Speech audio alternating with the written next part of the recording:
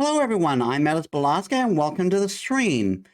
So, we ended off on a bit of a somber note, on a bit of a tragic note last time.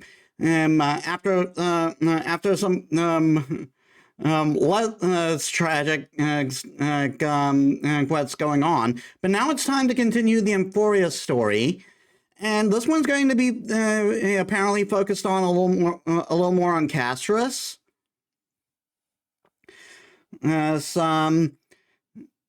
So let us get to the game, and I got some things to show you guys.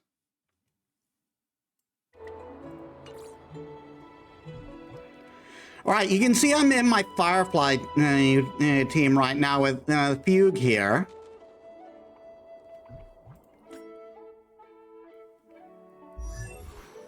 That's because, looky here, I got my own room on me now.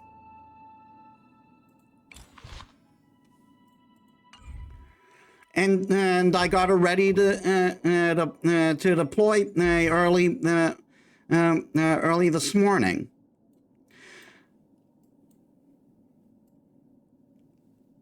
The other thing, if people haven't seen my my roll video yet, I got Castris. She took everything I have. And I'm currently working to get her up there.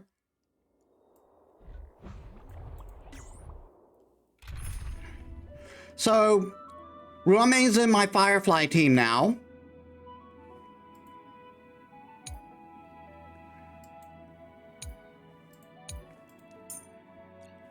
I should change you to Yukong.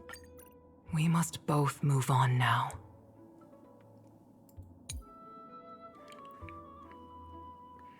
I gotta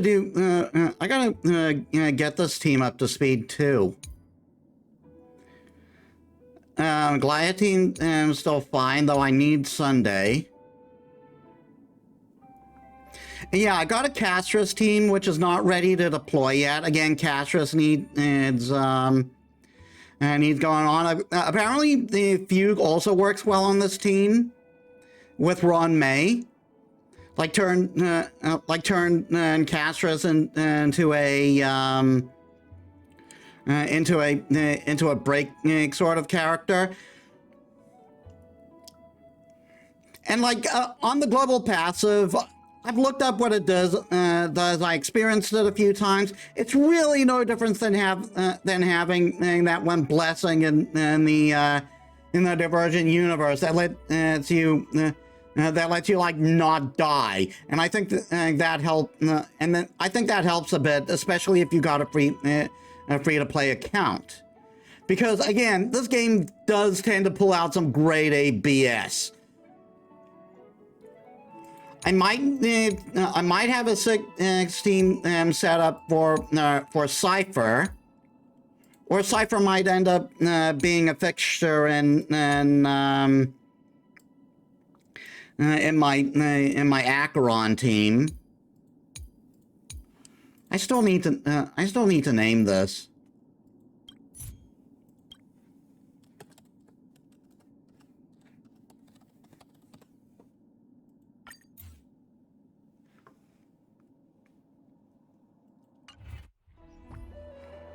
So yeah. Oh, before we get on with that, we got some messages.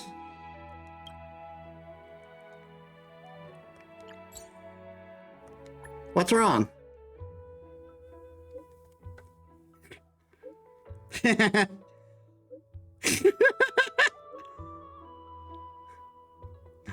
wasn't expecting this sort of goofiness from Juan May, of all people. Is this pocket testing? Texting?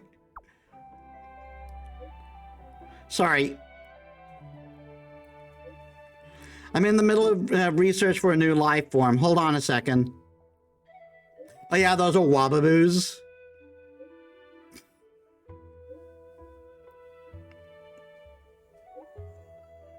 Okay, I've wrapped up. What happened? I'm nurturing a new life form. It possesses intelligence, but I can't assess its exact level yet. It is not susceptible to injury, but it needs the help of other mediums to survive. I think I get it.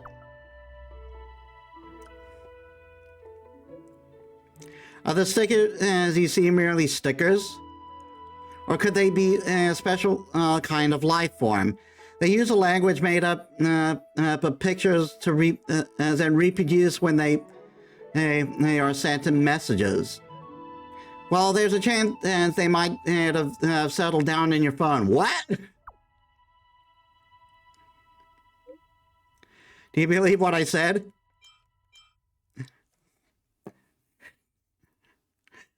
Hello, Kevin Kozlana. Welcome to the stream. How was your day? Are you pulling my leg?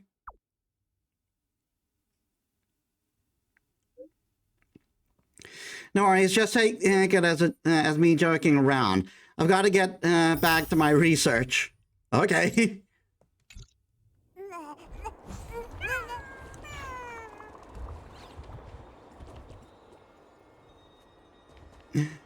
Thanks. I made it myself, though I am considering altering it a bit, along with some other models. Ending with this bit. Treviosa's memory has unveiled the very first prophecy. All shall bid farewell, and that person alone will witness the miracle, which is the will of fate. One shall live till the end, and yet they alone will witness Aaron Nova. If I take on Oryx's trial, will the prophecy come to pass for me as well? Regardless, I must give Aglaya an answer.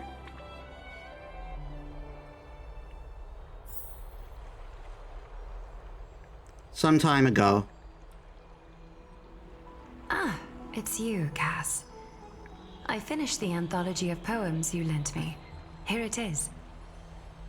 I thought you'd be too preoccupied to find time for reading. Precisely because of these obligations, I felt compelled to read it swiftly. Wouldn't all these preoccupations slow your pace? On the contrary, knowing that time is limited can push one to overcome their limitations. The weight of these responsibilities seems to have enhanced my reading efficiency. I understand completely. During my time at the Grove, the closer exams drew, the more efficient I became at tackling everyday mundane tasks. Anything but my actual studies. Precisely. As I remember, you and Finon were both disciples of the new Sporists. I assume that Anaxa's exams were as unreasonable as the man himself, correct? The courses Professor Anaxa taught were Introduction to Alchemy and History of Mythology. And to be perfectly honest, those two courses were the students' greatest nightmares. The history of mythology, taught by the blasphemous great performer himself. I can imagine their fear. Now that I think about it, students would often rush to the podium during class to challenge him on those blasphemous ideas. May I ask, Lady Aglaya, has your relationship with Professor Anaxa always been like this? He openly dismisses people's faith and questions the very justification of the Flame Chase journey. Our positions have been destined to be at odds. While you were studying there, I assume you must have heard of his nickname. A Dromus draped in finery? As I see it, this nickname is more of an insult to the Dromas. Ouch. Despite his insufferable arrogance, I do hold a certain respect for his nature as a scholar. To remain true to his principles, he is unafraid to stand opposed to the world, and that requires considerable resolve. Anaxagoras' life is almost like a satire. As a Chrysos heir, he refuses to heed the prophecy, while he disrespects the gods. The gods have chosen him. He was indeed chosen by Circes. Is something weighing on you, Cass? The golden thread is quivering. I sense there's more to this exchange than idle chatter. With all due respect, I'd like to know what you plan to do with him. In light of his assistance in the battle against the Flame Reaver, I am willing to grant him some time to find a way to remove the core flame. However, if Anaxa decides to make any move that places us in danger, I will not hesitate to take extreme measures. Just as I feared. The Flame Chase journey is the destined path for the Chrysos heirs. Yet he now seems more like an empty shell. Given his strong sense of self-respect, I trust that Anaxagoras will make the right decision. Still, I can't help but hope for another possibility. Perhaps Anaxa will also overcome his limitations, now that he knows time is limited. I understand your stance. Let's continue this discussion another time. But now, let's greet our guest. You're here. Does this mean you're ready to take on Orynyx's trial? We are ready, mem and me. It seems that this sacred beast is just as indispensable, given their intricate ties to the Titan. Memmy mem, memmy mem mem, mem mem, memmy mem, memmy mem. Surrendering the core flame is a Chrysos heir's duty. Your selfless assistance is deeply appreciated. However, I urge you to carefully consider the risks of accepting the trial. Becoming a demigod means forsaking your humanity. You will inherit Orynyx's divinity and bear the time of Amphorius, all on your own. From that point onward, your fate will be forever intertwined with ours, never to be separated again, until the end of Genesis. Are you trying to talk me out of it? On the contrary, you are the only one who qualifies to attain divinity. Yet, for that very reason, I do not wish to pressure you. Is there a plan It's B? exceedingly rare to find a capable Chrysos heir. If this path proves unattainable, I am willing to lower my expectations. There are still many priests of Yanissopolis and their descendants in the city. If I'm left with no other option, I'll try to find someone worthy among them.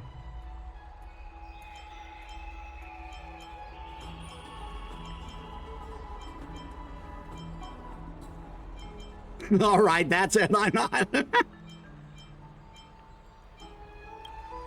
memmy mem, mem, memmy mem, mem, mem, mem, mem, memmy. Mem, memmy mem, mem, memmy mem, mem, mem, hero. Memmy mem, mem, mem, mem, mem, mem, mem, mem. Memmy mem, mem, mem, mem, mem, mem, mem, memmy mem, mem. Mem, memmy mem, mem, mem, mem, mem, mem, mem, mem, mem. Memmy mem, mem, mem, mem. It looks like you know that Titan rather well. Memmy mem, mem. Memmy mem, mem, mem. Memmy mem, mem, mem, mem. Memmy mem, mem, mem, memmy mem, mem, mem. Memories that exist outside of your own experiences. I can't explain why, but I can vouch for Mem's words. When I was in the abyss, I heard the Titan's groans, full of pain and grievances, yet without any ill will.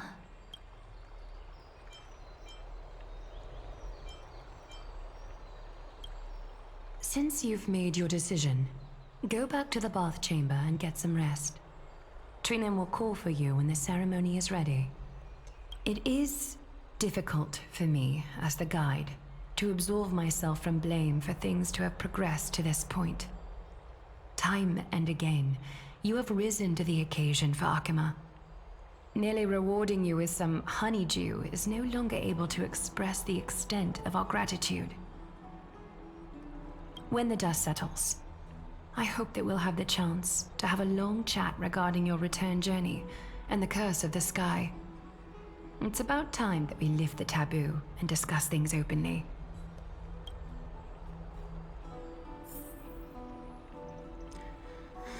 I should go say hi to Castros.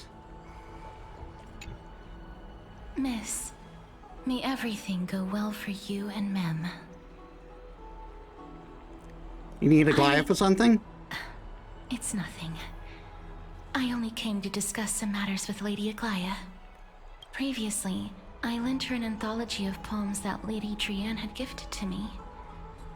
Tracing back, this anthology was something left for Lady Trianne by a bard before their passing. Although personal properties should be cleared out once their owner has passed on, Lady Trianne gave this book to me since she knew how much I like to read.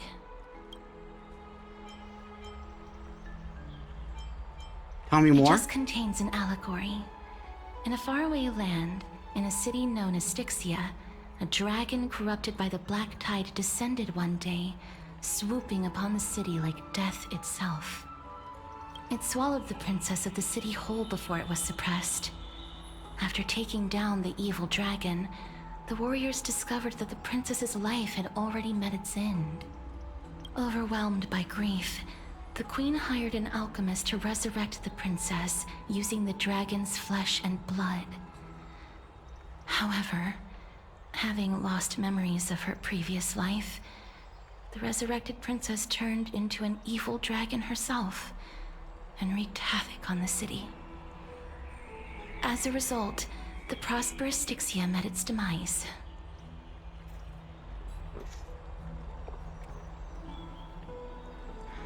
I mean, bad choice naming it after the River of the Dead. Just putting that out there.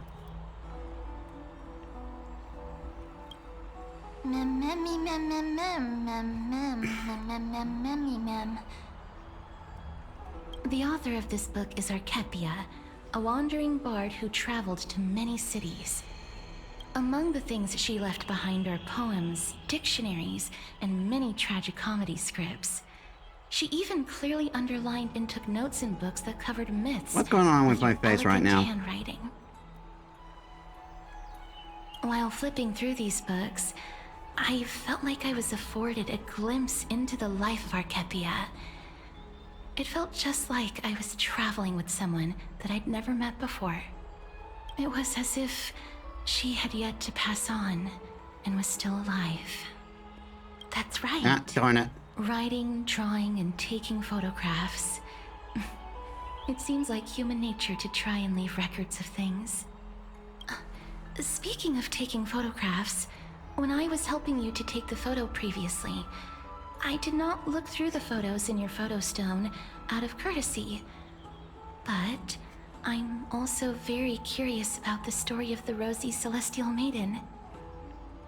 Despite having visited many cities in Amphorius, I still understand nothing about the world beyond the sky. If there is an opportunity...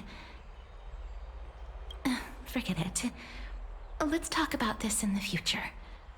For now, I only hope that you'll be able to complete the trial safely and obtain Orynyx's blessing.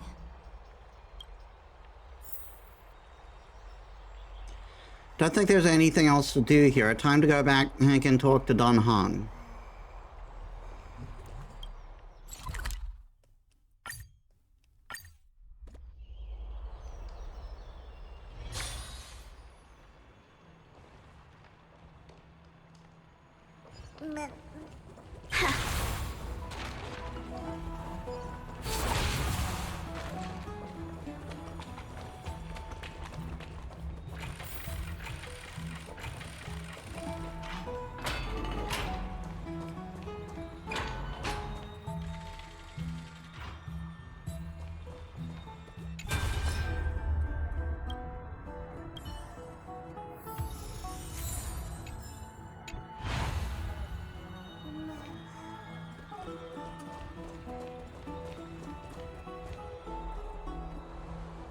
Citizens Assembly. That's right. Oh, partner, you're back just in time. This is something that the both of you should probably know. Good news? I wouldn't call it that. Do you remember the Council of Elders that was on our heels previously? It seems that they made their move. Some background information for you. The Council of Elders is an authoritative body in Amphorius, made up of different city representatives. They hold legislative power over the Holy City, and are in charge of presiding over the Citizens' Assembly held once every few years. This is the most important social event of Akima. It is highly influential, and can even affect what happens to the Flame Chase journey. So Glide doesn't call the Despite shots? her vision and wisdom that spans across thousands of years, even she cannot win over the hearts of everyone. I have never once passed my sociology class. Perhaps you should retake some exams next time you visit Paperfold University. Every 5 to 10 years, the Council of Elders organizes a citizens' assembly at Dawncloud. During the assembly, the representatives will vote on major issues such as whether the Chrysos heirs led by Aglaya should still hold the right to govern the Holy City, and whether the Titan's conquest should continue. Is his outfit different? I feel his outfit's different. It sounds like some sort of system to balance the heroes and the mortals. That is correct. However, the problem lies in the fact that there are ill-intentioned extremists in the Council of Elders. They view the Citizens' Assembly as a way to restrain the Chrysos heirs, and hope to take complete control over the Flame Chase journey. We can refer to them as the opposition. During the assemblies held in the past 100 years, the voices supporting the opposition have been growing stronger in the shadows. It's only thanks to Aglaya that the Flame Chase journey has been able to continue to this day. The Citizens' Assembly is just around the corner, but this time, there seems to be a new variable to the situation. Us.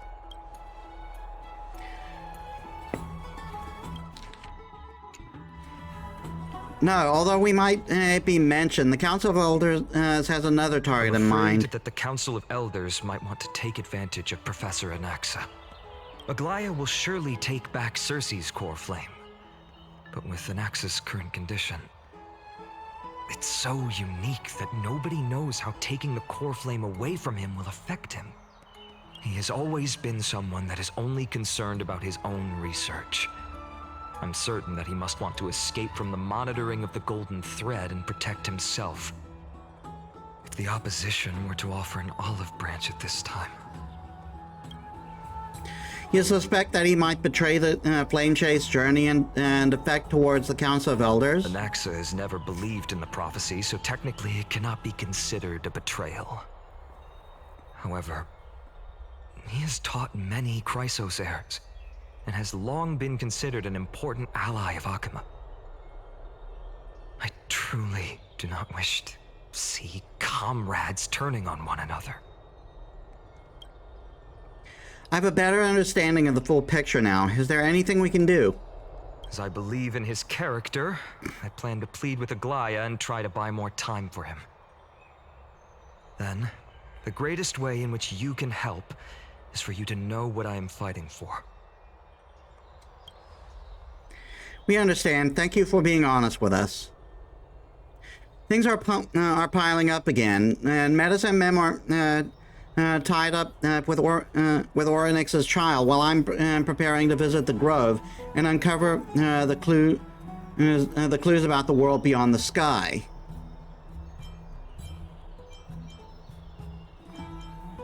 One step at a time. Allow me to apologize for the fact that we always seem to be troubling you. I hope that Oryx will show more benevolence and be more accommodating. I remember that they seemed quite fond of you back in the Abyss. Go and rest and regain your strength. We'll meet at the Vortex in a few days. Oh, right. You can read this scroll if you want to find out more about the Council of Elders and the Citizens' Assembly. Democratic politics has always fascinated citizens of different city-states and Amphorius. When Akima was first established, its democracy was limited to a privileged minority. However, through ongoing reforms, the Akima and Citizens Assembly took the stage. transforming Akima's government into a democracy for all, where the Citizens' Assembly made every major decision. It's important to note that as the black tide draws near and citizens from other city-states join Akima's political life, the precious rights of Akima's original citizens are becoming increasingly diluted. Consequently, voices calling for reform with the Achaemenid Citizens' Assembly system grew even louder. Democracy is only one of the consequences of civilization's development, rather than the cause of development. For democracy to be productive, it must appoint different rules for different societies, situations, and issues. No single rule can be optimal for all scenarios. In other words, the Achaemenid Citizens' Assembly system will continue to evolve as this book is written. Due to time limitations, this publication focuses only on the current Achaemenid and Citizens' Assembly, not its future developments. Readers should bear this limitation in mind. Before examining the Achaemenid Citizens' Assembly as operational mechanisms and core functions in depth, we must first address the matter of the citizenship rights and citizenship policies of Akama. The elders have once noted that Akama is a collective of free citizens. Due to the substantial power citizens possess, citizenship qualifications must be strictly regulated to ensure citizens' rights. Its discussion and on the recognition of neutralizing citizens' rights once as the foci of disputations between the leader of the Chrysos heir and the Council of Elders. As more Amphorian city-states fell over time, and as the black tide drew closer, citizenship rights reform became imperative. Judging from the final outcome, citizens from all city-states have equal citizenship rights in the Holy City and can have equal participation in public matters. While social differences naturally exist between rich and poor, or locals and travelers, the Holy City of Akama would not allow these social distinctions to become political division, and will ensure complete political equality among all citizens. Continued. Barring emergencies, Achaemenid Citizens' Assembly follows strict protocol when it is called. The current Council of Elders, a government entity made of representatives of the city-state, posts the upcoming Citizens' Assembly agenda and venue, usually Dawn Cloud in the Holy City, and the Wall of Heroes before each at the Wall of Heroes before each meeting. Usually topics are proposed by the Council of Elders as members before the Assembly and become social assembly items after receiving major council approval.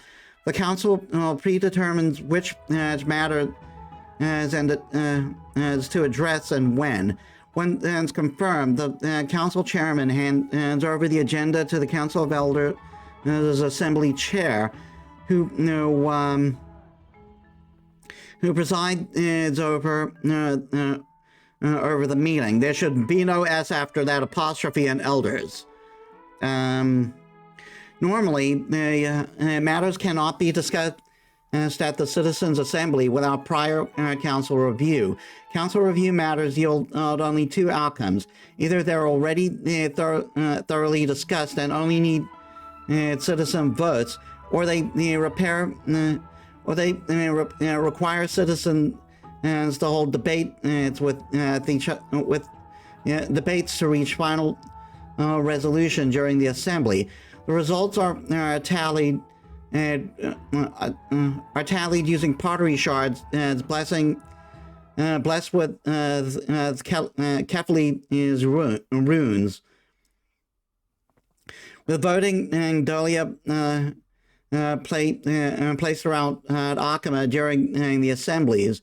After thorough discussion and voting of all proposals, the Council of Elder approval approved decrees that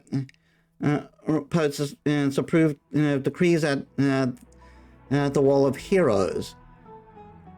Continued.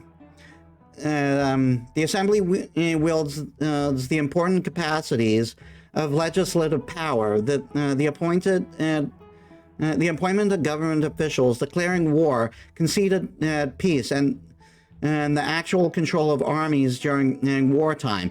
Yet historically and practically, Akama Citizens Assembly isn't fully controlled and directed by the citizens, but rather means to ensure that elites who represent the majority social interests can effectively manage social matters. In other words, the current system where the leader of the Chrysos heirs and the Council of Elders jointly manage Akama was decided by the Akaman Citizens Assembly system. Citizens influence policymakers through voting and other means of political participation, rather than directly managing social affairs or making political discussions. Continued. Oh boy, we're almost at the end. The Council of Elders is a governmental organization consisting of representatives from Emphorius' city-states. Excuse me.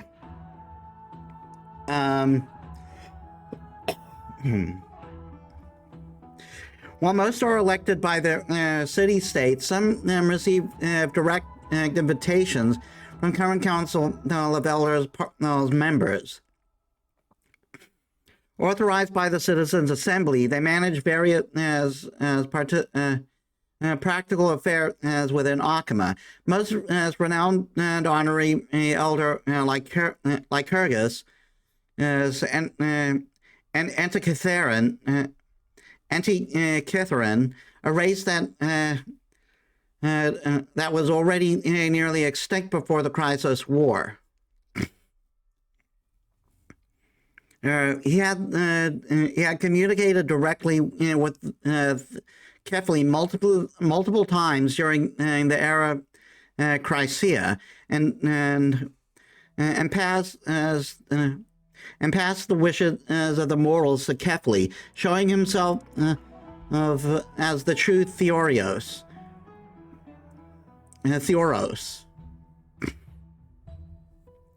Like Kyrgyz again, and should have no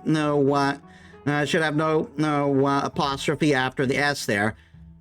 Like Kyrgyz's neutrality is well noted by all, which explains his frequent selection as the Citizens' Assembly chair. Significantly, Elder Kindness has known great effectiveness in Akama's governance and gathered many followers. Many believe Kindness will leverage accumulated resources to challenge the current situation, where the Chrysos heirs hold real authority and transform Akama's political structure. Kindness being the name of one of the Argonauts who became a tyrant king.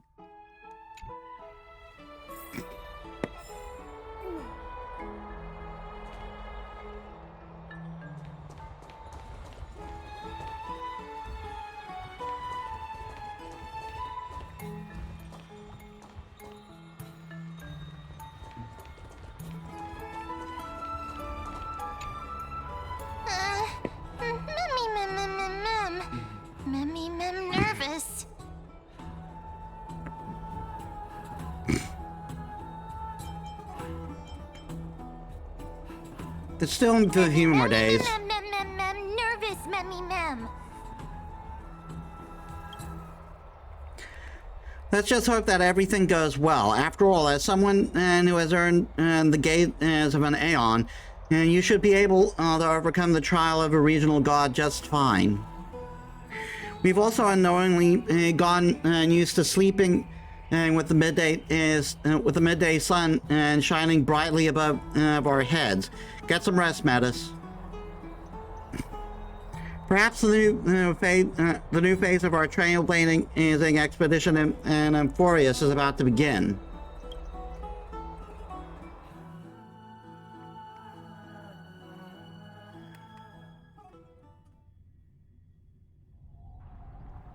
A few days later. Esteemed one, Orynyx's vacant totem awaits. If you have already made your preparations to become a pillar of Amphorius, please, step forward.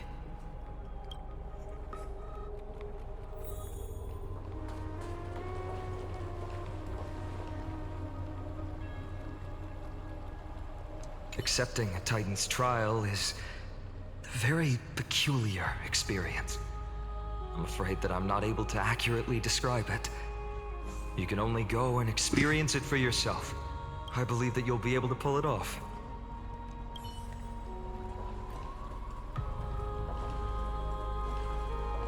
Accepting a Titan's trial is... I believe that you'll be able to... Miss, I'm sorry. I'm not sure what I should say to help calm your nerves. Right. Perhaps something like... As long as you can successfully complete this trial, the rest of the Flame Chase journey will be smooth sailing? No, that sounds a little strange. Don't worry. It won't take up too much of your time. Don't worry. You'll definitely make it back alive? She's trying so hard. Oh, sorry. It seems like I've made the mood even heavier. In any case, may everything go your way. I can still vividly recall when you entered the vortex of Genesis for the first time. At that time, I could never have imagined that a guest from beyond the sky would shoulder the fate of Amphorius. Don't feel burdened. Just like during the trial of strife, Trinan and Finan will be waiting for you outside. If something unforeseen were to occur, they will intervene in the trial and rescue you. May Kefali bless you.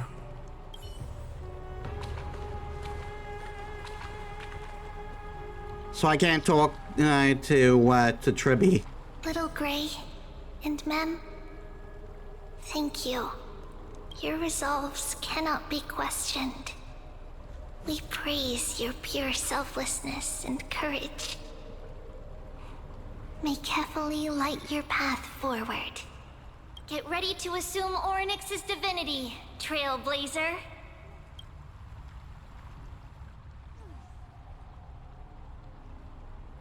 The divine position of Orynyx has already been vacant for some time. We can feel the space of the trial closing. As there isn't much of their soul left, we'll have to complete the ceremony before their soul completely dissipates. Let's begin.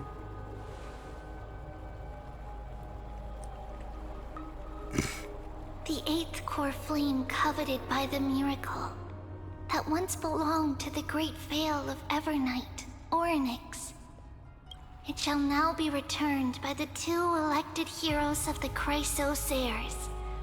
A traveler who is upright and courageous, and a sacred beast that invokes miracles. Who?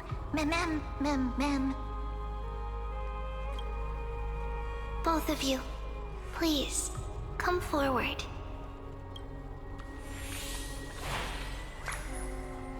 Recite along with us. O Majesty of the 12 Titans, pillars of the world, we seek your divinity to mend the rifts of the world. Fill our bodies with blood of gold, till we wither in willing service to the prophecy.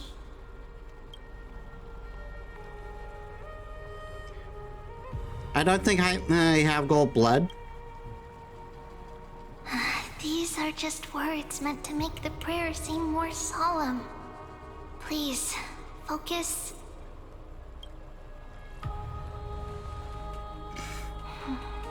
And surrender the core flame.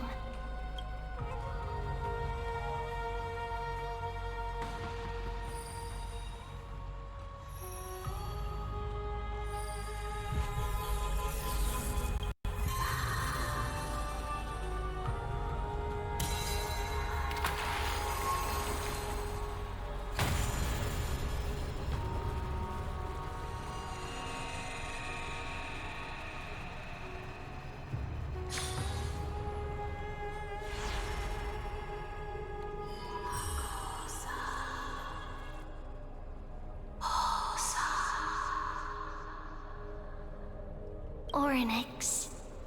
Their soul has been waiting for a long time.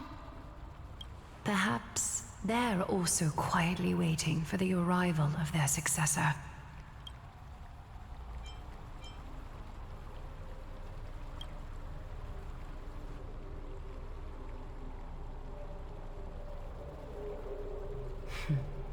The last time I heard this, things didn't turn out that well. Don't worry, Aglaya. She's tougher than I am, right?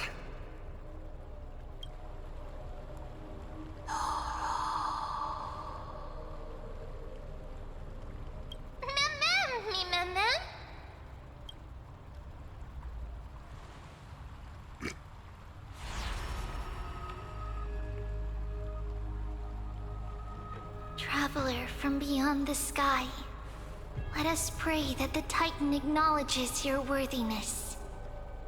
Although she loves cracking jokes at inopportune times, her determination is as strong as the Chrysosair's. She will definitely succeed. While she's away, I would like to have a chat with you, Aglaya.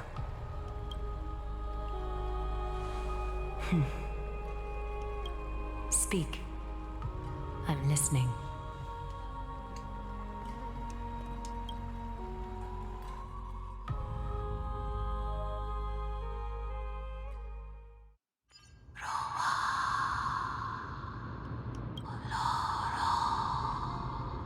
Slap, slap!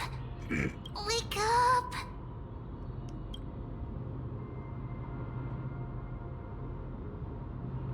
How is it? How do you feel?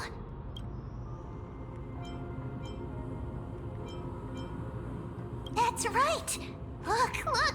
I don't know what happened, but I'm able to talk! Testing, 1, 2, 3. Testing, 1, 2, 3. Is that Hayden? I have such a cute voice! It must be because of all the memories that I collected. They allowed me to grow beyond expectations. Also, listen. The words of the Titan are becoming clearer. Mother, it hurts.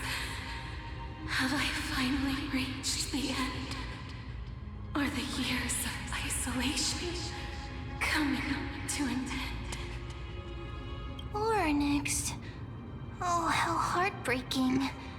Ever since the figure draped in the black cloak robbed them of their core flame, they have been relegated to waiting in isolation in such a confined space. We are going to help alleviate their pain, right? Memories broken. Mother, where? Mother? Who are they calling out for?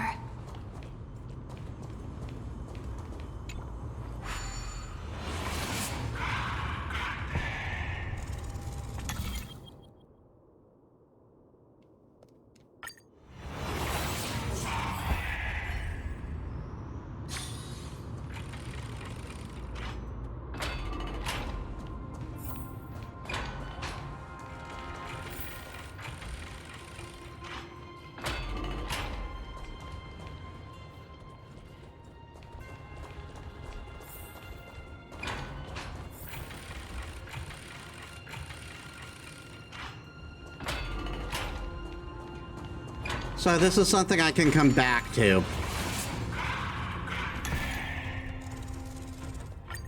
Otherwise, that quest wouldn't be there.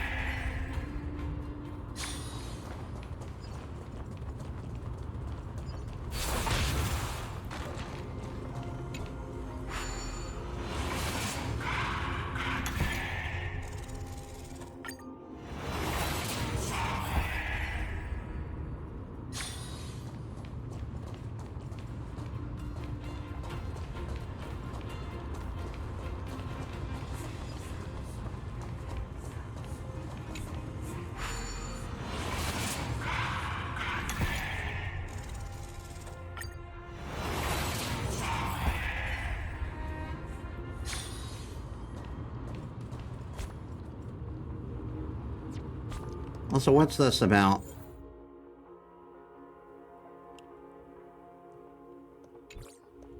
Just about the anniversary event? I'll get to the anniversary event once we're done with the story.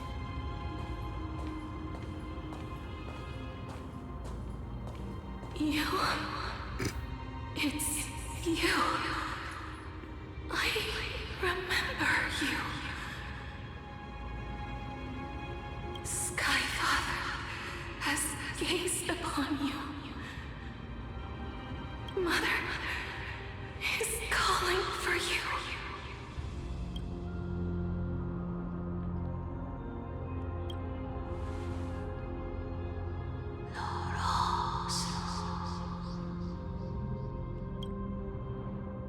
The Titan's words are indistinct. Each syllable emerging from the mist seemed to be cloaked in frost, symbolizing memory. Sky Father has chosen you.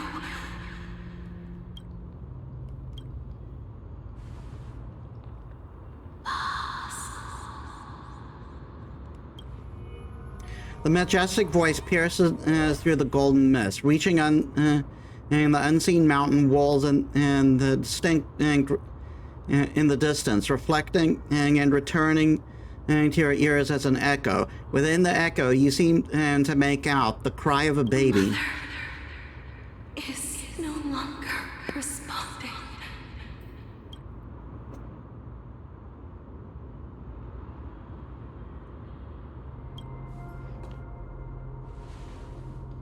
Something important. An important matter. Orynyx, listen to me. Aren't you tired? Throughout the long years, you have always been protecting the fate of Amphorius. Each time people draw strength from within their memories, every single ripple falls onto your shoulders. There's no need for you to bear this any longer, Orynyx. From today onwards, someone else will bear time on your behalf. This is why we have come. Freedom. Freedom. I want freedom. Oh, poor child. Everything will be fine. Let us help you. You can have a good rest now.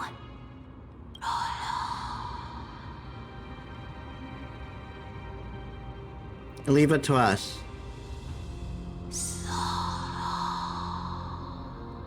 You have potential, strength, willpower, powerful, and tenacious. But you lack something. Just one thing. Lacking something. What is it? A past?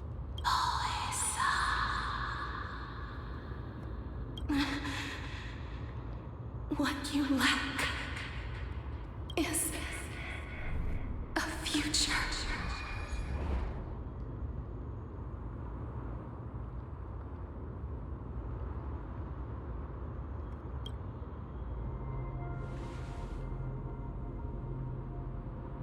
Future? Traveler from the sky. You should have dissipated already. The gaze from Sky Father stabilized your form. Because from the moment you crossed the sky, your life was cast away. Right now, you are simply a collection of walking memories. What? How is that possible? You mean that I'm already dead?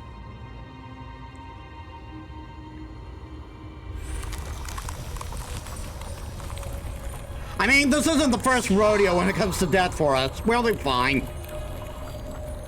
We'll get better. The space is collapsing.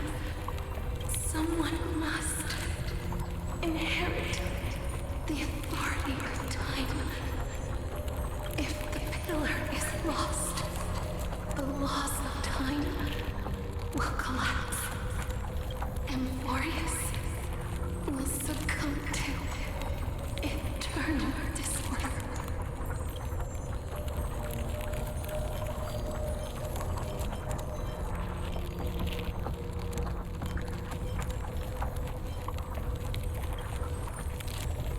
Time never compromises, never bears grudges, never forgives, never makes a choice. Child of humanity, Titans, Mother, Sky Father. Time restrains everything that exists in this world. Orynyx's divinity is dissipating? Is the trial coming to an end? Pathstrider of remembrance, my strength, I shall entrust it to you. The fate of the world, if you wish to save it. I like the frost effect around the screen here. Go and find your future that has been stolen. Even if that means you'll have to cheat death. You'll have to challenge that. Hand of shadow, clasped with unyielding fingers.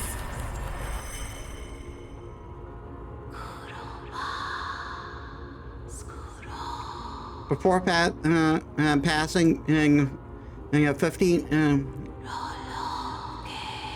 this is the true trial of time.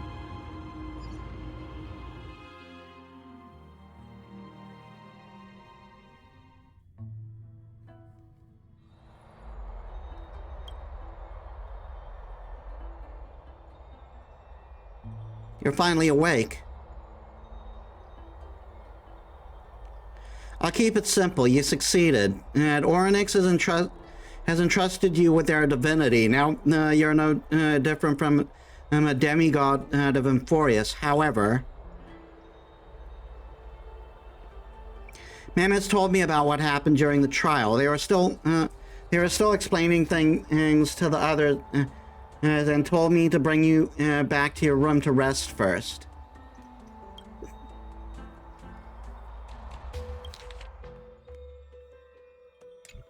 There's something that I've never told you. When we landed on Amphorius, our car was pierced by Nikador's lance. Do you remember? Back in the ruins of the Abyss, this was as what I said. You passed out when our car got hit.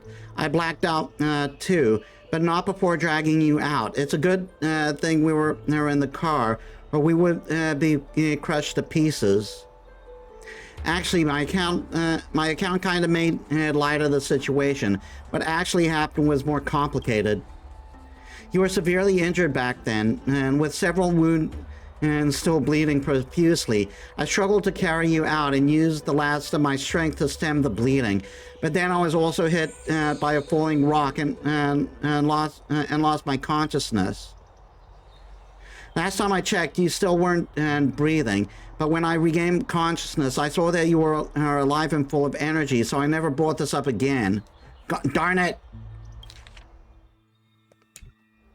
I'm not sure whether the full gate is fully has anything to do with the matter, but according to the Titan, you are living in the form of a memory right now, just like those objects of the past, so the miracles of Orynyx. Perhaps Mem is as an anchor rope that ties you to the present. I had assumed they couldn't stray too far from you, but the truth might be the exact opposite. Cry for me. Stellaron, do something! It's not the time for us to despair yet. There must be a way to save you. Orynyx mentioned finding your stolen future and cheating death.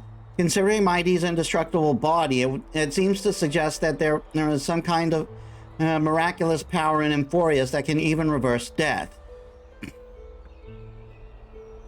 The key seems to lie with the Hand of Shadow, whose whereabouts are unknown. Are you all right? I heard you two talking about Thanatos. Cass is also very concerned about the warning. She has left the vortex and returned to the garden. Shall we go and look for her? Thanatos is the Titan that Cass has always been looking for. Regardless of whether there are any clues, there's probably no one else that understands death better than her. Then let's do that then. Oh, right. There's something that I have to tell you. The Chrysosairs already know everything that has happened to you. I was too worried, so I told them everything. Please don't hate me, okay? No worries.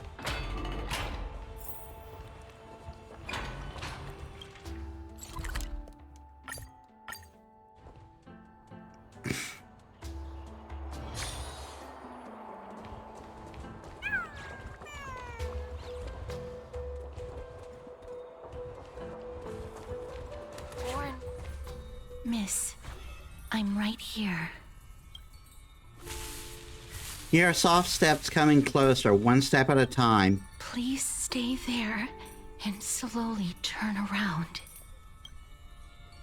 For some reason, you feel you have seen this scene before. You want to turn your head, but you glimpse a dash of purple brushing past your face. Then a chill seeps through your skin, spreading into your veins. Thump, thump. Your heartbeat begins to slow.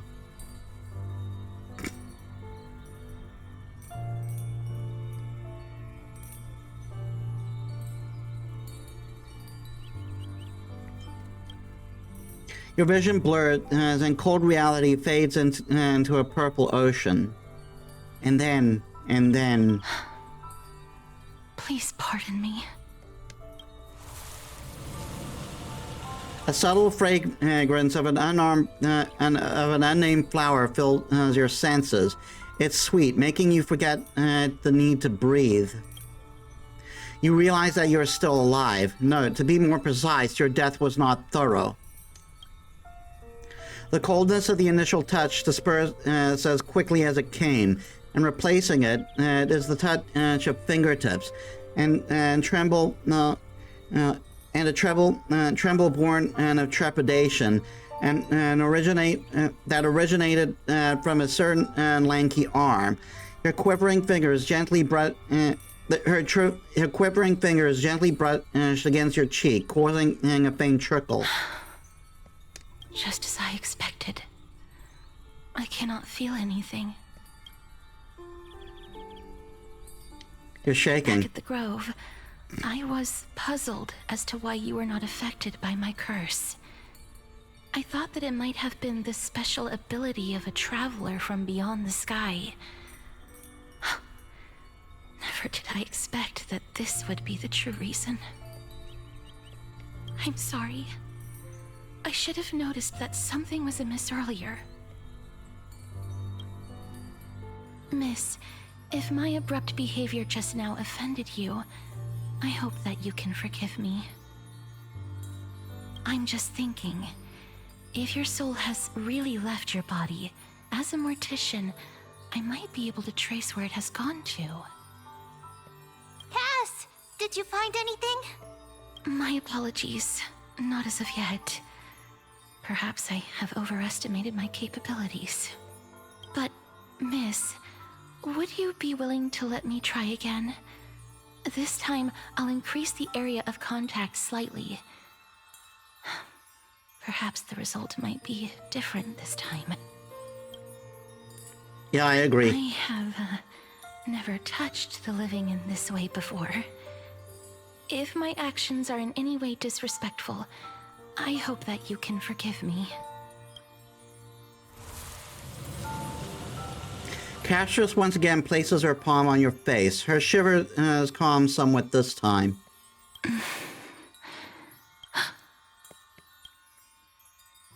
Did you discover something? Seem to have caught a glimpse of something. Your soul is currently roaming someplace and cannot find a way to escape.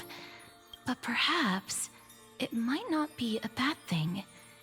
If your soul is still wandering around, it means that we still have time. We have a chance to find it before the fingers of Thanatos sweep everything away. Clues. Just a few more. I need more guidance. Ah, the connection has been severed. With my strength, I'm not able to trace it. It was me. I was a little too hasty. Don't worry, miss. Although we currently have no leads, I will do my best to search for the whereabouts of Thanatos, bring back their core flame, and personally return to you the life that you have lost too soon. I know that I'm lacking in confidence, but I hope that you can keep this promise of mine in mind. Before I manage to deliver on this promise, please do your best to hang on. Amphorius needs you. I'll do my best. Lady Aglaia and Lord Finon are currently discussing some matters in the paths. They're worried about you too. If possible, please go there and let them know that you're well. Although, I don't actually know whether your current situation can be described as well. Also, please accept this Styxian fable. Reading can help one to focus and relax. I hope that reading this can help tide you through this difficult period. More and more species are... A collection of fables passed down from the city-state of Dragons and Waves, Styxia, compiled by the bard as Archepia. This copy is gifted to Castress by Trian. When the dragon's wings first swept across Styxia like waves crashing against the rocks, all, from the poor to the rich, from the curious to the fearful, looked up in awe. Dragon, dragon, why are you silent and sorrowful? The princess climbed to the high tower where the dragon made its nest, gently stroking its forehead with pity. The dragon's wings revealed decaying flesh, blackened pus poured from within. The distant black tide had transformed it into a monster. It opened its mouth and swallowed the compassionate princess whole. A great disgrace. We must avenge her. The archers with silver bows and blacksmiths with hammers gathered 700 warriors, swearing to cut open the dragon's belly and rescue the princess. It was a fierce battle. Stones shattered, columns fell, until the dragon was riddled with countless bone-exposing wounds, bled black blood, and perished. The princess, pulled from the dragon's belly, was already lifeless. My child, born from my flesh and blood, how could How could I allow you to perish before me? The grievous queen summoned the kingdom's most precious treasures and called upon an alchemist. In the high tower, the alchemist set a ritual, drawing the dragon's bones and gathering its soul, hoping to reshape the scattered flesh of the dragon and into the reborn form of the princess. But how could the corrupted flesh of the darkness give birth to a pure white flower? The princess, resurrected from the death, extended her claws and unfurled her massive bony wings and devoured every last soul in the city. As the evil dragon's wings finally cast the shadow of death over Styxia, none, be they poor, rich, weeping, or trembling, could resist its grasp. Styxia, once a land of treasured glory, your people, until their last breath, refused to blame you, refusing to blame the loving queen, the valiant centurion, the wise mage, or the kind princess, only lamenting the inevitable and unstoppable Black Death that sealed their fate. Kepia's notes. The story holds great value. If this is true, then it was the evil dragon that brought death to Styxia. But where is the dragon now? No, the one who took the form of the princess.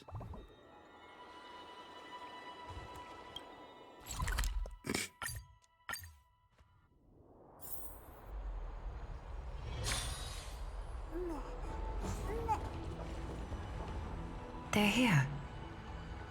That partner! Hyacinth said you definitely wake up. How do you feel? It's kind of cool being a departed spirit.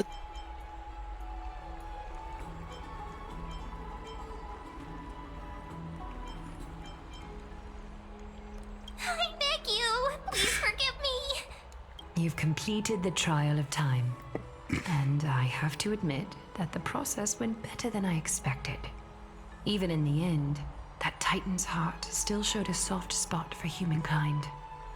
However, I never expected that. Two people who have cheated death would appear in Akima at the same time. That's what we have been talking about. Mighty has been in Akima for such a long time, but has no one thought to study his indestructible body? If there were even any minor breakthroughs, we wouldn't be as clueless as we are right now. Many have had this idea, but so far, there have been no results.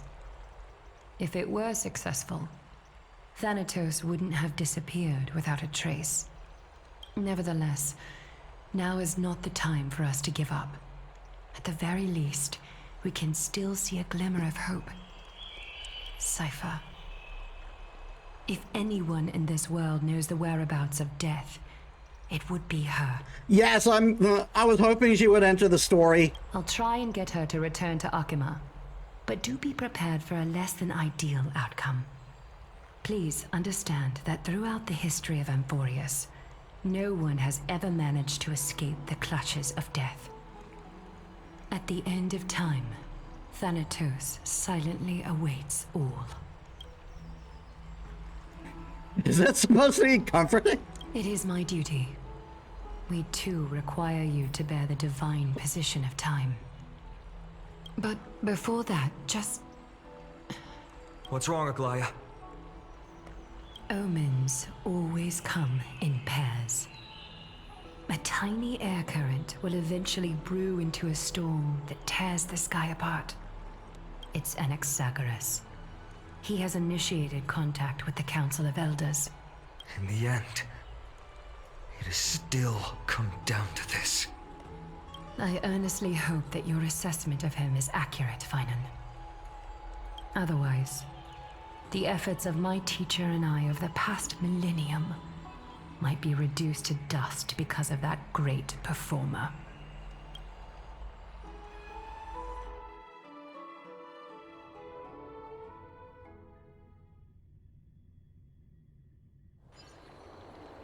not long ago. I'm back here again. I remember this dream. This realm is covered in a silk-like fog, and the land is barren and harsh. The crowd of travelers leaves tracks everywhere. Hey! Excuse me! What is this place? Where in Anforius are we?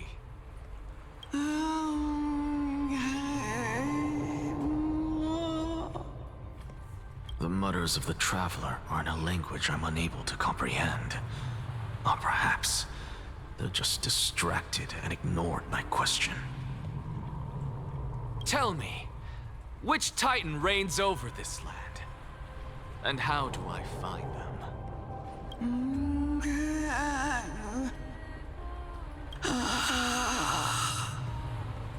Hand of Shadow. Hand of Shadow Thanatos. Could this possibly be the Netherrealm? Not Netherrealm. Then where is this? River of Souls? The outskirts of the Netherrealm? Are you heading downstream toward the Netherrealm? The Netherrealm. Nothing but an illusion. Titan rejects you, me. Listen. What? The traveler lifts their wrinkled fingers and remains silent. I look in the direction they are pointing and listen closely. There. A massive shadow brought the sound of rushing tides. The sound of tides. I can hear it. I hear it deep within the tides, beyond the closed gates of the void world. A voice about to recount something. Child of humanity, is it death's embrace you yearn for with such urgency? Oh, you have awoken. Welcome back to the mortal realm. Your consciousness is dissipating much faster than I expected. Ultimately, it seems like the Titan's core flame is incompatible with a mortal body. How much longer can my consciousness remain in the mortal realm? In my estimation, at best, you'll see 15 more entry hours. 15 days and nights. What is it? Are you finally starting to become attached to the mortal world now? On the contrary, 15 days feels a little too long for solving a singular problem. Stop giggling. It's time for us to go. The messenger from the Council of Elders is almost here. Let me ask you one more question. Are you really planning to betray Aglaya's will?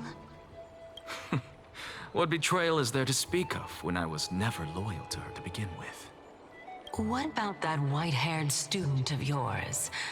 Acting so recklessly, do you not care about what might happen to him? There will be a price to pay for blind faith. This is also a lesson for Finan.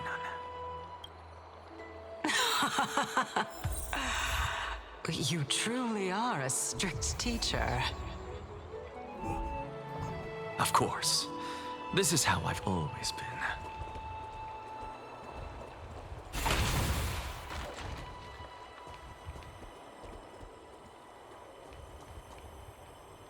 Yeah, it's definitely my Firefly team. I wanted to see what path he was.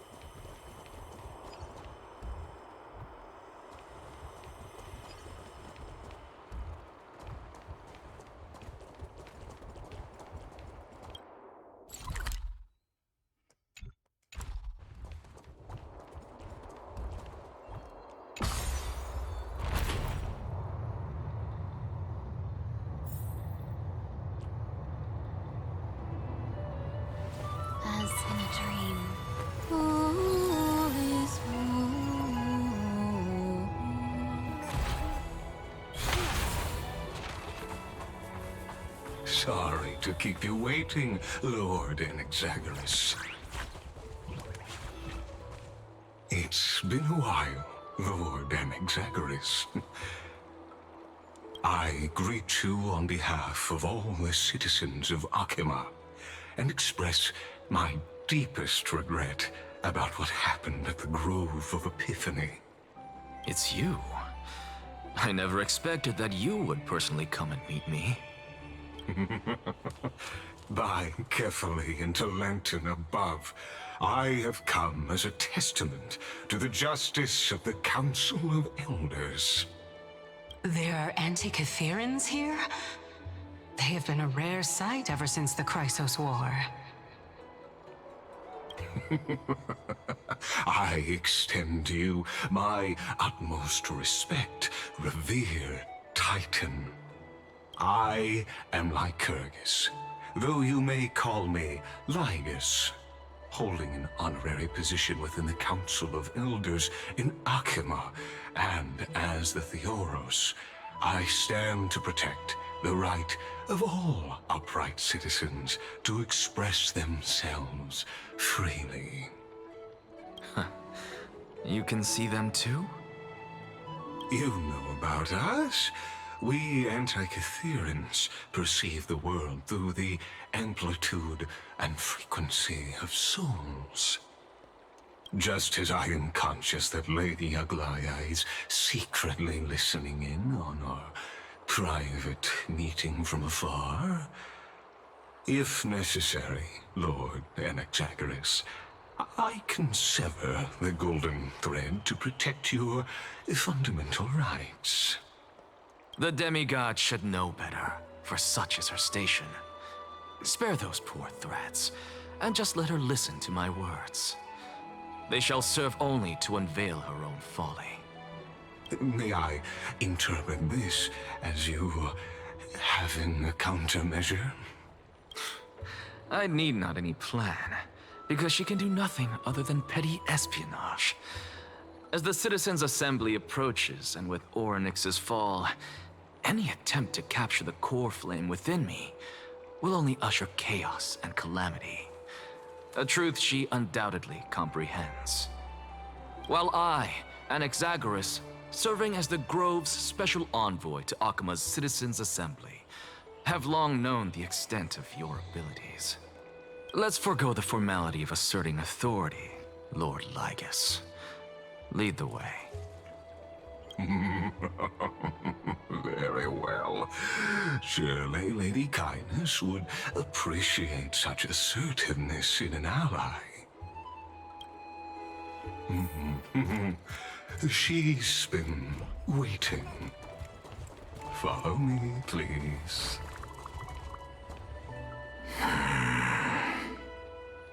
Is there something on your mind, Lord Anaxagoras?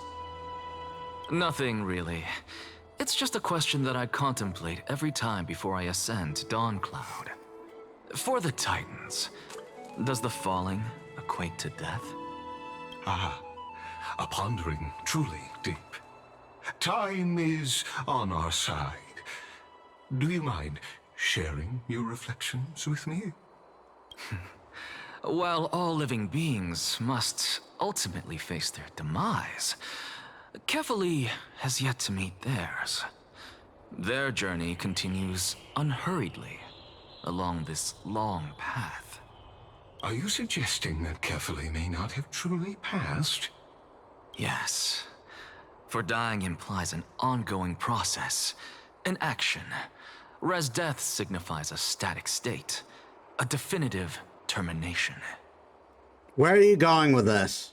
In contrast to mortals, Titans exist on a grander scale of space and time, thus elongating their passage into death. The notion of their fall is but a misinterpretation born of mortal ignorance.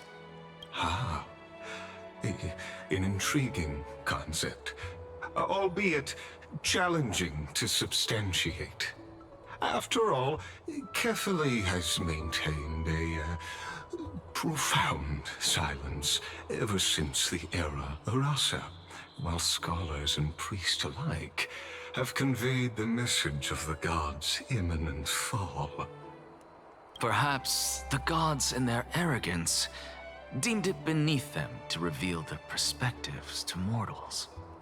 Could you elaborate on your statement?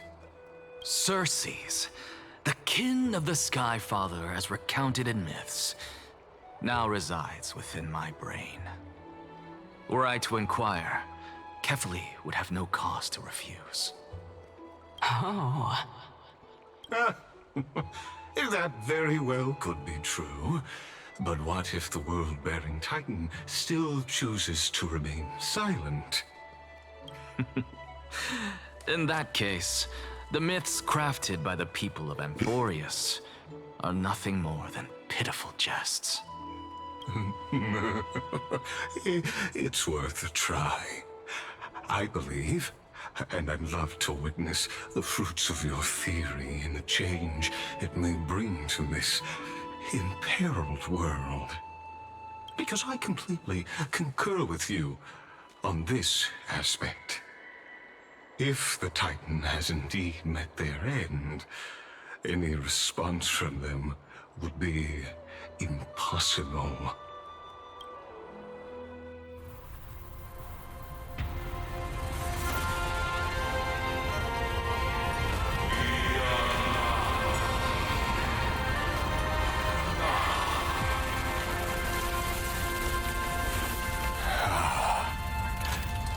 Please, Professor.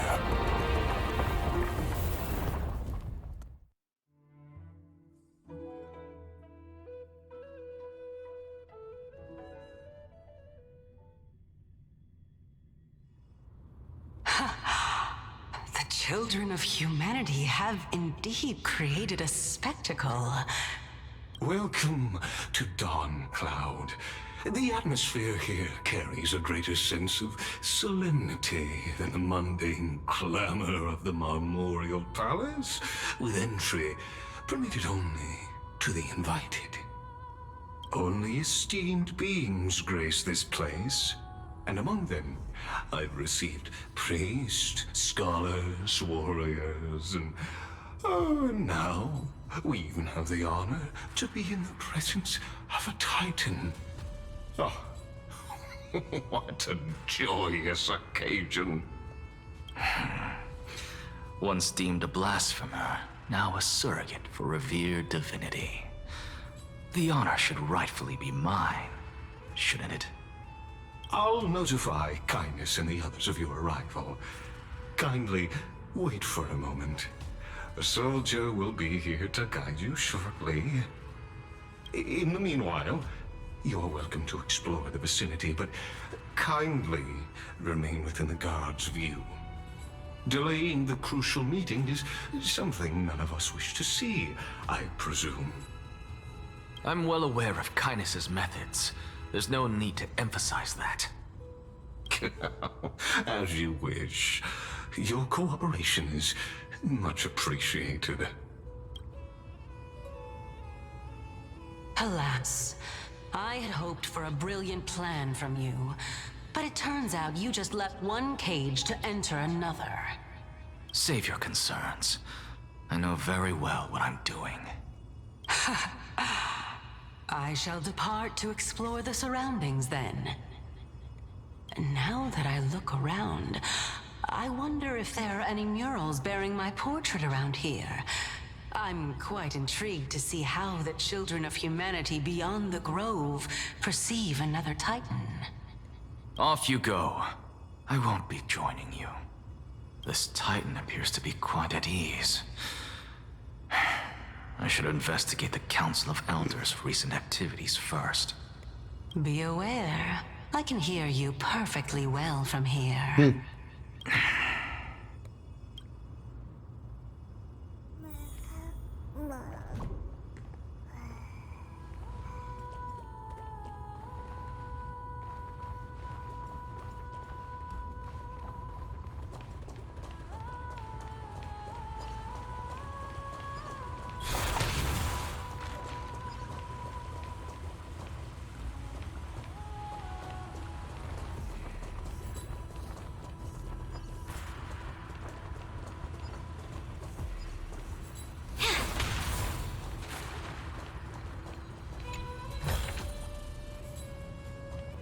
Yeah, we're still getting the Celestial Ambrosia.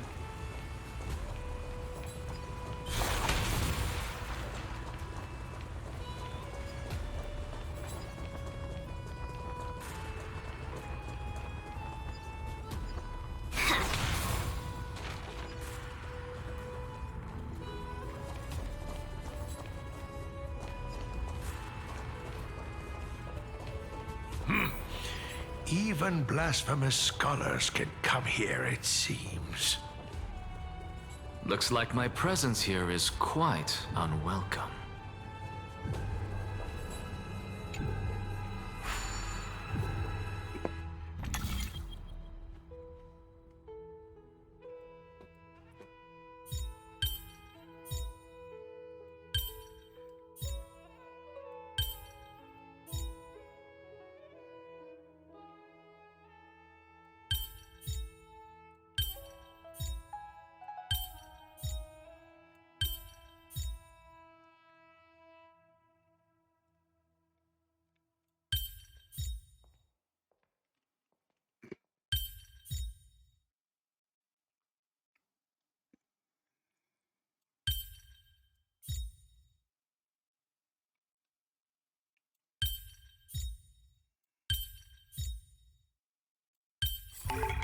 All thanks to your guidance, benefactor.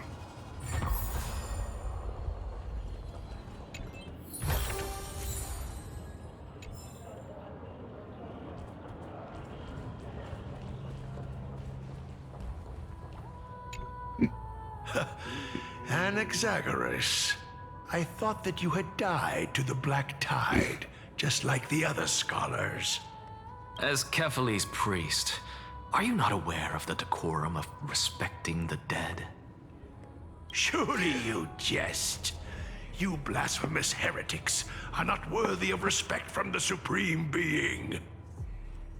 Let me remind you that you're currently in Dawn Cloud, so you'd better keep your deranged language to yourself.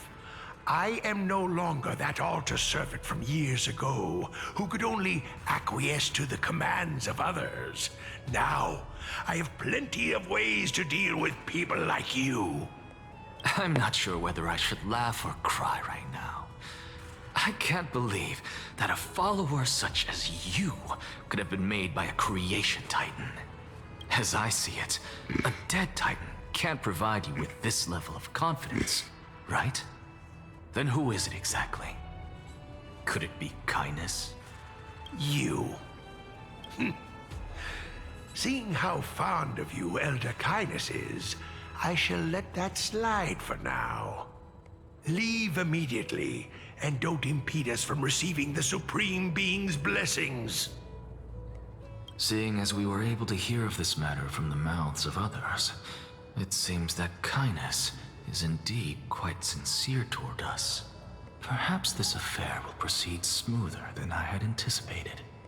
Oh my, what a thrilling confrontation. As expected of one of Kephale's followers. Are you praising or insulting him? Praising him, of course. As a believer of the God of Deliverance, it is only natural that he detests evil. Didn't you hear me? I asked you to leave. Go as far away from here as possible. Don't mutter to yourself like some sort of madman and disturb my meditation.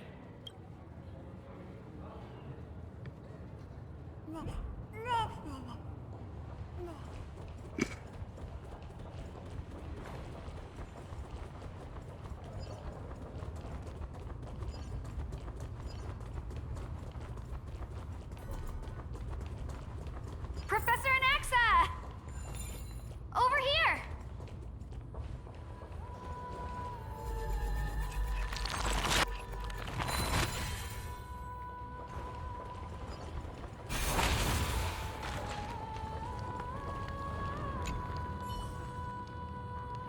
Here, Dawn Cloud, such a complex place. Luckily, the winds here aren't too strong, so my flame can burn peacefully. Speaking of which, I overheard a question earlier, and couldn't come up with a good answer after thinking about it for a while. An elder, a priest, a wealthy merchant, and a Chrysos heir are trapped in the same ruins. They all want to get out alive, so they want to give. So they all want to give orders to others. The elder says they represent the people. The priest says they represent the Titans. And the merchant claims to have a lot of balance coins in the city. And the Chrysos heir are as mighty as strong. So who would so who among these four should have the final say?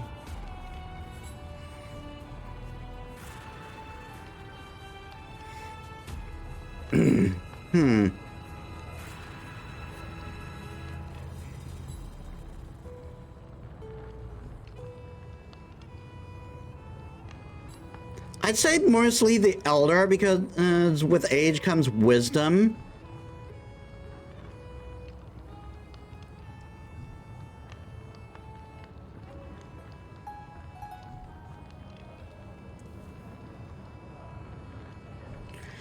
Because if the Chrysos heir only has the merit of being mighty and strong, that's not much to say.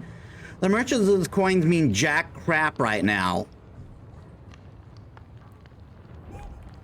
And the priest, nothing good comes from blind faith. Phew, so it's a matter of the crime. So legal legitimacy is the only important thing when taking action. Indeed, sticking to reason is what prevents disputes.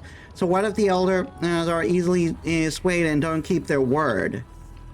What a complicated question. I'll stop bothering you now. No, let my mind burn for a while longer.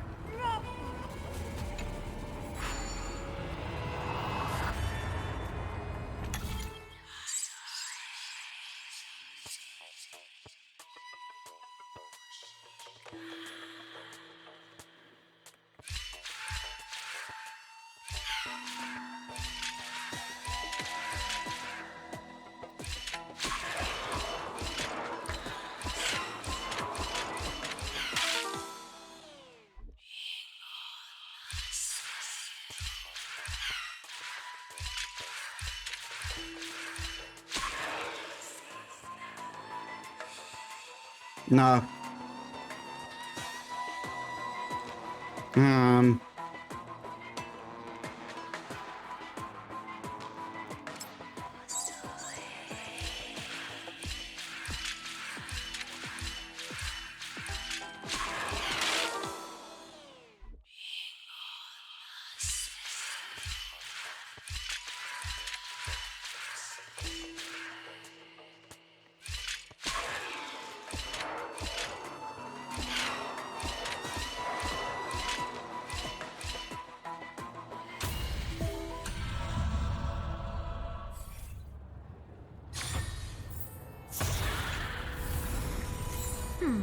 Our fortune is changing for the better.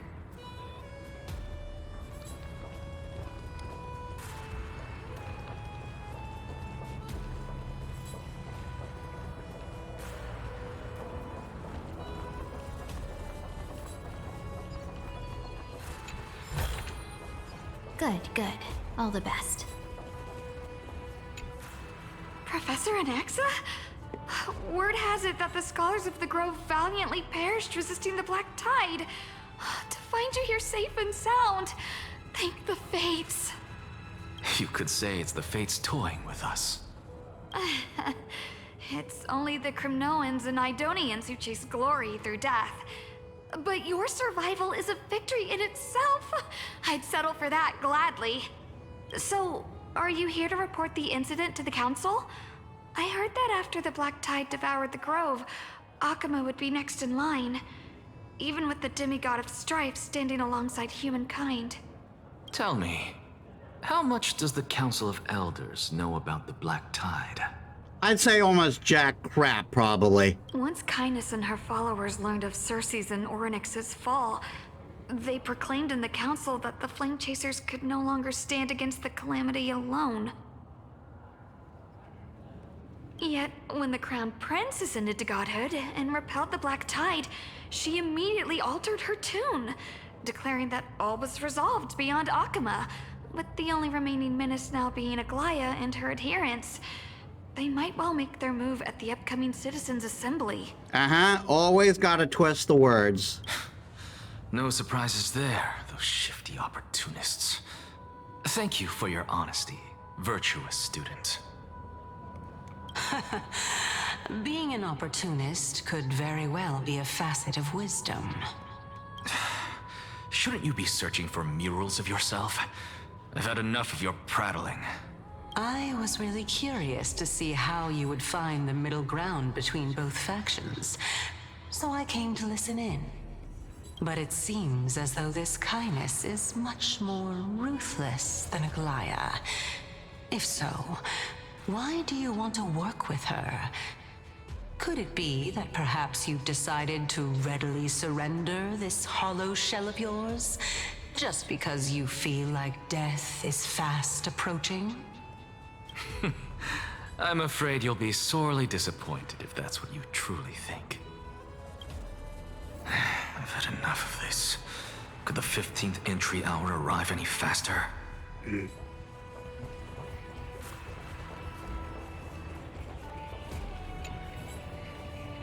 Moths are always drawn to light, but diving straight into the fire is not wise. Dreams should be pursued step by step. Approaching a flame a little more each day, and after hundreds of days, you won't fear standing. You won't fear standing in it, Buzz. Phew! Today's standing training ends here. The rest will wait for tomorrow.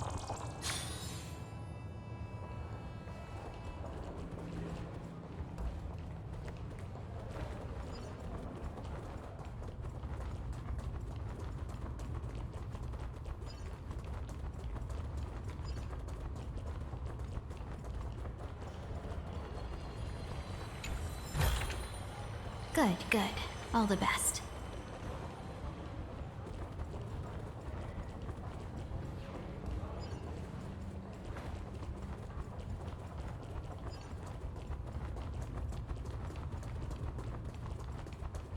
Oh, my. Could it be that the great tree painted in this mural is actually depicting me?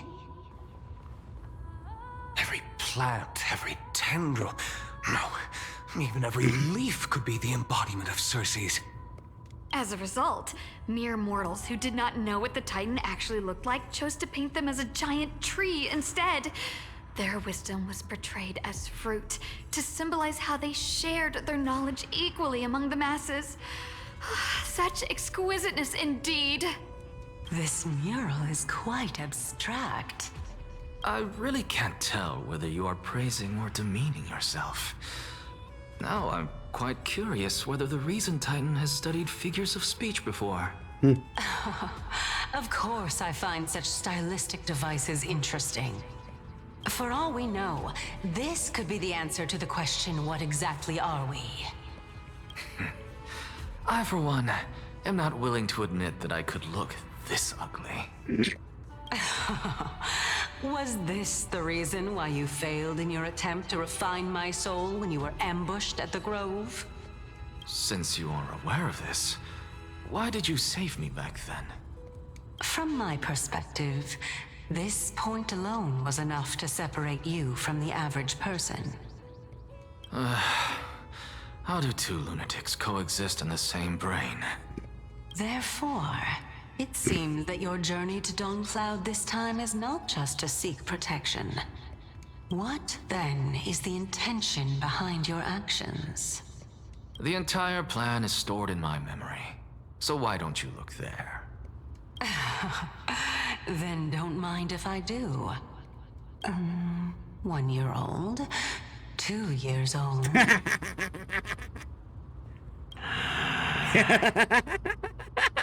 They're clearly doing this to annoy him. Oh my.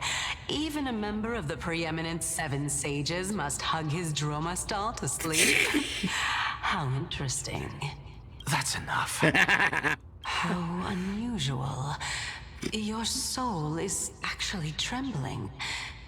This must mean that behind this toy hides a secret that nobody knows, right? Since our days are both numbered, I don't mind telling you more about it. This is a present that my sister gave to me. It's a doll that was made to look like our family pet. So there are other members in your family, eh? Are they also living in Akama? Don't you just love to pick through my brain? Go on, continue flipping through my memories. It won't take long. You'll discover the answer when you reach the memories of when I was 5. Oh, the black tide is everywhere. I can't bear to look. When I was young, I couldn't accept this outcome either. Georios, Aquila, Kefali, and you, of course.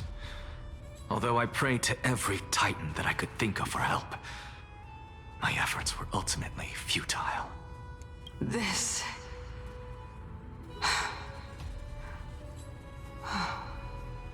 Could this be the inception of your research into alchemy? Indeed it was.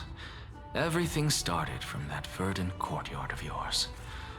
When I was pursuing my education there, I naturally also came to learn of Thelesis' theory as well. Oh, I remember that person. He was the one to come up with the concept of souls, right? Not only that, he also believed that life, as well as the composition, movement, and transformation of matter, all stem from souls themselves. This is why I thought that, since all living things stemmed from the same origin, why could I not sacrifice myself in order to resurrect my nearest and dearest? Anaxa, you... Empedocles. I did it, teacher. But this is absolute blasphemy. Regardless of how much freedom the Grove provides, such an act could cause you to be burned at the pyre. Your beloved, where is she now? Send her away from the Grove at once, to a place where nobody will ever be able to find her. Otherwise, the both of us will be judged by the Council of the Seven Sages. Calm down, teacher. My sister, she's still not in the mortal realm, even to this day. What do you mean? It was naive of me to think that I could snatch the deceased from Thanatos' grip by merely sacrificing one eye. Equivalent exchange. All I received for that price was but an opportunity to see her for one final time. Nothing more. Oh. Let it go, Anaxa.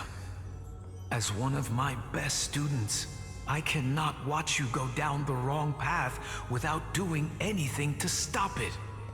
Never do something taboo ever again. Don't disappoint the deceased, and never harm yourself.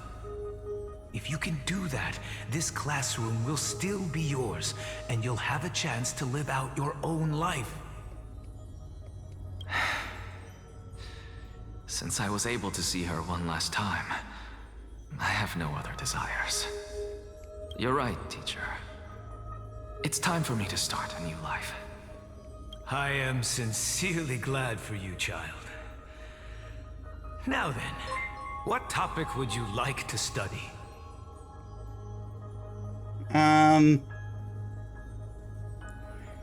Dragon King, and thank you for the follow. Welcome to the stream. How was your day? I wish to continue Thelesis' research. Continue the research into souls, but you know that the Grove has long since understood his philosophy like the back of their hands. Even if you continue digging into this subject, your efforts will likely be futile. No, teacher. After my fleeting glimpse of the deathly fog, I finally understood a single truth. Since ancient days, our understanding of the souls is but the tip of the iceberg. I'm good. I may have lost an eye, but my view of the world has become clearer than ever. I have grasped the truth with my bare hands. Watch as I turn this farcical world upside down. Who would have thought such a secret lay concealed beneath that hefty eye patch of yours? However, this story doesn't seem to be connected to your plan. In fact, I'd say that they aren't related at all. All right, thanks for the lurk. The answer lies within the tale. If even you cannot understand it, perhaps you should relinquish the divinity of reason to me. After all, it'd be a waste for you to hold on to it. My story ends here. Now it's time for you to tell me your secret. After all, this is what equivalent exchange means, correct? As expected, you laid a trap for me to step into.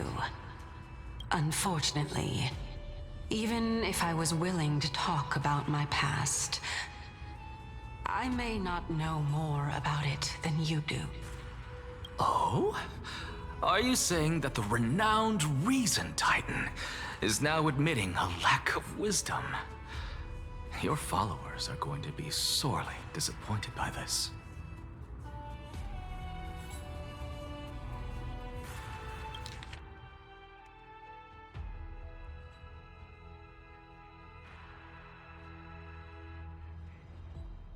How does that statement show lack of wisdom?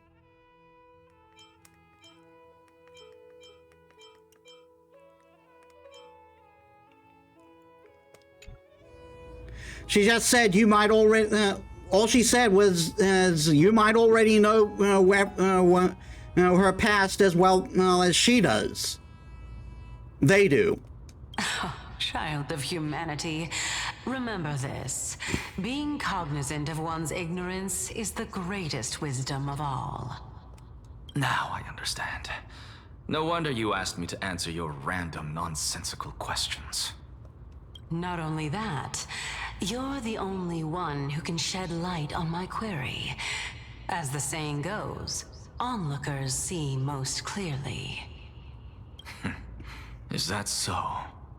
Lord Anaxa. I saw you muttering to yourself and was wondering whether you were caught in a delirium of reflective thought. I'm sorry to interrupt you, but time is of the essence.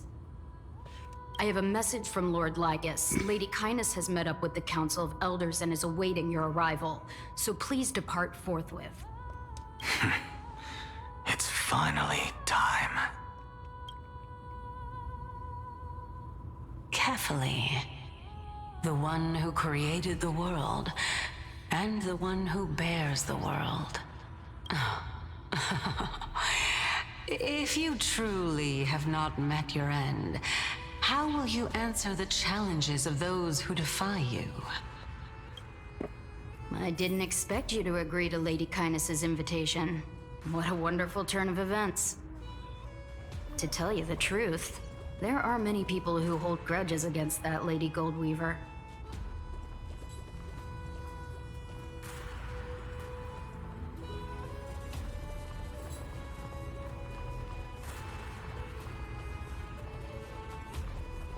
Isn't that the Dromas draped in finery? Avoid his gaze. I don't acquaint myself with blasphemers. Don't worry. He's too full of pride to pay us any attention. Your nickname is Dromas as well? You must really like those creatures.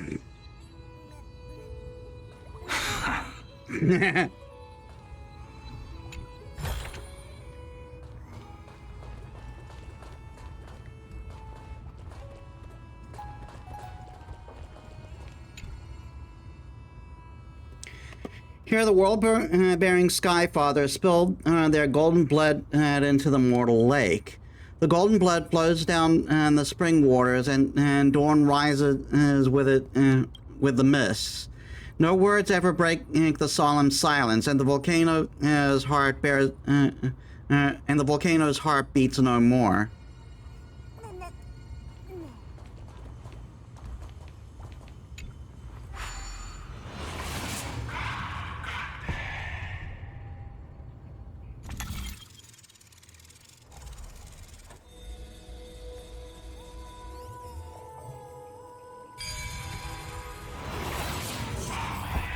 A student of Empedocles?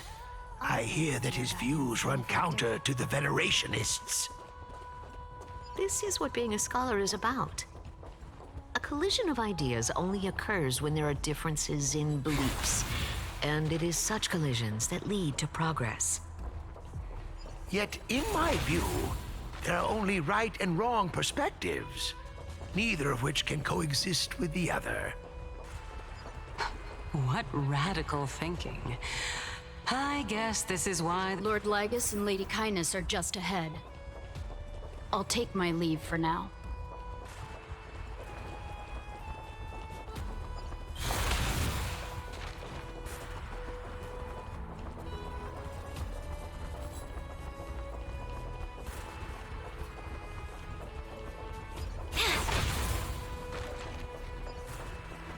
Ooh. Scapegoat.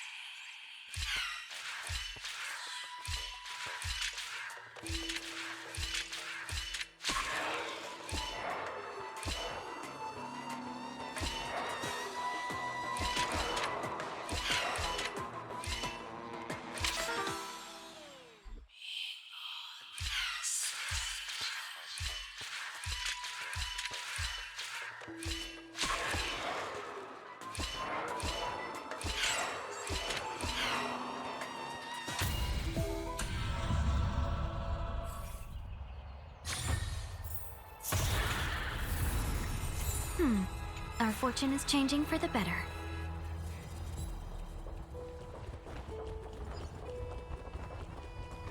And I've really been lacking money with all the catching up I've been trying to do.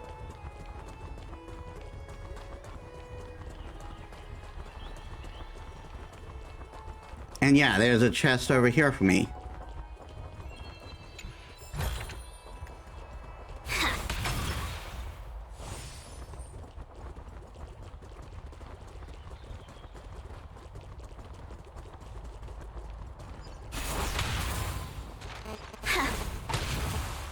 What the hell is going on?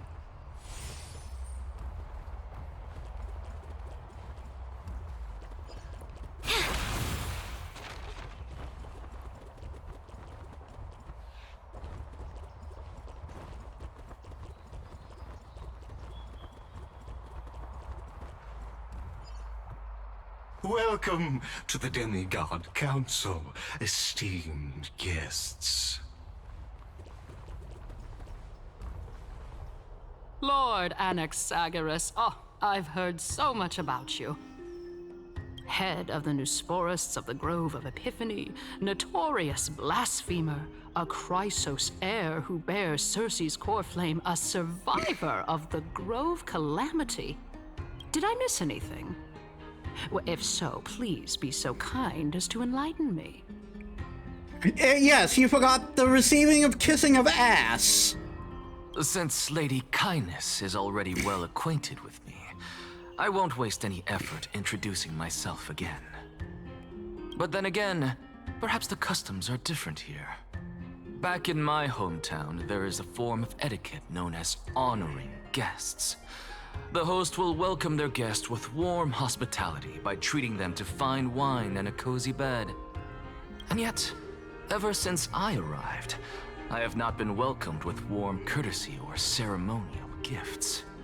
Instead, I am met with intense scrutiny. Even more absurd, the host has sharpened their blade and instructed their servants to lie in wait in the shadows. Perhaps you intend to cut open my heart, retrieve the core flame, and then hold a grand feast for all of the guests. Everyone, stand down. Thank you for understanding. I am but a feeble scholar who is not used to the stench of avarice and blood. No need to be humble, my lord. From my perspective, your courage and gumption are worthy of the reputation of the Seven Sages. Your bravery is more than adequate to accomplish our perilous endeavor. So, you wish to start a war? Well, since the Chrysos heirs are calling for war, we will respond in kind. Conflict is inevitable.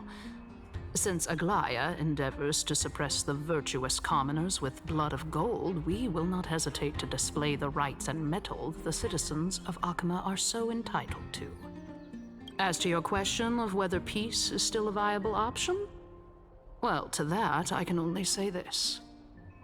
Everything hinges on the next citizens' assembly and whether they have a sudden epiphany amid the clamor of the masses. And since you, as a Chrysos heir, accepted our invitation, you have indeed given us a glimmer of hope. What brazen arrogance. What you're saying right now is worlds apart from what you were saying before you retired your cleaners. I don't deny it. After all, they're responsible for cleaning up any threats, and just a moment ago, you were on the side of the Chrysos heirs. But now that you're an ally of ours, we can continue talking somewhere else. As you know, these walls have ears. I was fortunate enough to have the opportunity to discuss a treatise about the Venerationists with your teacher, Empedocles. Yet, it seems you subscribe to the Nusporists instead, Lord Anaxa. I've heard that this school of thought is one with many detractors. It's normal for ideas to have supporters and dissenters, just like how there are two types of people in this world: geniuses and dimwits.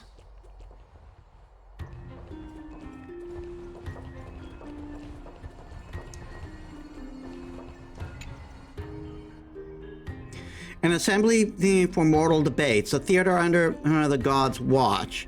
Here, at the center of all beings, we dare to listen, speak, and deliberate.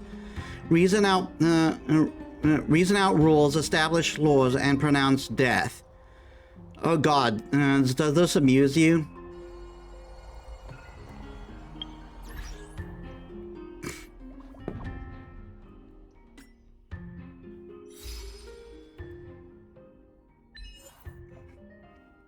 Accept the Chrysos heir invitation to become a hero together. Complete Oryx's trial. I'm going to take a bit of a vibrate. Give me a sec. Alright, I'm back.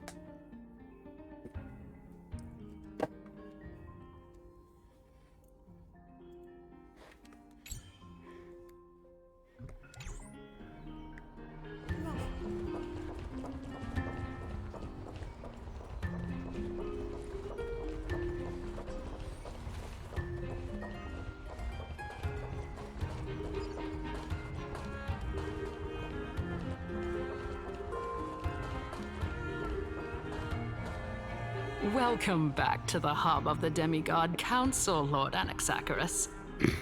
Surely you remember that countless eloquent orators have stood in this spot before and emerged victorious by stoking public sentiment with their words. And yet there have also been innumerable blasphemous philosophers who set themselves up for failure because they refused to defend their actions. This tiny stage is the most profound embodiment of Akama in centuries. In 15 days, this site shall also become the most important, as well as the final turning point in Akama's history. That cube has a core flame in it. May the both of us carry out our duties with honor and lead the masses back toward the Era Chrysia, a golden age with no death, strife, or trickery. Oh yeah, I see that plan working out. Oh my, 15 days and nights. That aligns perfectly with the date of your demise. Could such a coincidence truly exist? Using death to prove myself fits my intentions perfectly. What strong conviction you have. As expected of the hero who dared to stand up to the Gold Weaver. As expected, she misunderstands you. That's enough, Lady Kindness. Dispense with the niceties. I only accepted your invitation so that I can serve the commoners alongside the members of the Council of Elders. Don't test my patience with such superfluous formalities. Well, you say that now, but surely you also require my aid as well, so that you can stay alive even when being pursued by the Golden Thread? You worry too much. She won't show her hand too freely, as she still needs to garner support from the masses at the Citizens' Assembly. Even someone like me can tell that only a sliver of her humanity remains. Surely you're not asserting that she will definitely act in a rational manner. As you're no doubt aware, Aglaya covets the core flame that I possess, which makes it the bargaining chip that allows me and the rest of you to negotiate with her. However, in return, I'll need the Council of Elders to support me as much as possible. What are you planning? This includes the guards as well. You're well aware how valuable Circe's core flame will be in the Era Chrysia that you are desperately pursuing. Talk is cheap, so you'd better act prudently as well. I understand. After all, this battle of wits is just a means for each party to acquire what they need. As long as your request is reasonable, the Council of Elders never shortchanges its allies. Since we're both intent on mutual cooperation, let's not mince words and just speak plainly to each other. Let us decide how much we can secure for ourselves and how much we're willing to sacrifice, like true philosophers, with our words and wisdom.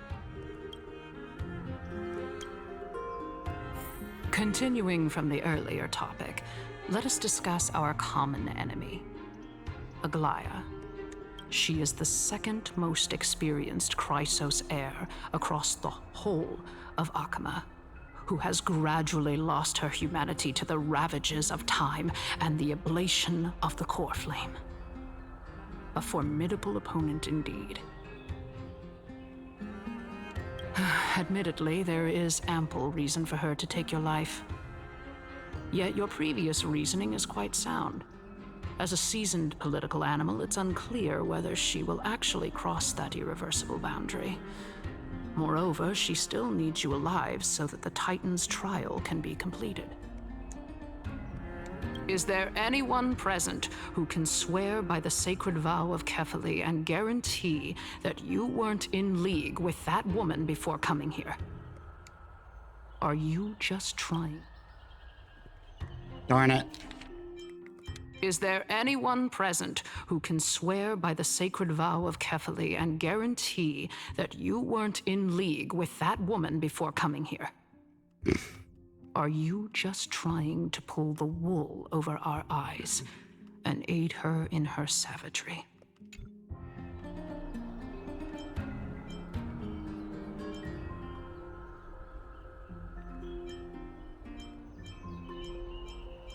If Aglaya required a suitably intelligent Chrysos heir, then I'm the best fit for her needs. However, it's quite evident that she has no need for a Chrysos heir who could break free of her control at any time. Since I believe in neither Titans nor the prophecy, there's no way that I would willingly walk on the path that she extols. Given how rigorously she enforces her principles, how would she ever accept a heretic such as me? I understand what you mean. At the very least, the both of us agree that this tyrant who wallows in extravagance and greed is the greatest threat to achieving peace in Akama. The Council of Elders is willing to defend your right to live, just as we defend every oppressed citizen. However, I regret to say that sentiments in favor of the Chrysos heirs and Aglaya are only growing in magnitude. The peace that we are aspiring toward, as well as everything that we hold dear, will be destroyed completely. The city will be burned to ashes, and the citizens' blood will be shed. Tell me, what are you willing to do for our esteemed citizens so that they can vanquish the enemies of our fine city?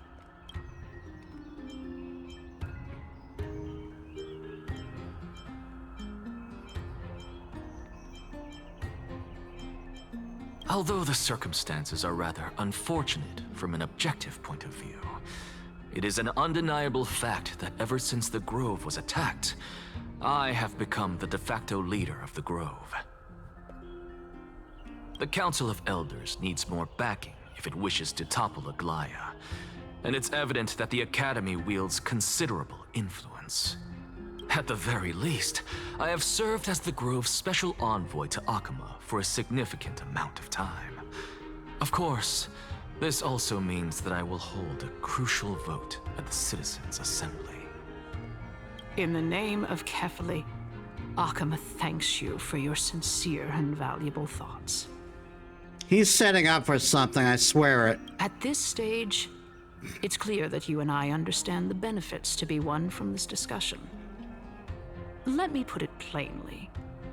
The Council of Elders has always been renowned for its fairness, and that fairness is built on a foundation of sincerity. The Council of Elders has vowed to all citizens of Akaba that it will always remain loyal to them. As for you, my lord, how will you guarantee that you will be able to live up to such earnestness and will not betray Akama's indomitable citizens when the opportunity presents itself?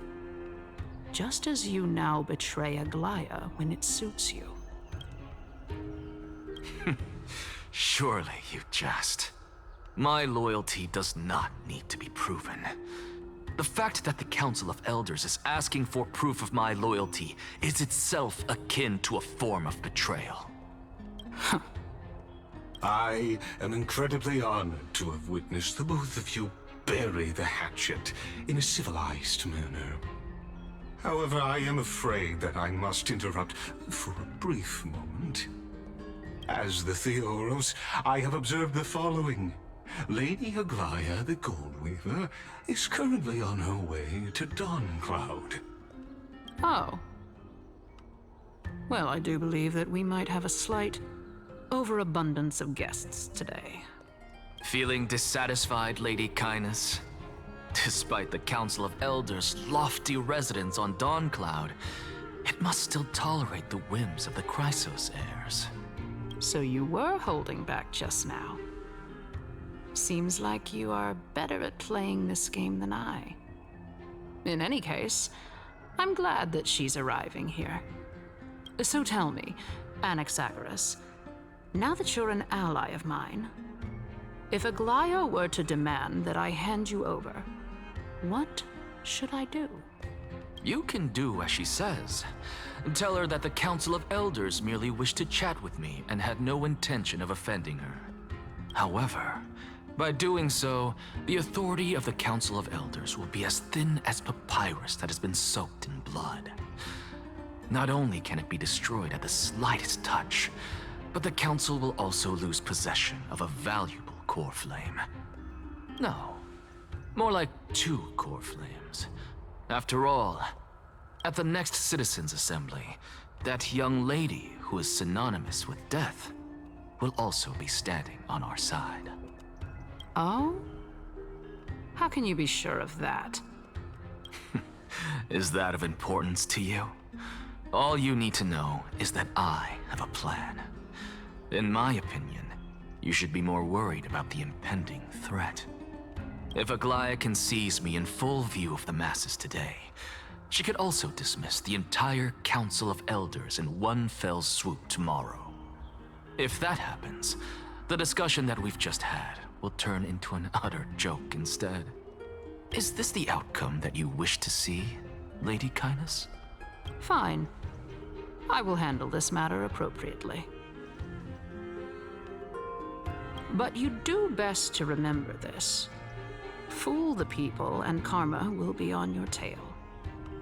I'll overlook it this time, but don't count on there being a next time. Unless, of course, you crave cruel punishment and consider suffering the perfect state to ponder the true nature of souls. Well, what do you know? That happens to be one of my rare talents. We shall see then. Ah, I've got to say that you've managed to really impress me again. But shouldn't you be going after more? Dying to know what I'm after, I mean, I'm the reason Titan after all. It is in me to ask and seek answers. Easy there. You'll learn the answer soon enough. I didn't bring it up with her purely because she doesn't have the means to give me what I truly want. It's as they say, onlookers see most clearly.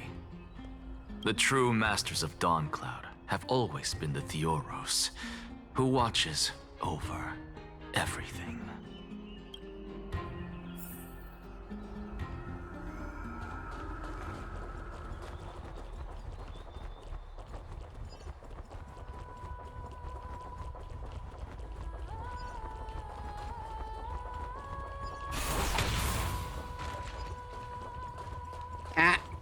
Treasure!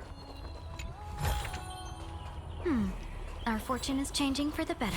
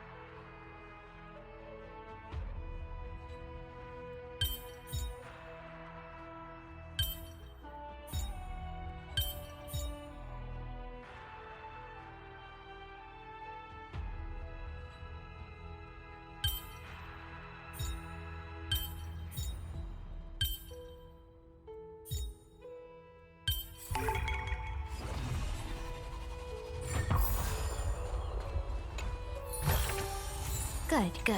All the best.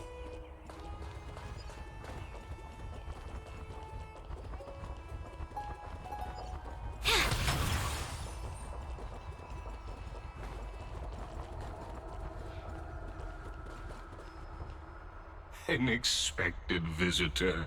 Welcome once again. You know, you could actually skip all the pointless debate and come straight to me to seek an audience with Kefali. I have no reason to refuse you, do I? You may not, but Kindness has. Whoever gets hold of Kefali's core flame will get to rule over Akama. She's wary of me, so naturally I had to gain her trust. I would say that debate was not at all pointless. Very true. In my view, this individual has gone to great lengths to get close to Kefali. He might very well be plotting something nefarious against the Titan. Are you still willing to let him pass, knowing this? Yes, very much so. All living creations are always free to visit Kefale's transcendent vessel. This comes with being the World-Bearer. How convenient it is to be able to hear what they say. It is truly my honor to speak to a venerated Titan in person. Please, go ahead. Let me join you both on this journey. Oh, a bygone myth tells of an occasion where Kefale once answered their followers' questions on the peak of the Holy Mountain. Their followers have since believed that scaling this Titan cliff is one way of being with the god. Hear that? It's not every day that you get to climb a mountain with Circes.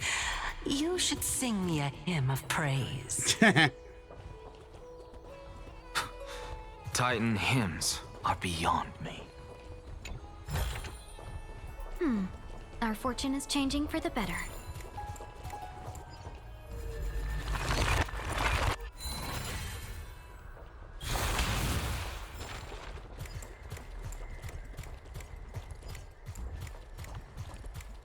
I want to get a close look at his booty.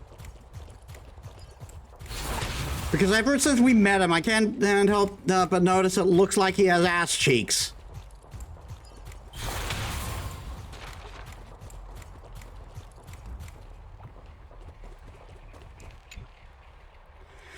Fate has guided you to my hiding place, Buzz. You weren't even hiding. Fate is like a knot tied by my master, or the thread spun by my lady. They entwine and weave to form the bonds that connect us. And these bonds have led you to find me.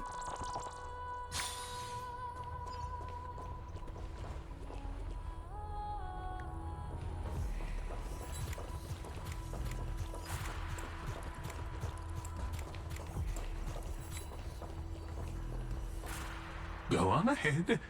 Take this Yanis shortcut, and the long pilgrimage stairway will be waiting for you at its end.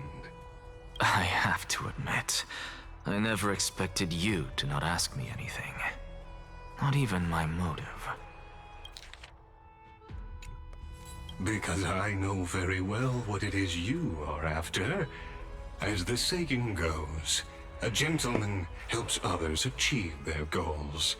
I have a feeling that your theory will be validated at the end of this journey. I believe Kefale will not deprive you of your right to ask your question, especially now that you're on the brink of death.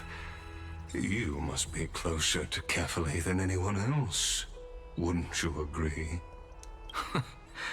I hope things go as you say, then. Okay, robot does not have ass cheeks. Putting a child of justice into a farcical world is bound to turn it upside down. It is my hope that you bring a much-needed change to this world which is on the brink of destruction.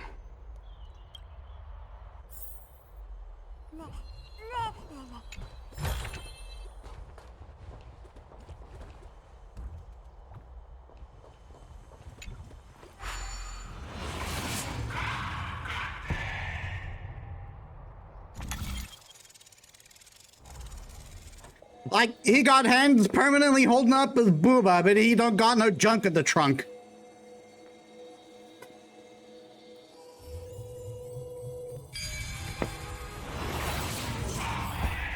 Honestly, this is my first time going up to Dawn Cloud's peak. What a splendid view. Isn't it about time you recognize the magnificence of us Titans? Well, I don't see how this place is different from those temples in the city. All they have are magnificent facades. And even though I've come this far, I'm still doubtful about getting useful clues from him. I must be getting ahead of myself to be expecting to hear something nice from you. Oh? Haven't you been in my head for some time now? It's high time you get used to how I feel about things. All right, we're just a short hike away from Kefali. No time to waste here. So the intellectual debate from earlier was too draining for you, huh? If Amphorius gets a new lease on life, you should focus on strengthening your body and stop shirking social interactions. Save your concern. The Titan is in sight. Can you make it? Why? Are you going to carry me up if I were to fall now? I know how far I can go, so just hold your tongue and come along. Fine then. I guess I won't say any more. I'll just wait till your soul dissipates completely to gain control over your body. Wait. Who is that? Cersei's? Hey, look at that. Huh? What should I be looking at? Am I hallucinating? Or do we even get to see souls when we're close to dying?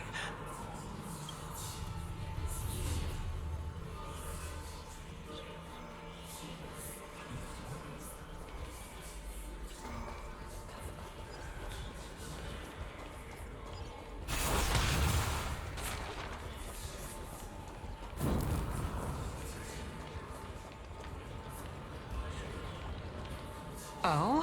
Why didn't you bring your favorite spear with you on this trip, Nias? Nias? I know I've heard this name somewhere. That's the form Nikador took. It's unfortunate. The Black Tide destroyed every last inch of my calyx. How could that be? Even a creation of Georios, from their prized ores and molten fire, couldn't escape the fate of destruction?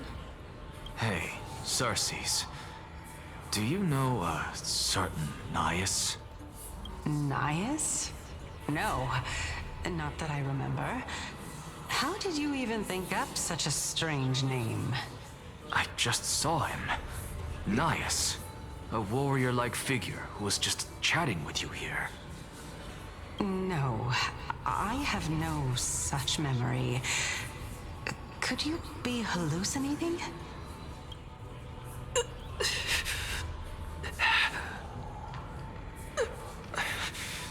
This is a departed spirit?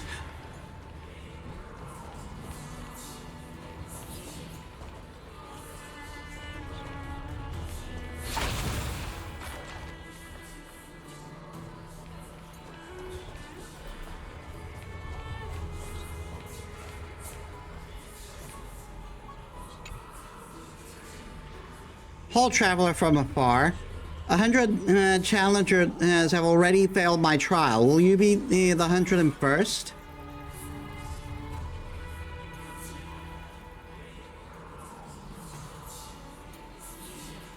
For the honor of being a weaver, take a guess. Behind which tree am I hiding?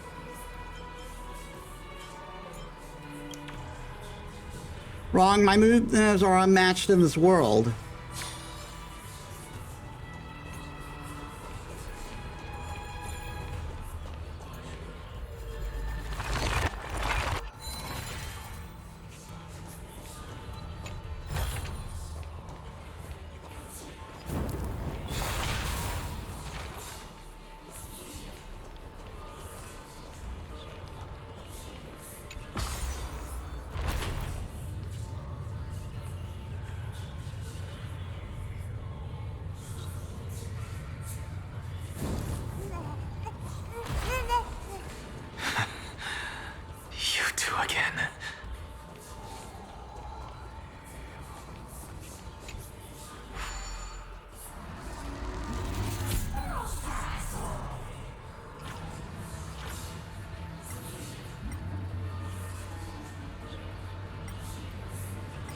There's the one I was seeing from down there. 5 coins of whimsy around here.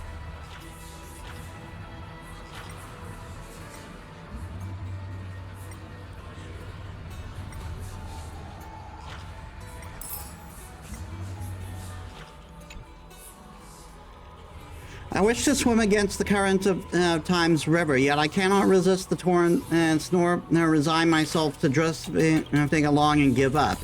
In the end, I'm left stranded in the middle of the journey. Perhaps it's just as the life of a butterfly.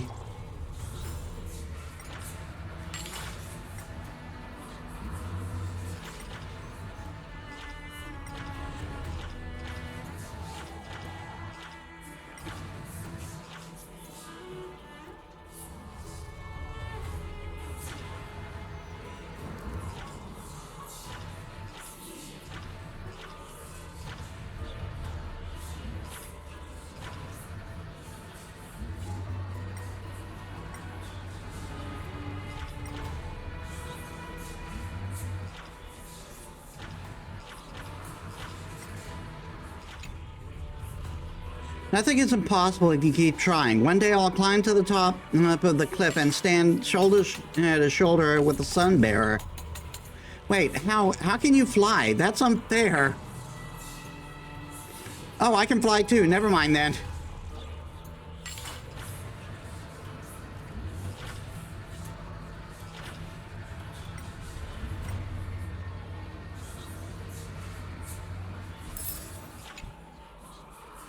You found me.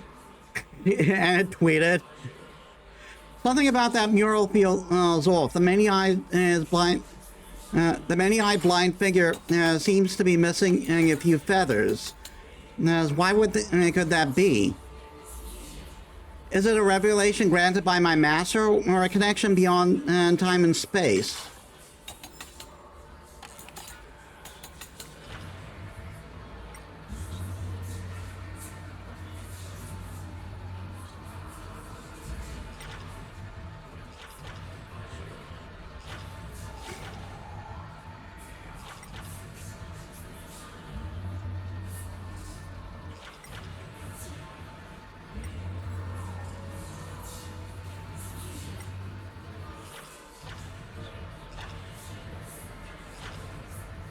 How far back can I go?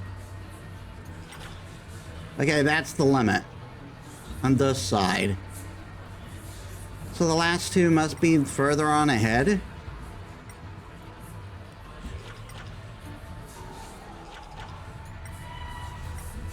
There's the fourth.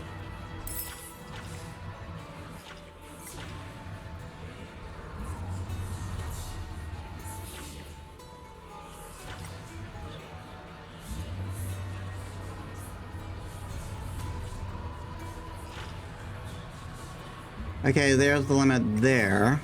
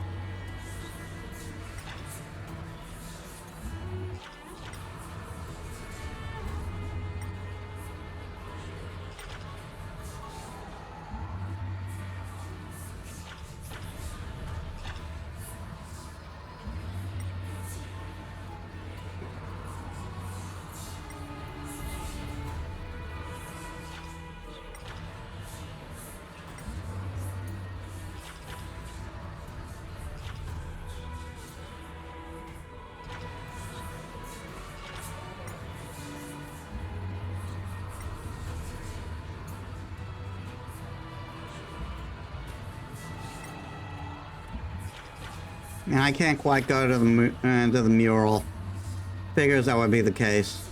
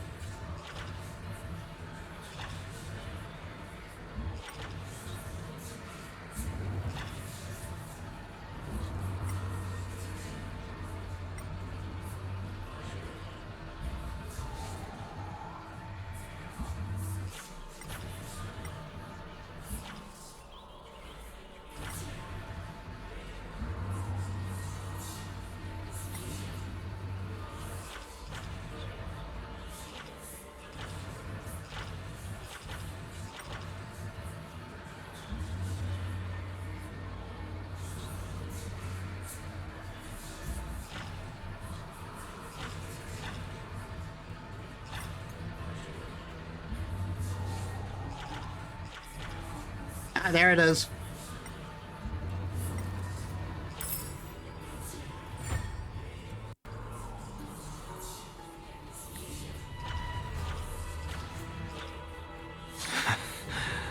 You two again.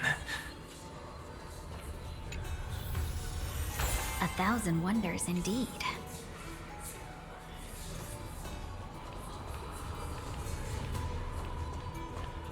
Enough about me. Did Kaos ever reply to you? Well, regrettably. Seems like the price of becoming a demigod is a lot heftier than we thought. Kaos. Demigod.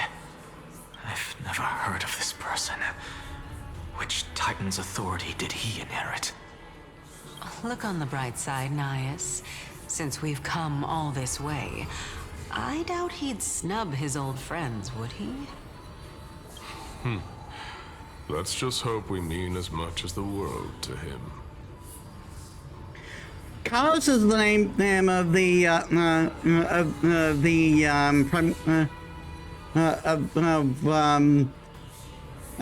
the first principal god in Greek mythology, so I can venture a guess. Hey! Are you seeing that same hallucination again? Yes.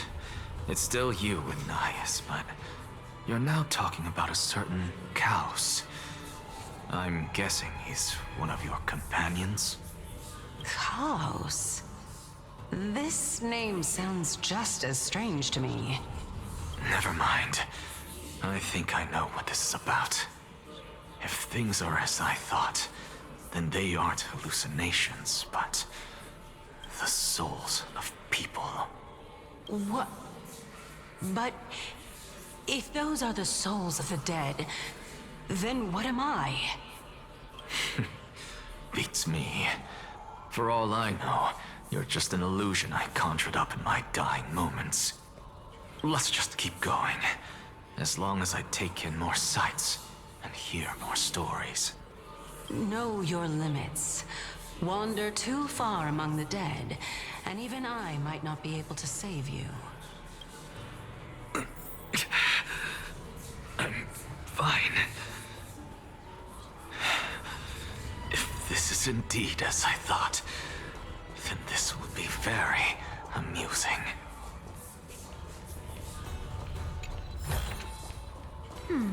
Our fortune is changing for the better.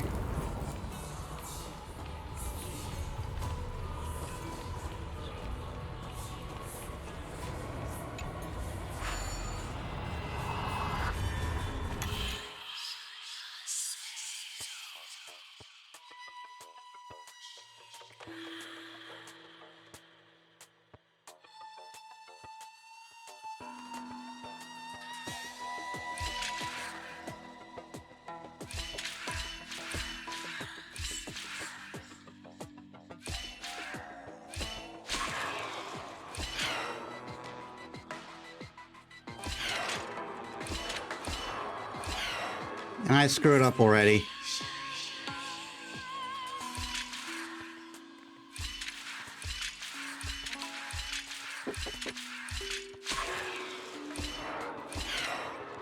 I gotta take a food break. You know the drill. I'll extend the stream for however long I'm gone. Alright, I'm back. I forgot to start the timer, I think. Yeah, I forgot to start the timer. So, let's say generously plus minus 25 minutes for the whole thing, because I need to take another break later.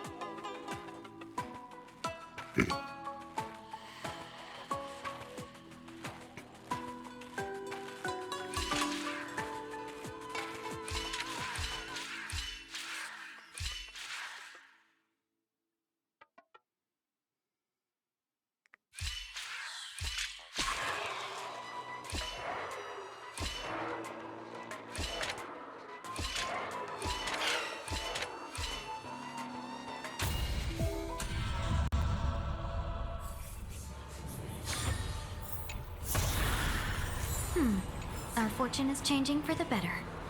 The Golden Scapegoat keeps messing me up because it's like it's all about sequences, and I'm terrible at sequences. So, we meet again. I'm sure you wouldn't mind a snipping ear.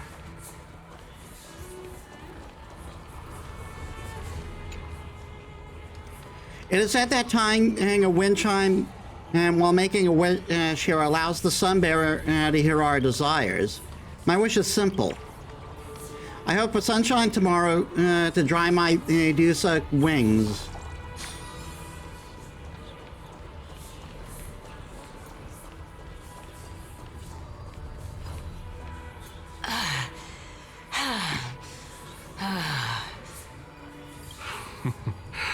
Can you keep going?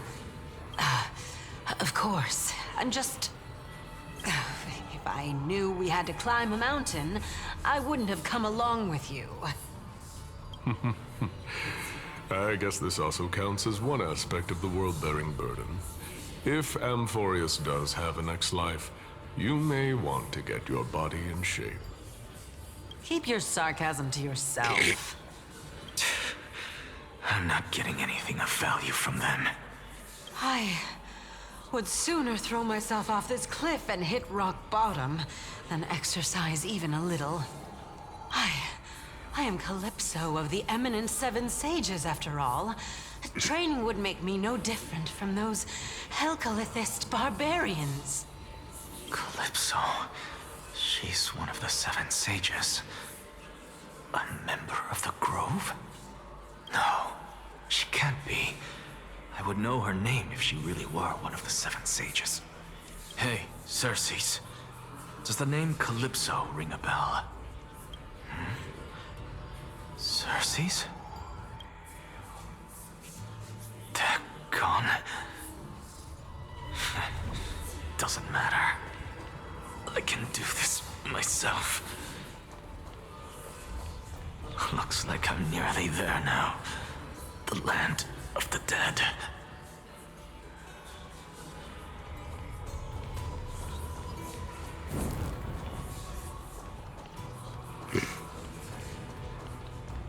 Oh, beautiful old world. Where are you now? Oh, legendary era Chrysia, return to the mortal realm. Splendid gods once walked the paths we walk. Alas, all that's left of that warmth is a hazy mirage. Why are you chanting that too?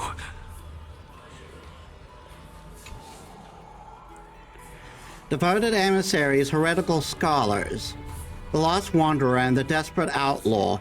At the edge of divinity, we look up in awe. In a fleeting moment of terror, the long road behind fades from memory.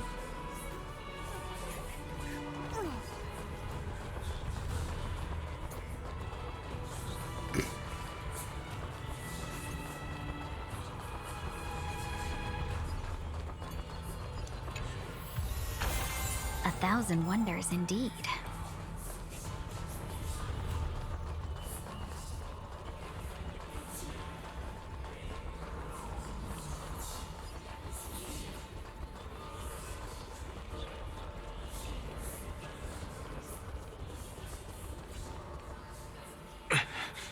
We're here. Finally. So, I don't get to ask the Titan my question. But all of you make for a pleasant surprise, nonetheless. Very well then. Let me uncover the truth for myself. Did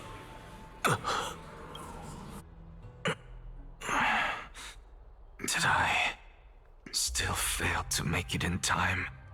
Uh-huh. So, I'm back here again. This is... I can hear it.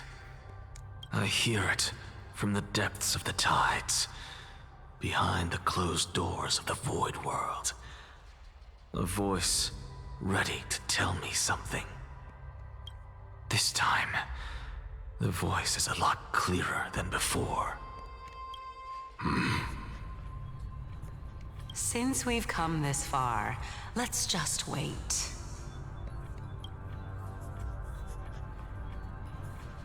Lord Nias and Miss Calypso, are you both here to visit Chaos too? Yes, and we've been waiting for quite some time now. Regrettably, he hasn't answered us. The worst-case scenario is that he's already been overwhelmed and crushed by the world-bearing burden. You're overthinking, Lord Nias. I can still sense Chaos' soul in the area. And besides, we both know Chaos' nature. A deliverer like him wouldn't fall so readily, much less give up on all that he holds dear. Isn't that so? Yes. I have faith in him. That reminds me. Why are you making this trip alone, Polixia? Oh, my sister needs more time to make sure the flowers are fine. Such a pity. Both of you have hearts kinder than anyone else. Yet you are born only to take over Thanatos' divinity. Everything that I see and hear this time has left me shaken to the core. What may seem like a mundane conversation is in truth a once-in-a-lifetime exchange that has revealed the ultimate answer to Circe's question. The conjecture has taken shape and must now be solidified into a theorem. Next, I only need to seek verification from Kefali. By doing so, I can answer Circe's question and reclaim my body. But no, I will not do that. That isn't important. Because another one of my conjectures, one that I have always dreamed of proving, has been proved right this very instant. Fusing a mortal soul with that of a Titan to replace said Titan is not a ludicrous idea after all.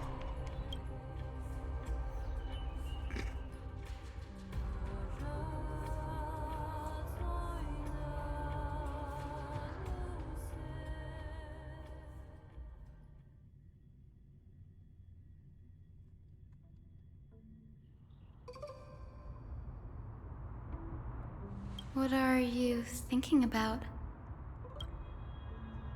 Just amazed at how this towering tree of Circe's divine body, it's a majestic sight. Is that so?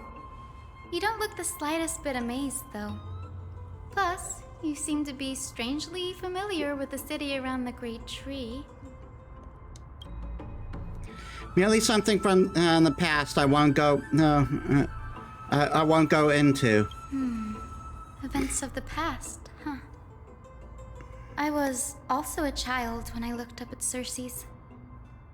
Their leaves and branches reflected the sparkling stars, and their trunk was like a pillar that supported the sky and ground.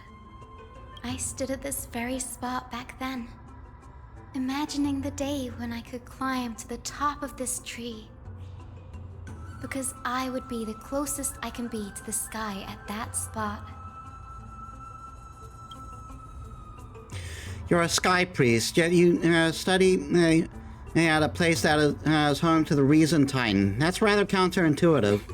Don't read too much into it.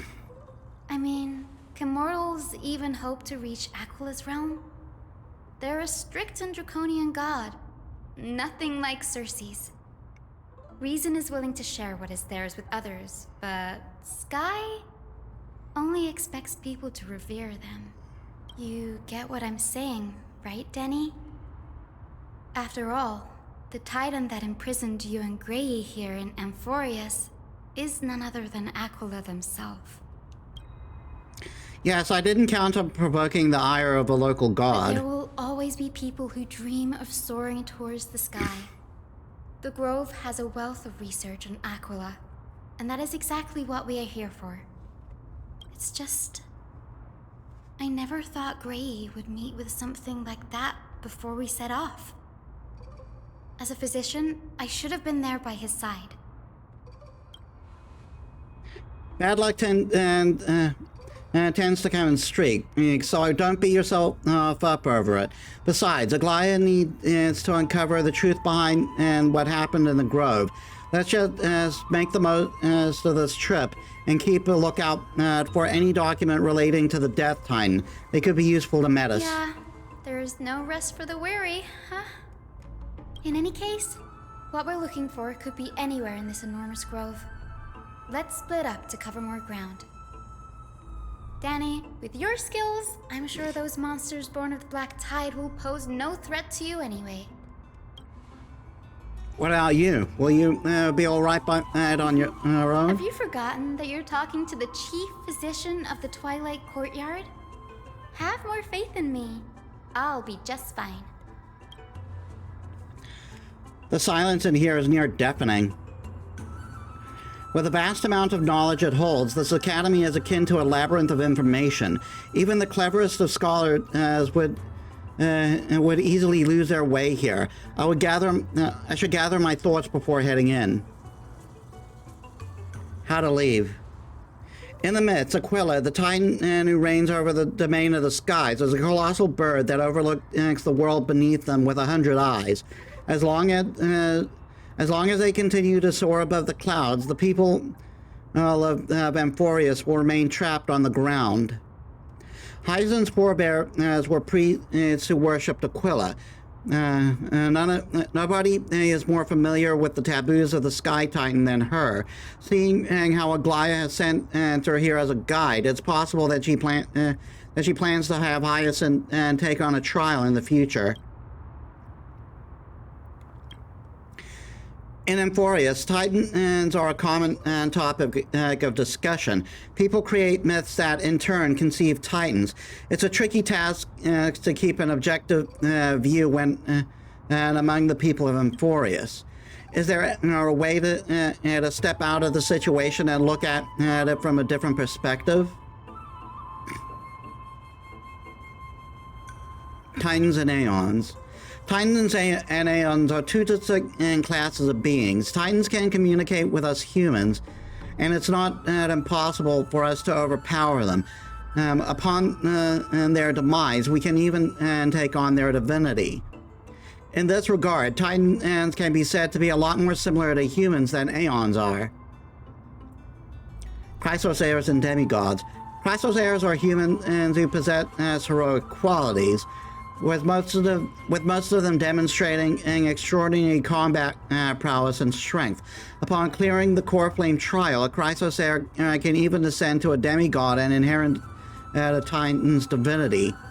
Wait, something about that feels off. Is this a selection process of some sort? Planechase Journey and Prophecy. Guided by the prophecy, the heroes are on a quest to reclaim core flames and usher in an era nova. Their efforts have seen gratifying results to date.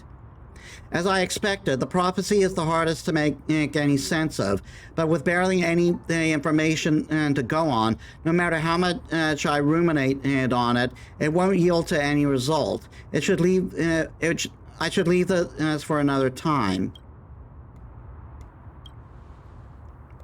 The plight? Nobody could ever imagine that Metis' life would be forfeited the moment we landed on Amphorius. I should have done more to keep her safe, but it's not too late. We still have a fighting chance. The unique rules that govern life and death on Amphorius might just work in our favor and save her. The Grove is a veritable library of knowledge. Maybe they'll have records on a similar case. Please let there be one. The clock is ticking. I should search for clues as I move.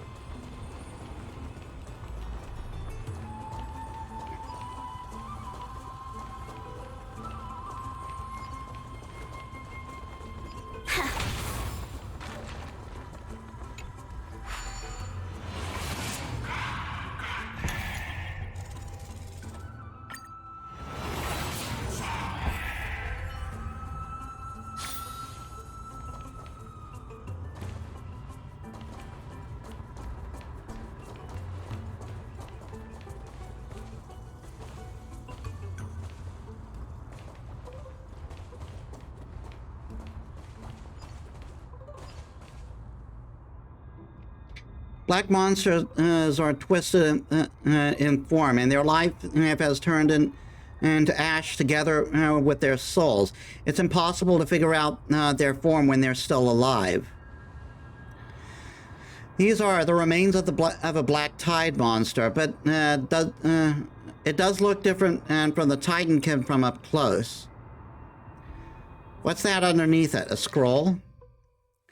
A recorded debate between Vorationist and Osporus scholars. Most of it is illegible, leaving only fragments of dialogue. We all recall that the state that dared to touch the sky. But what were they really? Just blind masses manipulated by ambitious politicians who dared to challenge the Titan's authority? A completely meaningless attempt, and an absolute mistake. You venerationists have bowed to the Titans for so long, you've forgotten a scholar's true purpose. Making a mistake does not mean the act was meaningless. Even those students new to the Grove understand this from basic logic lessons. An entire city-state reduced to ashes has proved the skyship's construction was a mistake. To me, that's precisely the meaning they achieve through sacrifice. Am I hearing this right? Such a statement? Are you converting to venerationism? No, I'm simply examining the matter from another perspective. Legible content ends here. As I expected, the Grove doesn't forbid discussions about the sky. It's a debate between two scholars about skyships. Aglaya also made mention of ships when she interrogated us, a memory I'd rather forget. I'll hold on to this for now.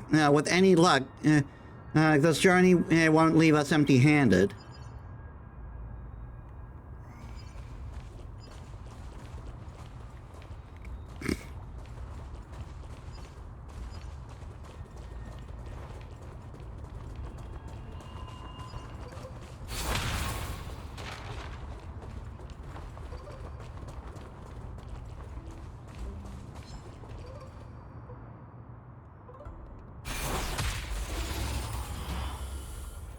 Let's try this out.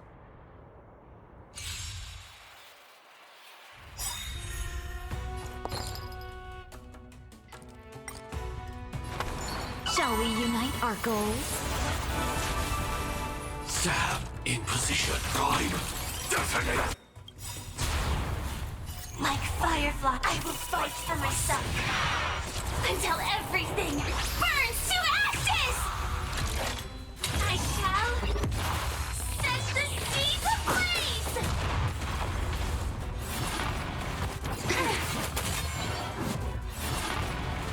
Attack detected! A picture of grace and all things are as one.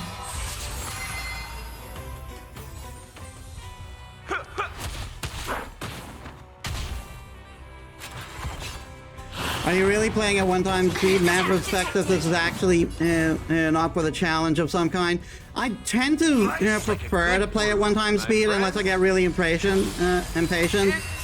Also, welcome to the stream, Hyuk. Am I pronouncing that right? How's your day? Clouds are easily scattered.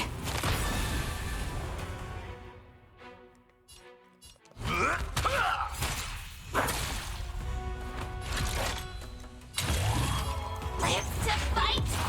Fight to live!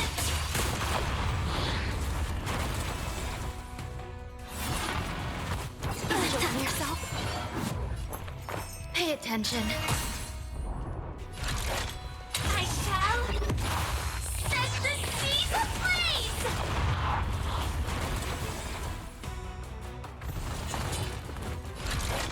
Plus one, am I pronouncing your name right?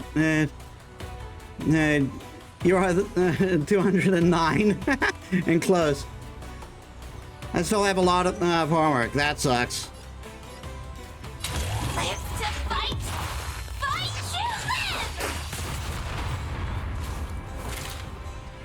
I won't hold back anymore. The long dream has vanished.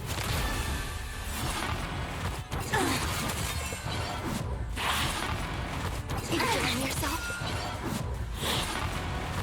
Enjoying yourself? It's fine. You hold some academic value, I suppose. You'll do. How's this taste? 1,000 thanks, benefactor. This is more than a I shall set the seas ablaze! Yeah, I might want to switch back to the Aglaia team. Confidence. Enjoying yourself? Joining the battle. Executing attack. Like Firefly, I will fight for myself. Until everything burns to ashes! Firefly, live to fight! Fight to live! A picture of grace and elegance. Pay attention. Have we met before? Shall we unite our goals? Let's kick things off with you! I shall set the seas ablaze! Yeah, I should switch back to the Aglaia team.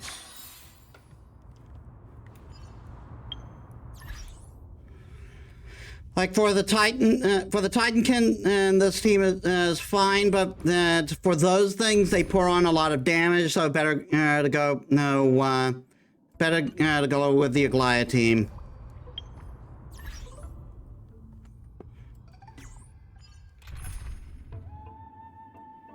Huh?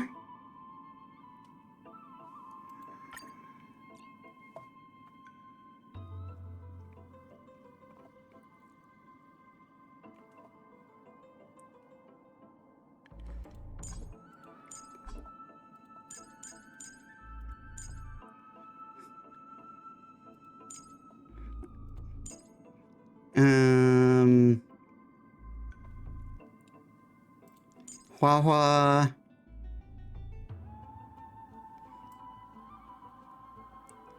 And Remembrance Trailblazer.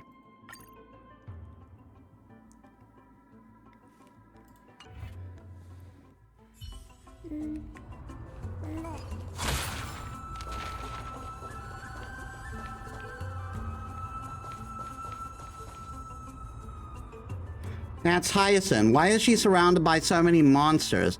As much faith as I have in her, it's probably a good idea to help her out there. Really now? This is way more trouble than I could have asked for. Need a hand? Or you could sit back and watch. I can't tell if you're serious or not, but being hard to read isn't without its perks, I suppose. I'm kidding, Danny. Lend me a hand, pretty please. All right, now let's get him.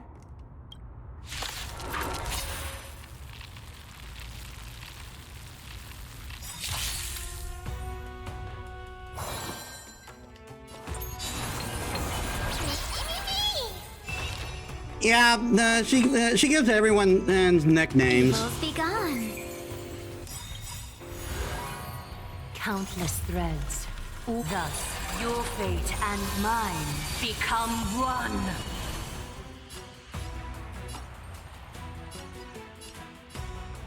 Life, so fragile like a wisp of silk.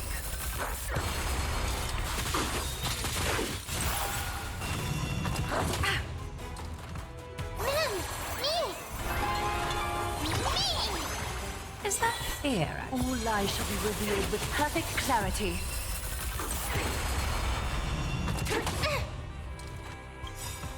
1,000 wonders to raise your spirits. Good omens.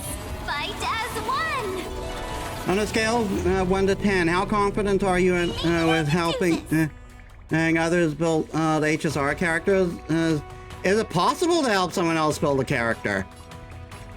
I don't have that much confidence in it, honestly, because I still need help building when it comes to building characters myself.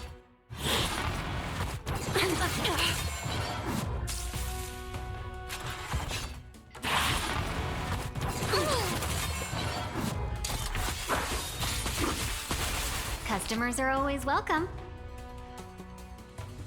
I have Vibrania need help. Basically, yeah. I don't know. I don't know how exactly to use her effectively, but I hear she is a good unit.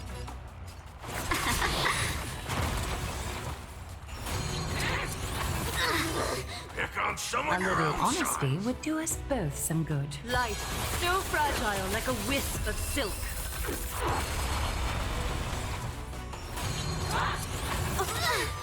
Ow!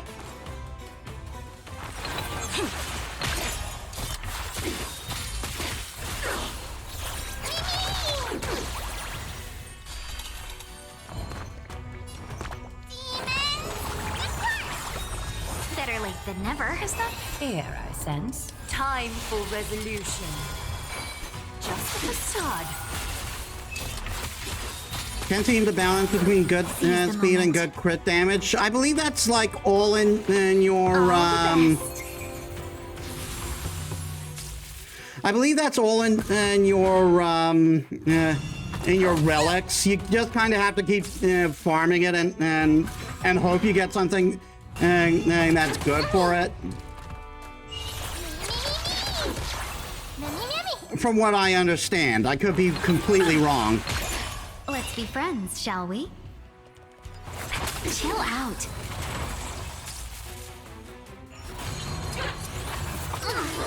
Pick on someone your own side. Is that fear I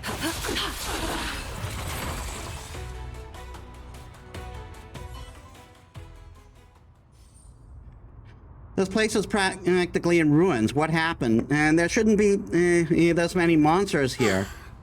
The Black Tide is remarkably quick to detect the light of Amphorius. So or rather, the blessings of the Sky Priest in me, might have unknowingly called them to me. Anyway, never mind that for now. Here, you might want to have a look at this. I found it around here and thought it might be of interest to you. You think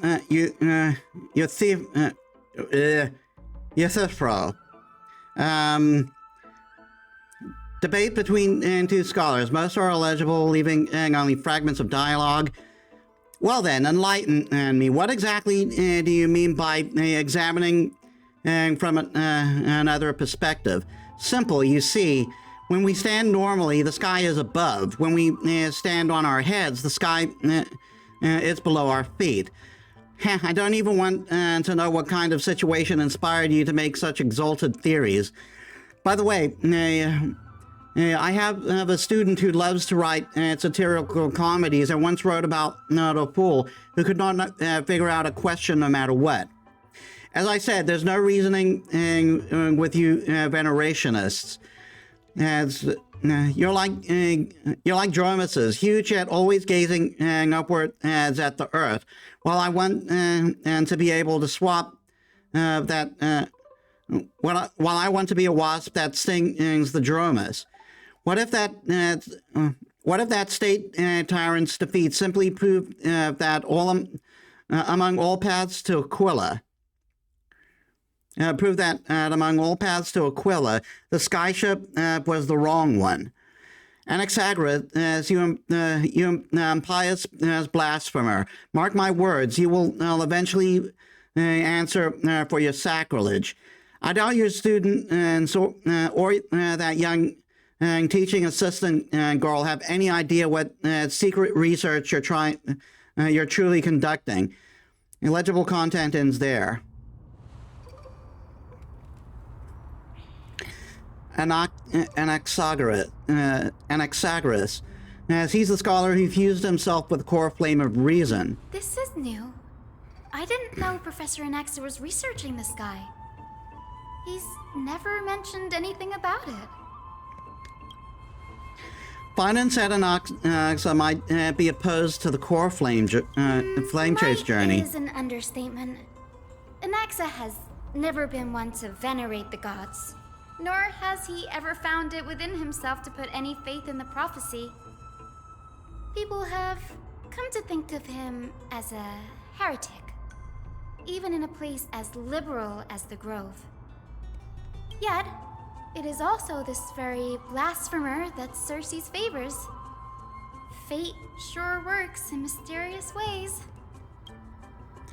I picked up a scroll on my way here too. It looks like it may be related to the one you're holding. Oh, let me have a look.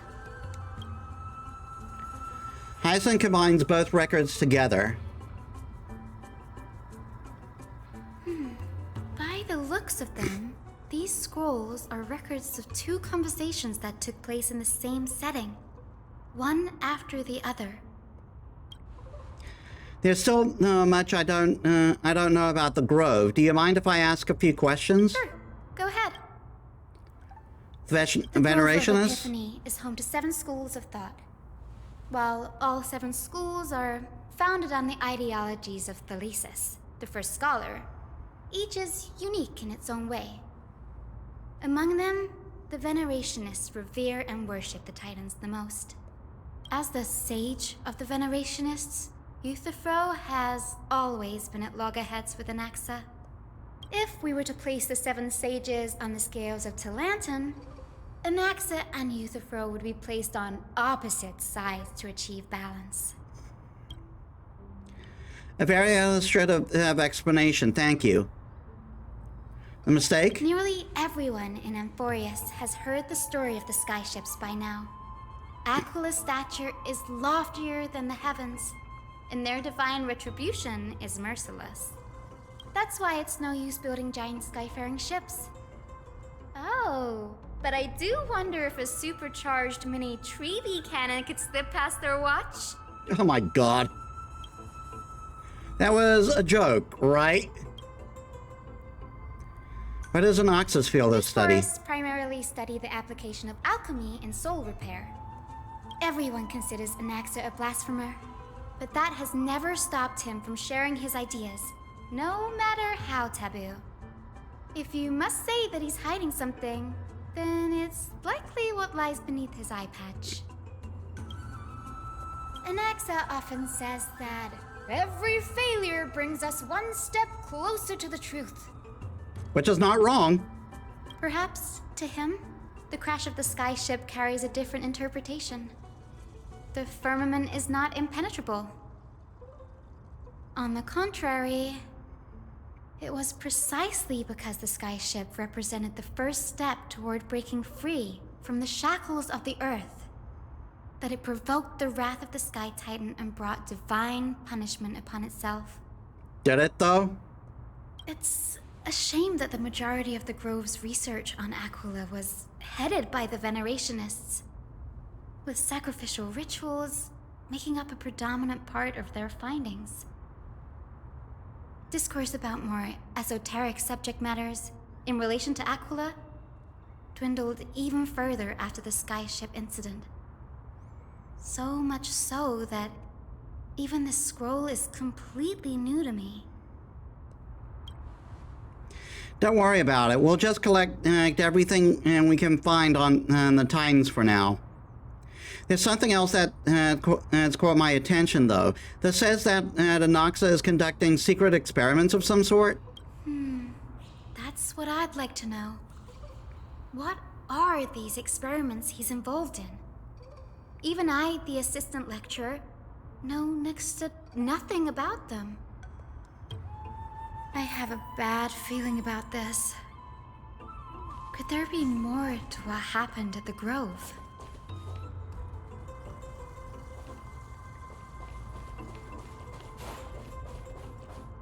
What?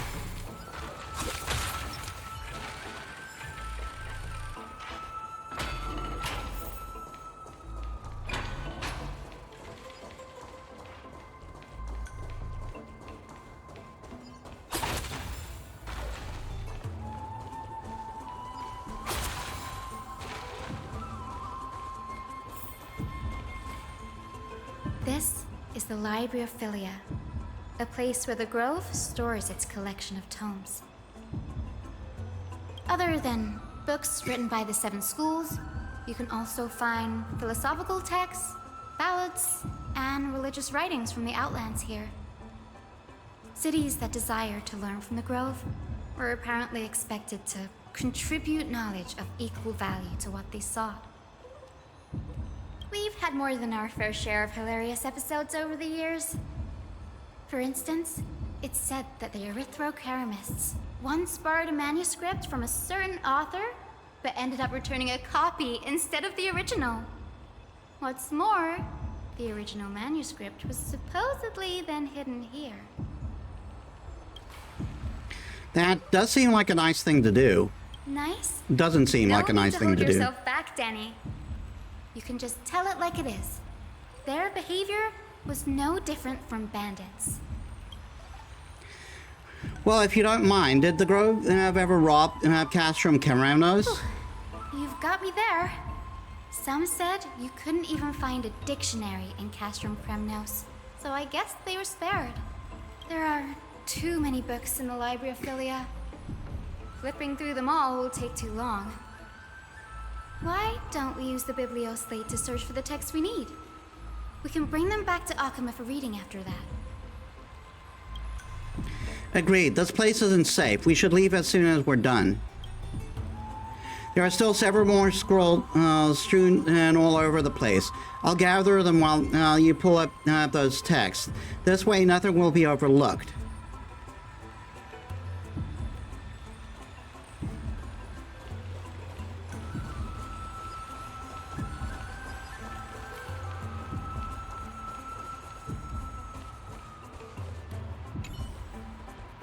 A record of many research topics a Kappa scholar had applied for, and replies from their school sage about these topics. Topic 1, a discovery that many mythical beasts is renowned for their longevity actually reside in areas with poorly managed birth and death records as for such creatures. Permission and to research. Its reply, lacks research significance, not approved. Topic 2, an observation of real plants within the grove, imitating the growth patterns of nearby white dryads. Permission to research. Reply, falls under the domain of the Lotophagia school, not approved. Investigating the feasibility of placing flying birds into pocket tubes to guide the direction of the rocket's flight. Permission to research. Too fanciful, not approved. The subsequent topics grew increasingly eclectic, yet the outcome of the replies remained unchanged. Impressive tenacity. Hopefully they had helped them survive the black tide.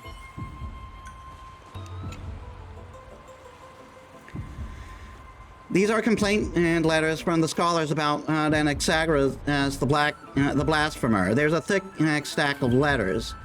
Based on the dust accumulated and the perfectly intact seals, the complainee did not even bother opening them and just chucked them aside and into a corner.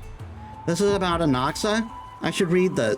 Hyacinth, you should come take a look too. You should have a look too. Ugh, it's so dusty in here.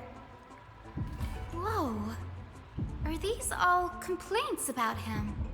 I can already see what they must have written. Anaxa has no respect for the gods. His very existence undermines order in our society. They're probably all things like that. Probably, yeah. Does Anaxa hold that much influence? Why else would they call him the Great Performer? When Anaxa established his school of thought, the first thing he apparently did was read his own work to everyone. Are the Titans truly an accurate reflection of what humans think gods should be? Worlds created by gods are indubitably perfect, but what of Amphorius? Only foolishness and insensitivity everywhere you turn. An uncanny impersonation. What happened after? They marched him straight to the seat of judgment before he could finish.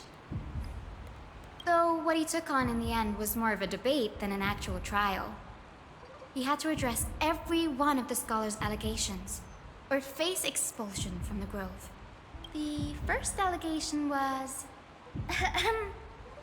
Do you agree that since the Titans created the heavens and earth, so the mountains, rivers, and seas must likewise be their creations? Am I supposed to put myself in Anox's shoes and answer that?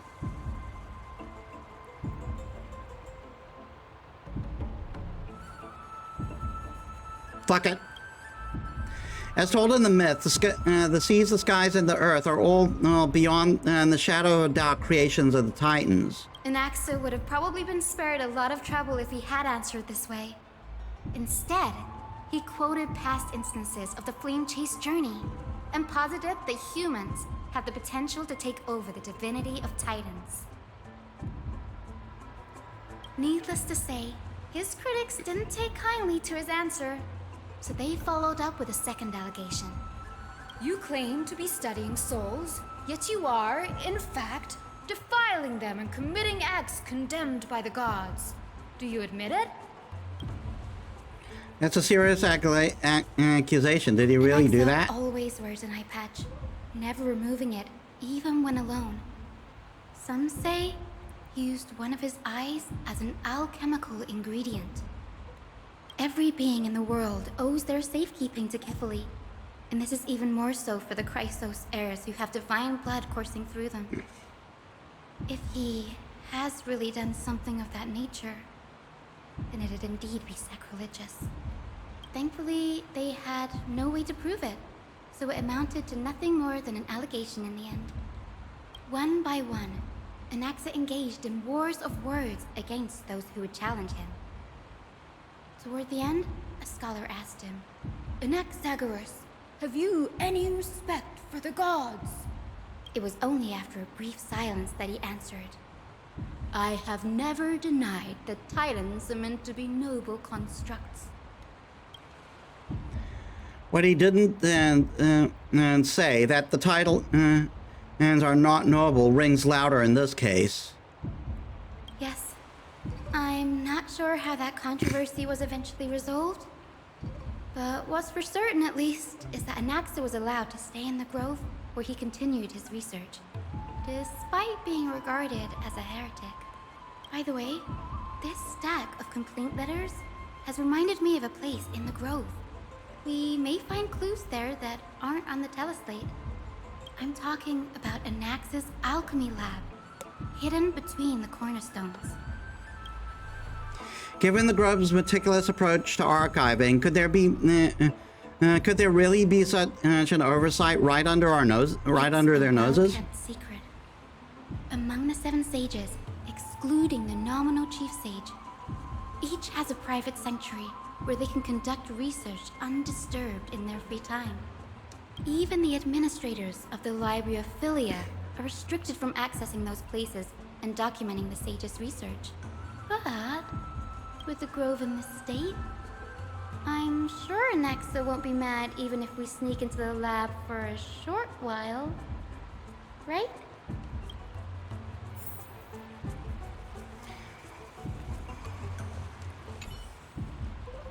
A book covering an annotation from many scholars. The title is The Art of Sophistry, 40 Ways to Improve Your Debating Skills. You skim through it, and the highlighted method include virtual causation, false premises, as contradiction and conversion, conflation and prevarication and reality, misinterpreted punctuation, misattribution and generalizing and specificity among others. Amidst it, our scholars' exclamations, a true eye-opener. The art of language knows no bounds, and even if I can't answer sophistry, I can at least learn to defend my himself against them as an honest man, and so on. The last resort is, when all else fails, employ brute force. This isn't going to be of any help, that's for sure.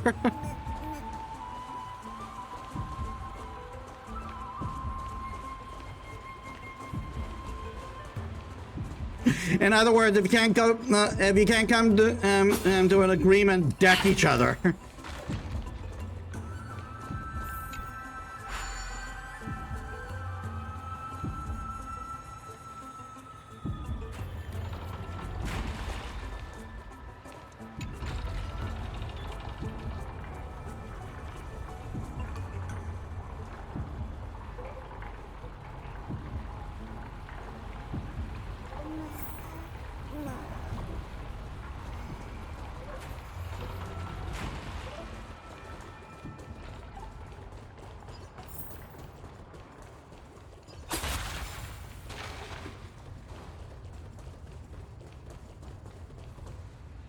This is the place, but where is everything?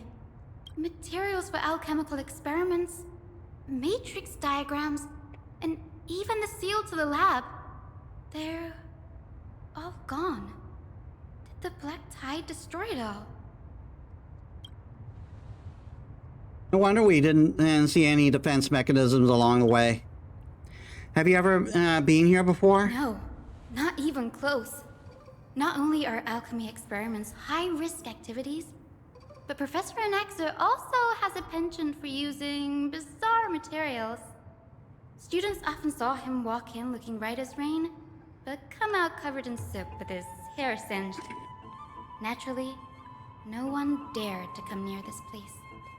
Huh? That bookshelf over there seems to be the only thing still intact.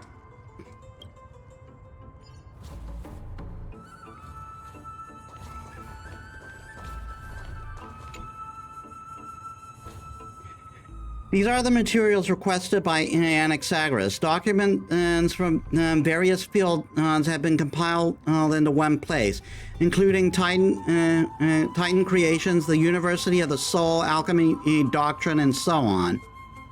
Most of the materials look to be within the research domain, of the Nospora school of thought.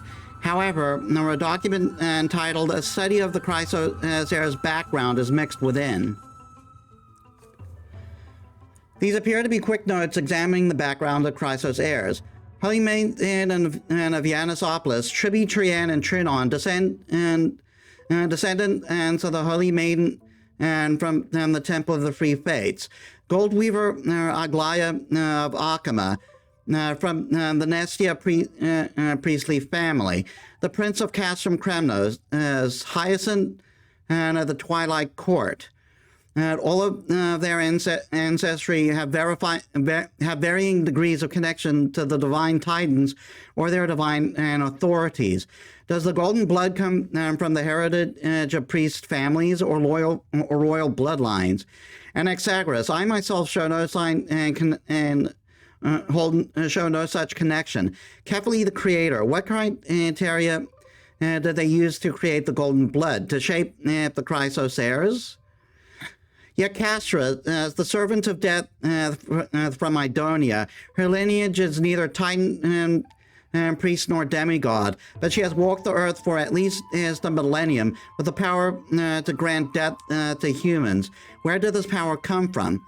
Another text speaks of a dragon legend, the dragon legends of Styxia, the alchemical extraction of the soul ripped from dragon corpses. Dragon corpses is intriguing. Dragons appear to be the Titan's creations. Perhaps there is a way to reverse the process, using alchemy to refuse human souls with Titan creations, increasing the purity and divinity of the golden blood towards the absolute. This theory must be tested, experiments to be arranged. What's going on? Anaxa is conducting research on our friends in Akama and me? The journal contains several intriguing points. From the Abyss of Fate to Castrum Kremnos, I've seen many of Titan creation during my time in Emphorius. Life forms created by Cersei can also be found in the Grove. But fusing them with human souls through alchemical means, I can't even begin to imagine. Anaxa seems to hold special interest in the divinity coursing through the Chrysos heir's veins, and has even conducted a thorough investigation into the hero's backgrounds. Wouldn't have been so strange if he had focused only on Cassie, given her own curiosity about her origins. Plus, considering that the new Sporists have crafted omnipotent medicines capable of curing diseases, it also makes sense that he would conduct research on immortal Chrysos heirs. But now, it seems Anaxa's objective was never to create medicine, but to identify the origin of the golden blood and figure out its inner workings. Through alchemy, Anaxa aims to refine the golden blood in the Chrysos heirs to a degree of purity equal to divinity. This must be what he means by close to true purity, but treating both Titan creations and human body as materials to be used as an alchemy experiments, that's rather extreme. Danny, look at this. I have a bad feeling about this. These documents appear incomplete. Judging from what is left behind, the important alchemical formulae have been taken away. Only the author's reasoning remains. Previous approach has flaws. Fusing human souls with Titan creations does not purify golden blood. Even pure Titan creations are contaminant to the Chrysos heir's golden blood. Soul fusion between human and creations merely repairs impurity of the soul and maintains a connection to dying souls. While creation myths tell us that Chrysos heir and other creations are all made by Titans, their nature differs fundamentally. The Titans' creations are no intermediate products of an alchemical process, and the Chrysos heirs are closer to the Titans than the creations. In other words, I should not have considered Titan creations equal to Chrysos heirs. The hypothesis, as I should focus on, is one pointed toward the Titans themselves. Such rare chances to study Titans demand a meticulous selection of research subjects. Living Titans prove impossible to restrain, and dead Titans offer no insight worth pursuing. But dying Titans, they are the perfect research subjects. Only by understanding the fundamentals of creation can we ensure perfection and at the moments of everything's birth. Though through my own hands, I will melt a Titan and reach the true essence of the soul. Is that what he's planning to do to Kefli? My biggest fear. It's come true. After going through his notes, I think I can piece it all together now. Anaxa was carrying out experiments on soul transmutation. Do you mean he's trying to construct human souls alchemically? Yes, this is what he was secretly conducting research on. Something he had to keep hidden from others. Compared to his public speeches, this is the real blasphemy. Oh, I just thought of something. What's wrong? Do you remember when the Black Tide was approaching? The Grove had planned to send Cersei's core flame to a safe place. But an accident happened along the way, and Anaxa lost his life in the process. But Cersei took over his body and resurrected him, which led to the situation we're in now. That's right. But what if Professor Anaxa's fusion with the core flame of reason wasn't an accident? What do you mean? Put yourself in his shoes. Knowing that the Black Tide was closing in and your time was running out, what would you have done? I put my theories to the test no matter the cost. Exactly. When the Black Tide came, the true reason Anaxa headed to the Luminary Throne was to transmute and fuse himself with the Titan's core flame. Did he succeed? No. Judging from how he reacted after the event, the results came as a surprise. Maybe he failed to consider the possibility that Circes would make a similar decision. The manuscripts detailing all the alchemical formulae have been taken away. His research is still ongoing. Could he have taken them for other purposes? What? There's only one Titan left in the world now. No. No way. To conceive an entity of perfection, one must first understand the principles of creation. If Anaxa is an Akama now, then that means... He's after Kefali.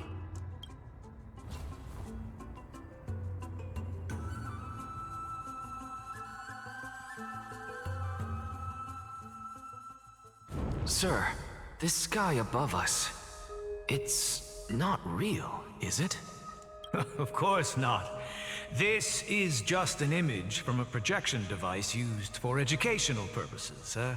A simple trick. The day-night cycle has been lost to this world. So that students like you may still learn about the night sky, astronomers have harnessed the Titan's miraculous power to manipulate the light, projecting the nights of the past here for you. Much like how the sky above the Holy City is also illuminated by Kefali's dawn device. So, the skies of Akama are fake too. You mustn't conclude that, Anaxa. You should know that only a child would expose a trick and be proud of it. Often people know more than they let on.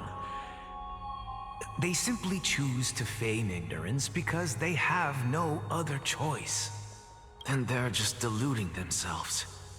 People believe in Kefali's tale of Genesis, accepting wholesale whatever the priests preach. But we're different.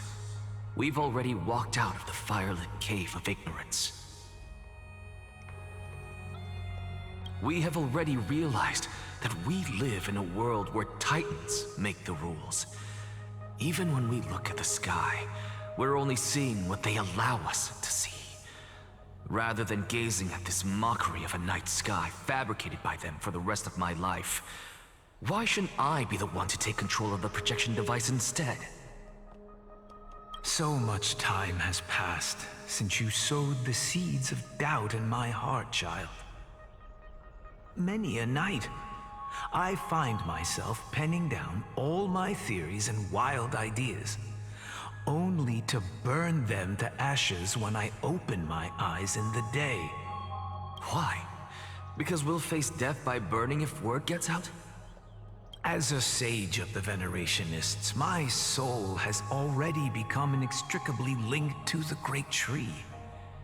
Every word I say and every move I make is certain to influence every leaf, every branch, even the tree itself.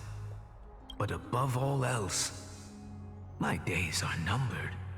Instinctively, I have my doubts about the golden blood and the human soul, yet I have no means of verifying them.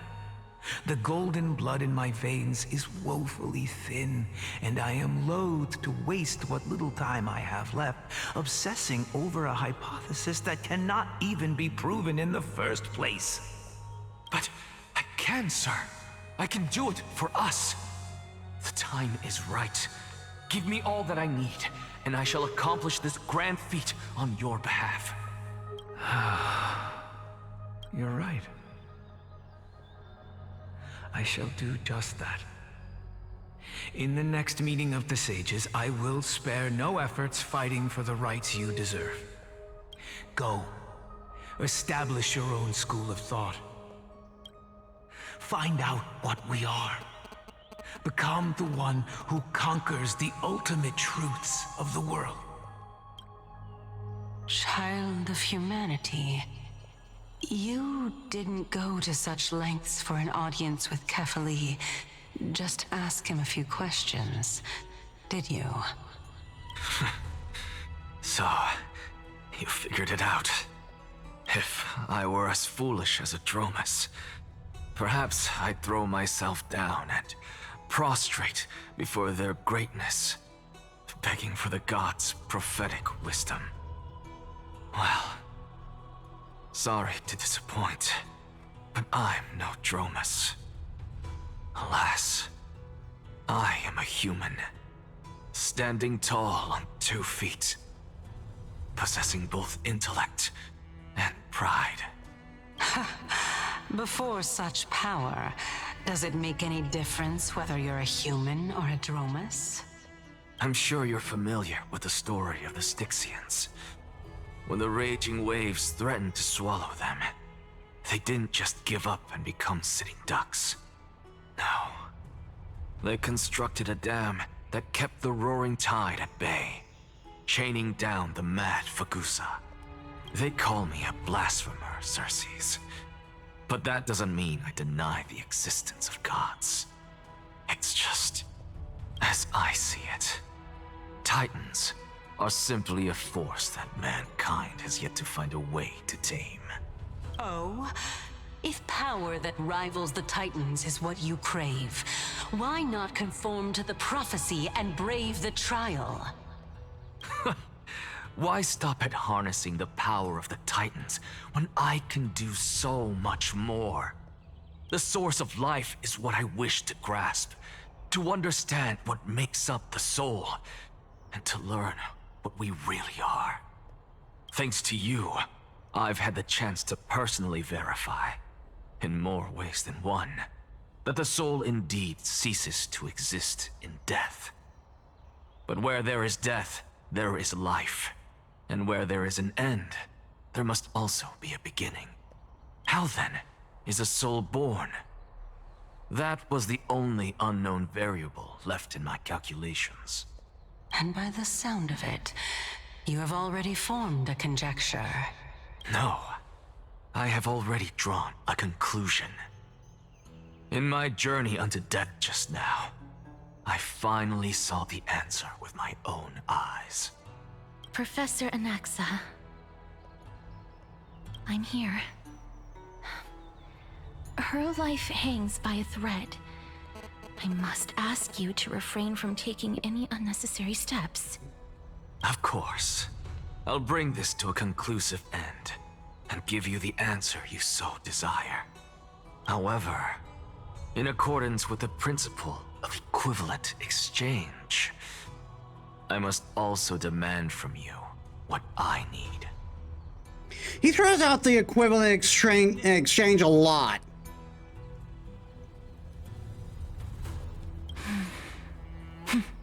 He must be a fan of Full Metal Alchemist. As you wish. Don't you care to know what the price might be? It's a matter of uncovering the truth about the Death Titan and her survival. This may be the only time I can ever save someone's life. There is no need for me to think twice. I see. In that case, let the show begin. Indulge me. Am I correct to say that you intend to prove Thanatos' whereabouts and prove the nature of our existence now? Before I begin, I must confess I had been stuck in a cognitive trap all this time. As unrelated as these two propositions may seem at first glance, they are in fact logical equivalents. They are merely two different ways of telling us about what the soul is at its core. The reason I say this is as I've mentioned earlier. The answer was hidden in my journey unto death. Anaxa, you were in the Netherrealm? Yes, I am but a living dead man now, but that's not important. What truly matters is, I overheard a conversation between heroes. That's not all. Remember how I said you were a part of that conversation too, Circes? And I've told you that I have no recollection of such an event. That was likely just an illusion conjured up by the mind of a dying man. Of course you would remember. Because that wasn't you. That was Calypso, one of the 7 sages of the Grove. Calypso? Huh? Oh, that's the name I made up on a whim when speaking to this girl. How do you know of it? And surely you jest. Don't you think I, of all people, would know if that were the name of one of the 7 sages under the shade of my tree? Don't you claim to know the Grove's past like the back of your hand? It seems you've lost even the memories seared into your soul. Use your head, Circes. Since all of this took place in the realm of the dead, it stands to reason their likenesses are of souls from the past. The living cannot step foot into that world. So who could they be? Think about Calypso. Why does she share your likeness? Yet you have no idea who she is. The answer is evident, is it not? Those fallen heroes are the mortal incarnations of the Titans before their ascensions to godhood. The gods aren't master creators born out of thin air, and they are no different from humans, because they all evolved from one. Does this answer disappoint you? Yes, because you've answered nothing. If I truly was once human, as you claim, then where do the children of humanity come from? Even on the off chance that you speak the truth, this brings us no closer to grasping Thanatos' whereabouts. How are we to find them? I knew you would say that. But it matters not. I know what I'm doing. Actually, why don't we have this supreme being standing before us tell us everything? You can revive a Titan? Humans cannot return from the dead. Neither can gods. But all we need to do is look at this from a different perspective, and the problem will resolve itself. The solution is simple. Just like what you did to me. Actually, depending on the mythology, it is completely possible for gods to return and to return from the dead. This is no different from the Greek gods, because Greek gods are personifications of various aspects of the universe. If I'm reborn as Kefali, I can rebuild the world and all within it as they once did. Simple, is it not?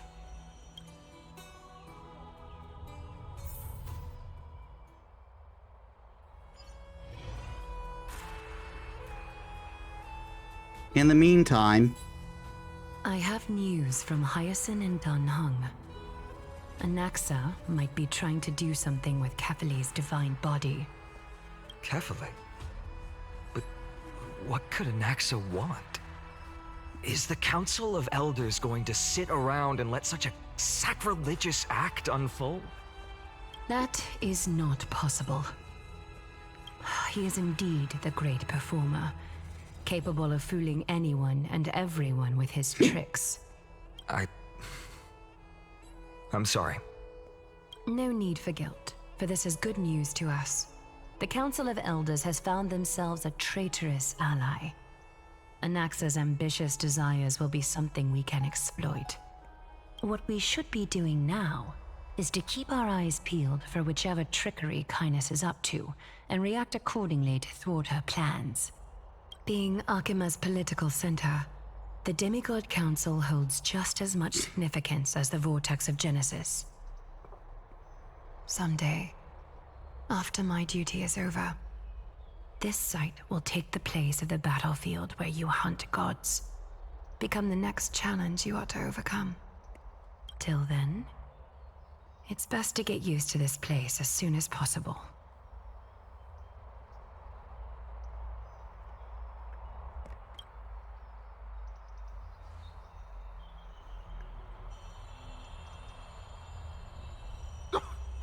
preposterous! The Christos heirs only have their standing because of the Council of Elders! How dare they trample over it! Wow, these people are shooting daggers with their eyes. It's been a while. Hello, Oleg Evamphorius. That's fine. I recognize you. The young lord has nothing but good words about your courage. It has indeed been some time, Lord Krateros. What brings you here in such haste? Shh, keep it down. Be more vigilant. See those duplicitous dogs over there? They do the dirty work for kindness. I've already ordered my people to hold them back, but we should still lay low. Unless you're itching for a bloody fight to get a workout in. My bad. So, did something happen? Did you hear thunderclaps last night?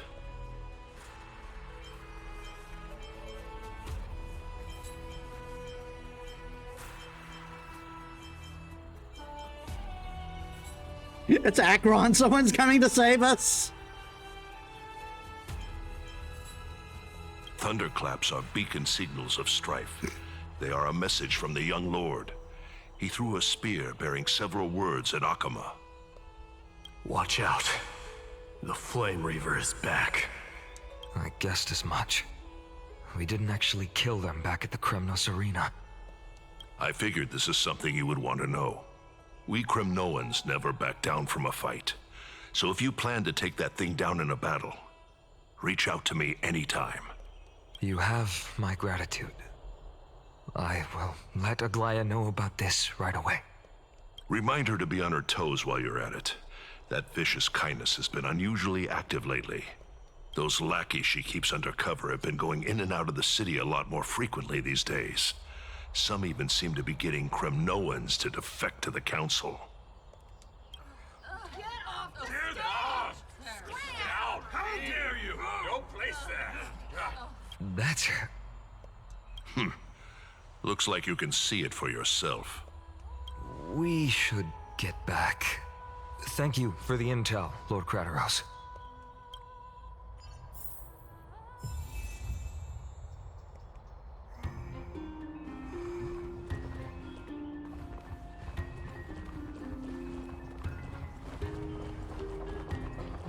By Catholic into Lenten above, as the Theoros I have observed.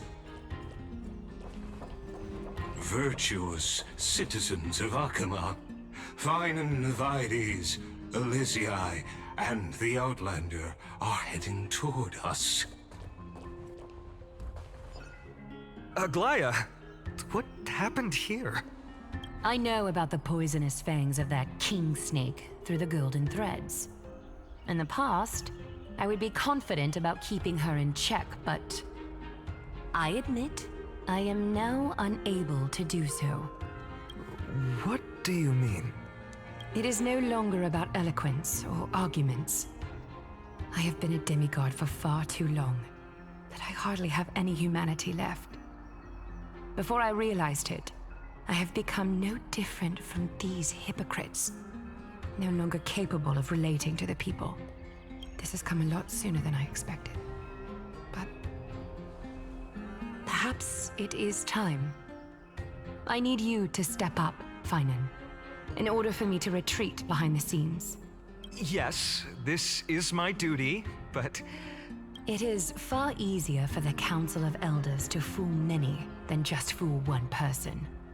Their so-called more support is no more than a ruse to distribute power using words instead of lances. There is no glory in winning this debate, but that makes having respect for humans so much more priceless. Finan, you are a Chrysos heir without flaw, capable of relating deeply with humans. I appreciate what you've taught me, Aglaya. I hope we'll live up to your expectations and win this debate.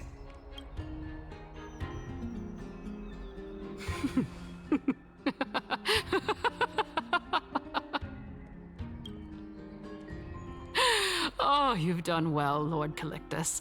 Let me take over and personally close this debate for today.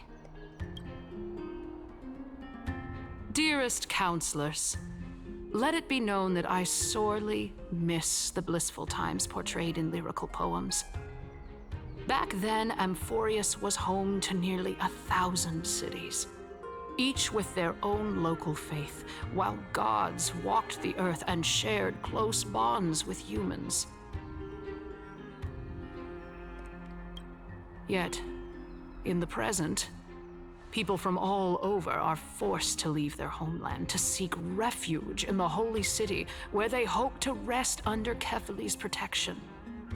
All of us have long been in the same boat, with no way out of this plight. We didn't have a choice in the past, but now, the Council of Elders brings to the table a new possibility. All I have left is one question for you. Would you rather strive toward the unheard of Era Nova, or return to the prosperous Era Chrysia of our past? Make your choice. Well, of course they'll choose the past because it's something they know. They don't know what's going on ahead.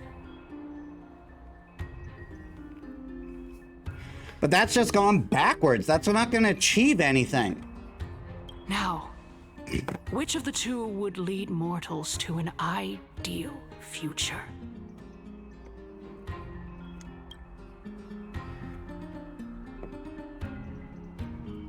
I stand by the unknown. That's what trailblazing about. Move forward. Era Nova, the path of salvation and God, the gods promised. We should not have doubt. It's in the flame chase journey. We all know that Era Chrysia is a thing of the past, Lady Kindness. Please enlighten me. How does the Council of Elders plan to turn back time? Let the 3 Titans of Calamity be born, and Era Chrysia is nevermore. But bring demise to those Titans, and Era Chrysia will descend upon us again. So you believe the Titans are gods, but you plan to kill these Titans.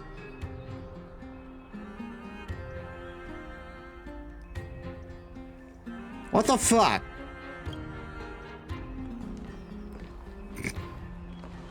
Know that the Council of Elders is never one to make empty promises. Look at who we have on our side. Anaxagoras, one of the Grove's 7 sages, and Castorus, Aidonia's goddess of death. With the help of these 2 heroes, I can promise all of you that Era Chrysia will exist once more. Aren't they Chrysos heirs? They're supporting the Council of Elders instead? It's clear from the start that these heroes do not get along well in their group. All the more proof that Aglaya is unfit to speak on behalf of every Chrysos heir. I am in favor of Era Chrysia. Era Chrysia! Era Chrysia!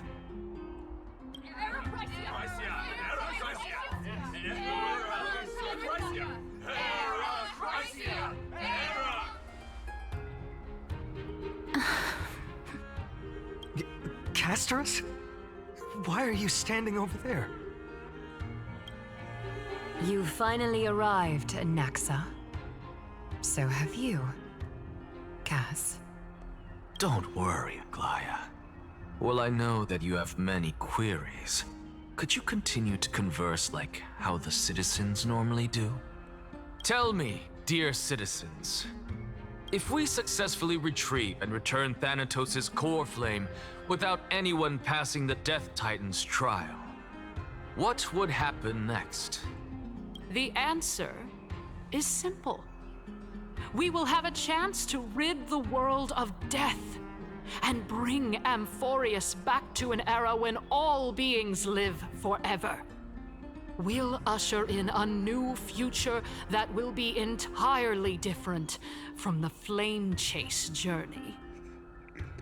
Wow, you have no idea the bullshit that is coming out of your mouth, do you? He's one of the 7 sages. 7 sages? That's impossible. The members of the council elders are discussing Your fervently. proposal is much too idealistic. As long as the Black Tide still exists, how can we go back to the old days? Remember what I previously said? Kefali's core flame is guarded by the secret power of the Council of Elders. Plus, Fakusa's water curtain will be able to block out any external perceptions. Tell me, dear citizens, have any of you ever seen even a glimpse of the threat that this person is talking about anywhere within the walls of this majestic holy city?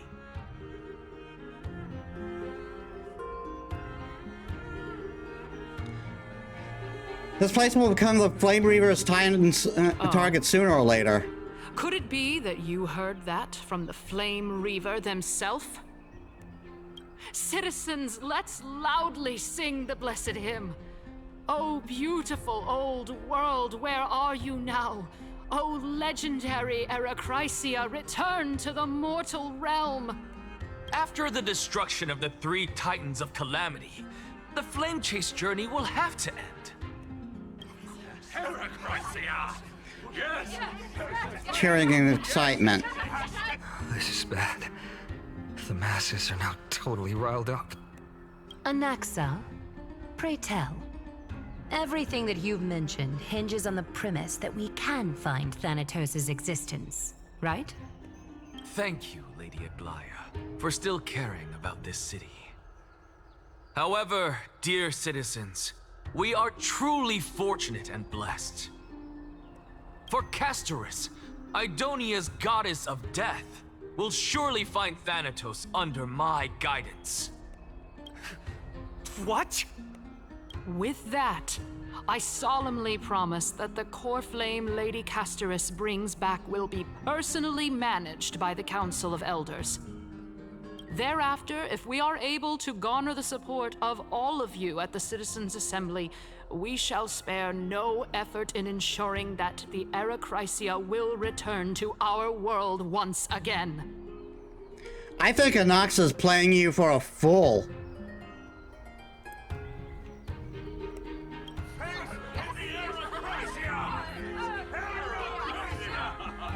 With the balance shattered, the result is clear. By Kefali and Talent above, as the Theoros I have observed. Akama has chosen her destiny. The issue up for discussion at this Citizens' Assembly shall be modified to the suspension of the Flame Chase journey. This resolution shall be put up on the Wall of Heroes, such that all citizens are aware of the city's way forward. So, everyone on this Council of Elders are fucking morons. Gotcha.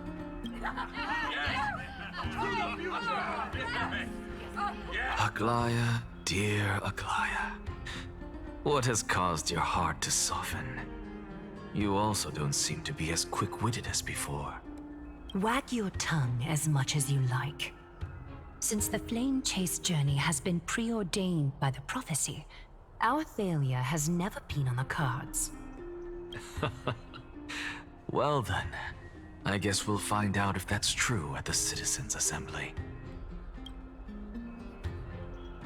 Lygus announces the conclusion of the debate and the attendees part ways.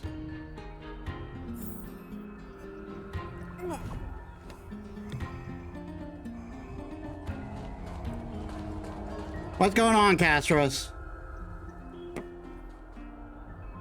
Well, it seems that when I sent you to look for Anaxa, I unintentionally facilitated your partnership with him instead.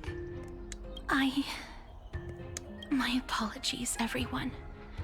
I know that you have many questions to ask me.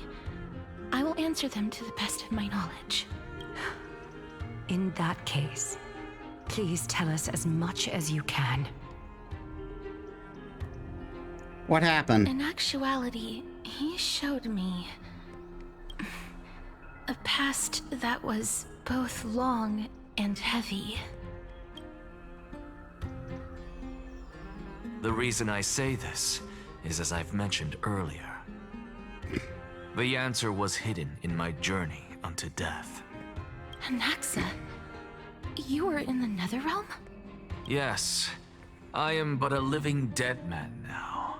But that's not important.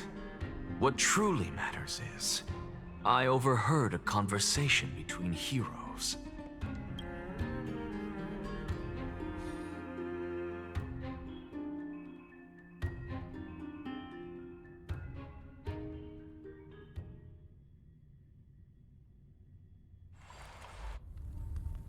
Have you heard of this tale before? A tale about the ocean god's treasured pearl, our hometown. It was a seaside town which enjoyed the ocean breeze and glorious, peaceful times, thanks to the wisdom of its ruling queen.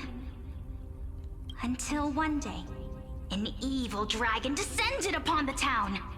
Its wings were large enough to blot out the sun, while its claws were sharp enough to rip the waves apart. It barged into the tall tower and devoured the queen's beloved daughter. It even settled itself in her bedroom, like a tyrant king. The queen assembled 300 warriors who managed to subdue the evil dragon by chaining it up.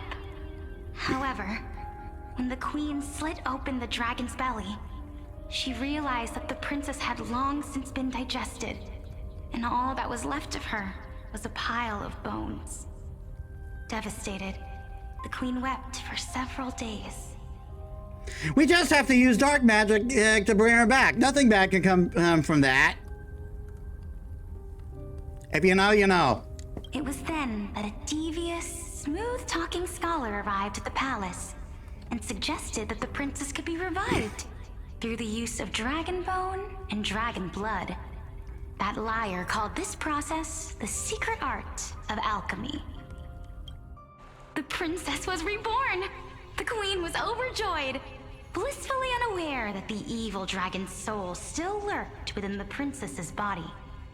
As revenge, the evil dragon swallowed the poor queen, the glib liar, the courageous warriors, and all of the town's innocent civilians in a single gulp. Worse still, the souls of the deceased refused entry to the Netherrealm because they were filled with regret. Forced to roam the mortal realm, these resentful souls ultimately converged into a river of souls that would not retreat for a long time. The terrifying death had consumed all. Thereafter, our hometown fell into ruin as well. Until... Until? Actually, I don't know what happened next either. Oh, my... It seems that you still like to whet people's appetites even after all this time, Pelixia. So, according to your story, this is how I used to look? It's practically a mirror image. And yet, what exactly is this? A miracle that I created with alchemy. As for what it is and how I was able to accomplish it, I'll keep the answers to myself for now. Oh, my goodness. Is this cliffhanger really necessary? Quiet, Titan. Continue to enjoy this splendid play, and the truth will naturally reveal itself. Dragon, huh? I've heard this legend before. In that case, what do you think of it?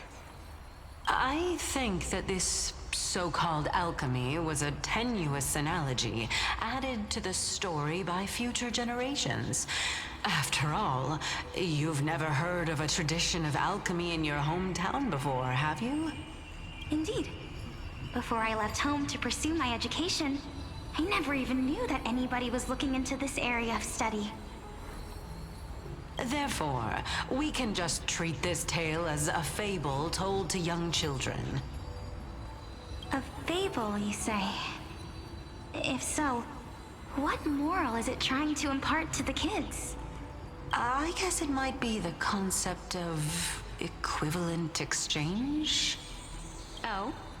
I'd thought the moral might be closer to something like honor the dead. What? At a loss for words? No, I merely realized that we're both thinking of the same principle. If life is priceless, then there is hardly anything else in this world that is of equal weight to it, right? Indeed. As expected of the wisest scholar in the land. You flatter me. Why don't I ask you a question as well, as a form of equivalent exchange? Of course. What is your question? If I imparted my knowledge of the art of alchemy to you, would you use it to resurrect someone you loved? What? What kind of strange question is this? I got it. You're just trying to get me to tell you whether I like anyone, right?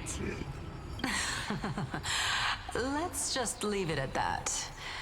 That was rude of me. Yes, I would. Oh? Death is inevitable. In the days to come, I'm certain that someone whom I cherish deeply will leave me for good. If such a mighty power really existed, I think I would use it without hesitation. After all, you, me, and the rest will all have to face that fateful moment eventually.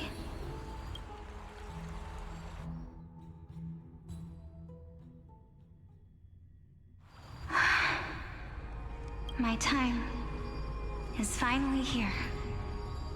However, perhaps because of my firm belief in the immeasurable value of life, I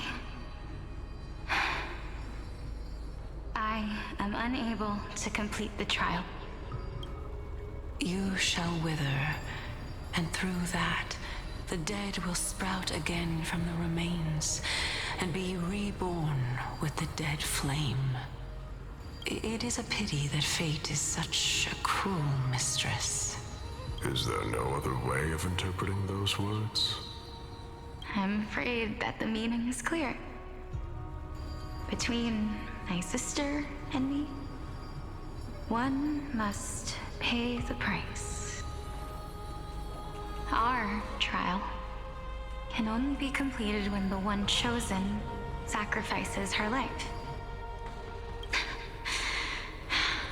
I'm afraid that the prophecy might even have selected a pair of twins for this exact purpose. That's brutal.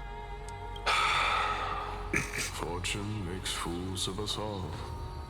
My sister is prepared to sacrifice herself. And yet, I can't do the same. How absurd. My time is almost up, but I'm still afraid to welcome death. What should we do? If I'm ultimately not able to make up my mind... Since Chaos is willing to guide all of us and leave this trial to the end, there is still plenty of time for you to ponder. That's right. Don't allow the fog of an uncertain future to cloud your mind. Trial, prophecy, the topics that they're discussing seem familiar. But these three people must not have left their names in the epics. Otherwise, I would have some recollection of this. Amphorius's history before the Titans were born was complete chaos. Is that not strange by itself? I have long held three hypotheses about this.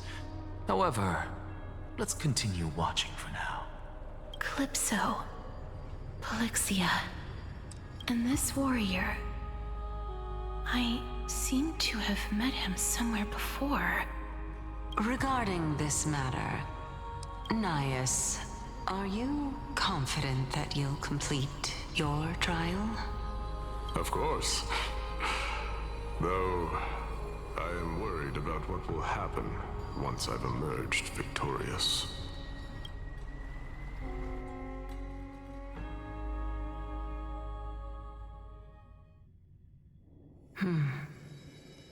Looks like you have made up your mind.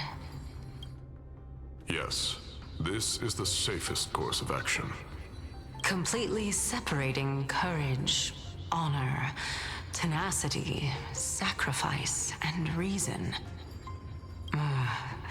You really know how to make things difficult. Please, young lady, witness my fall and demise. Lady Calypso, you shall host the soul-rending ceremony. I do not understand. Why would you dare to sacrifice yourself for a future that you won't get to witness? Because this is our destiny. The power that resides within me is so intense that I will one day be engulfed by it. Furthermore, a valorous death before glorious return has always been the path I chose to walk. A journey I began long ago. If your sister or Kaos were in my position, I believe they would make the same choice as well.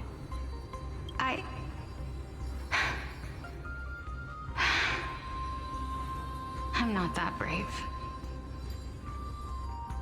I don't know how I'm supposed to face such a serious affair. Despite being Death's chosen one, it seems you still don't know how to face it. Let's chat, young lady. Perhaps I shouldn't end my journey so hastily. Since there's still time, I'm not worried about letting fate wait a little longer. Of course. This warrior is Lord Anias. As the embodiment of Nikador's divinity, he entrusted his life to us and allowed humankind to end his madness. That means that what I'm currently seeing before my eyes is, in fact... Looks like one hypothesis of mine has already been proven true. These heroes are the true forms of the Titans, before they attain their divinity. If so, the chosen one of death that he speaks of is actually... Polixia? Is the previous form of Thanatos? But her appearance... If this is true, as long as we can find out where she went, we'll naturally be able to figure out the location of the Death Titan. But before that, we first need to witness what ultimately happened to Lord Anias.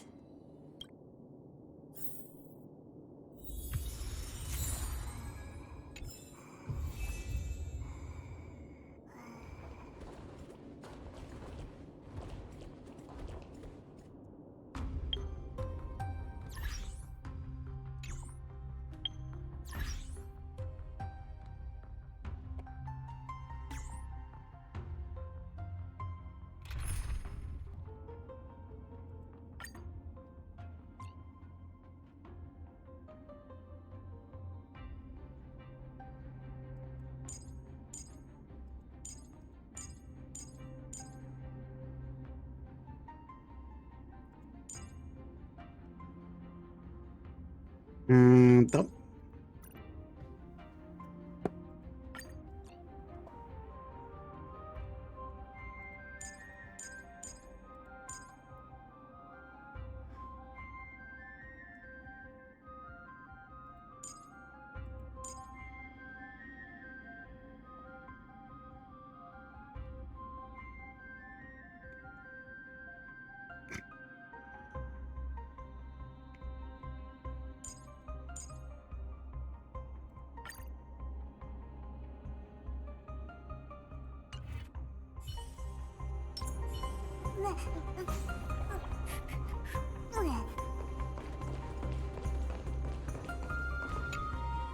Honor, courage, tenacity, sacrifice. And finally, The only thing that remains is reason. Cheer up, young lady. There is no need to shed tears over a glorious death. All farewells in this world are sorrowful, Lord Nias. No, young lady. As a warrior, I have witnessed too many bitter deaths. But now, all I feel is peace. I did not know until this moment that mortals could live their lives in such a way. Although only a sliver of your soul remains, you remain so optimistic. Or maybe the truth is that you aren't able to feel sorrow anymore. To be honest, I don't know either. But I am certain of one thing. This is not an acceptance of death nor apathy toward it. It's not even a feeling of despair. I am just enjoying what remains of my life to the fullest. Enjoying? Indeed. Along this journey that we've taken together, not only have I changed the world, I myself have also changed in the process. And now I have reached the journey's end. When I look back and see the grand epic that I've personally written, how could I not revel in that fact? This is kind of funny that this guy is so chill, because it's like Nikador is supposed to be taken from Ares, and Ares was regarded as the most violent god. That's why all the other gods look down upon him. But when you depart the mortal realm, won't all of your accomplishments be reduced to nothing? Separation and death are two sides of the same coin. Reconciling this doesn't come easily for a mortal. Finally, let me recount to you a story of mine, young lady. The first time I returned from the battlefield, I felt extremely hollow. The calamity had devoured everybody on the battlefield but me. When I returned to the city alone, the citizens held a banquet for me that was far from pleasant.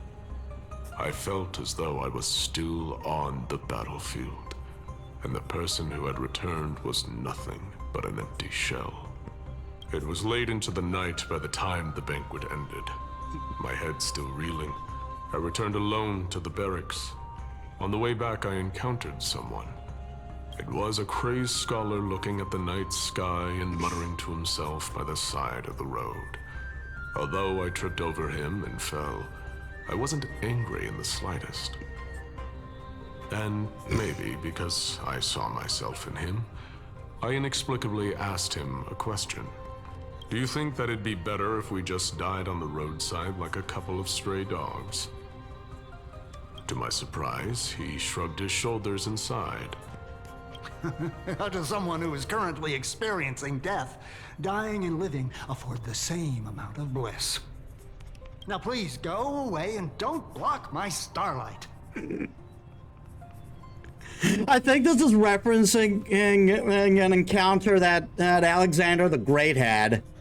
Are you trying to say that there is no difference between living and dying?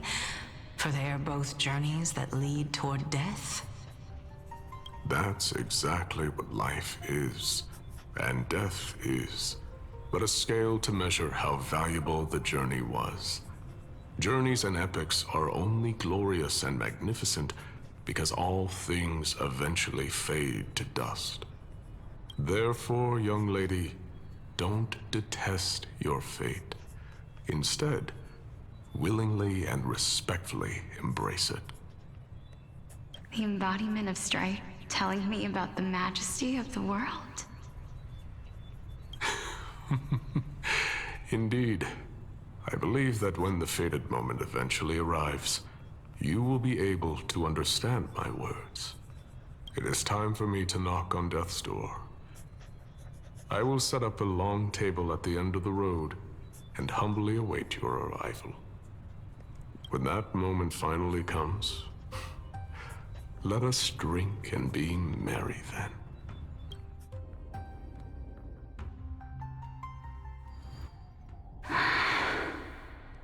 I knew this day would eventually come.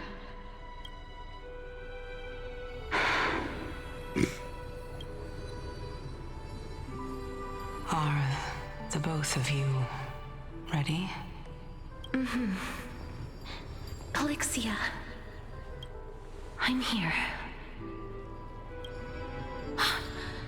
What? This... This is quite interesting indeed. Is this... Polixia's sister? Is it... me? Now, it's time for us to fulfill our promises. Are you afraid? What are you afraid of? That I won't be able to do it. You shall wither, and through that, the dead will sprout again from the remains, and be reborn with the dead flame.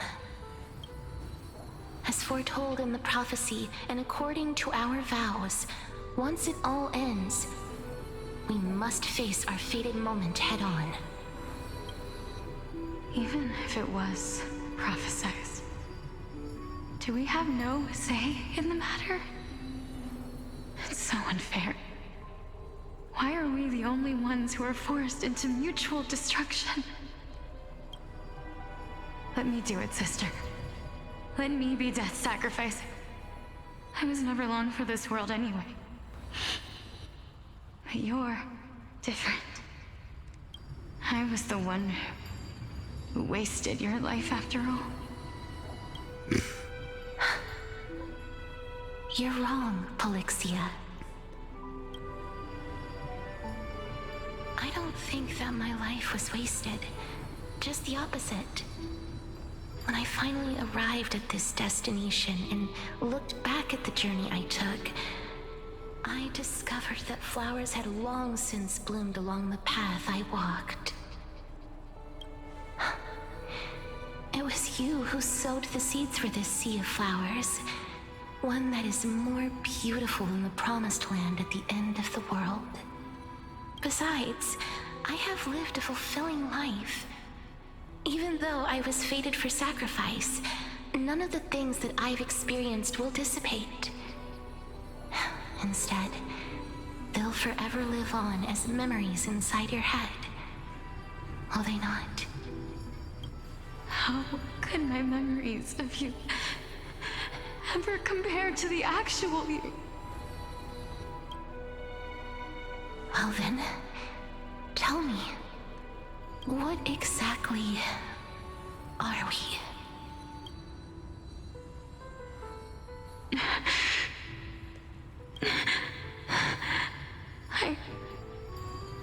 I don't know.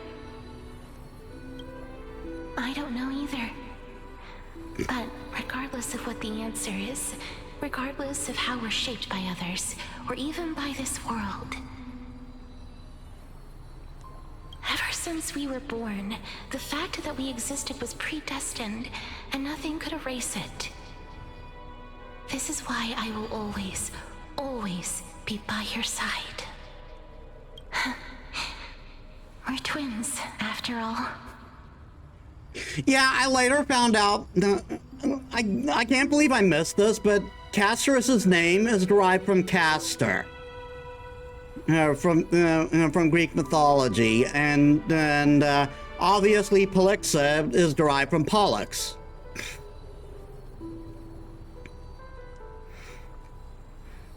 And as the story goes, one of them died for the sake of the other, I think.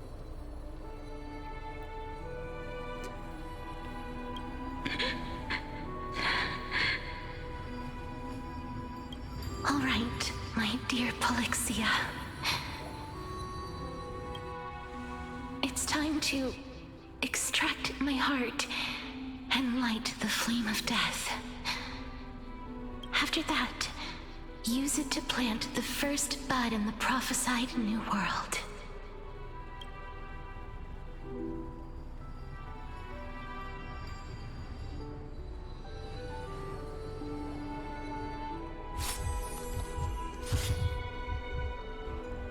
If I imparted my knowledge of the art of alchemy to you, would you use it to resurrect someone you loved? Death is inevitable. In the days to come, I am certain that someone whom I cherish deeply will leave me for good. If such a mighty power really existed, I think I would use it without hesitation. Even now, my answer remains the same.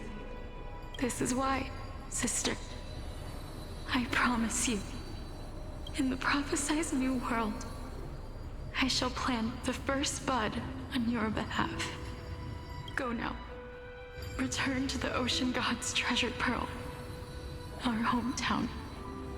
I shall open wide the entrance to the nether realm and grant you a second life. The living beings on this earth shall respond to my call and lead you to the sacred daylight. Wait, so is the Casteress we know actually Polixia? That thought just came into my head. Because Castor, I believe, is the one who usually dies. Remember, do not look back on the land of the dead, and do not stop moving. In the new world promised by the prophecy, march toward your new life. As for the price of our equivalent exchange, let me be the one to pay it.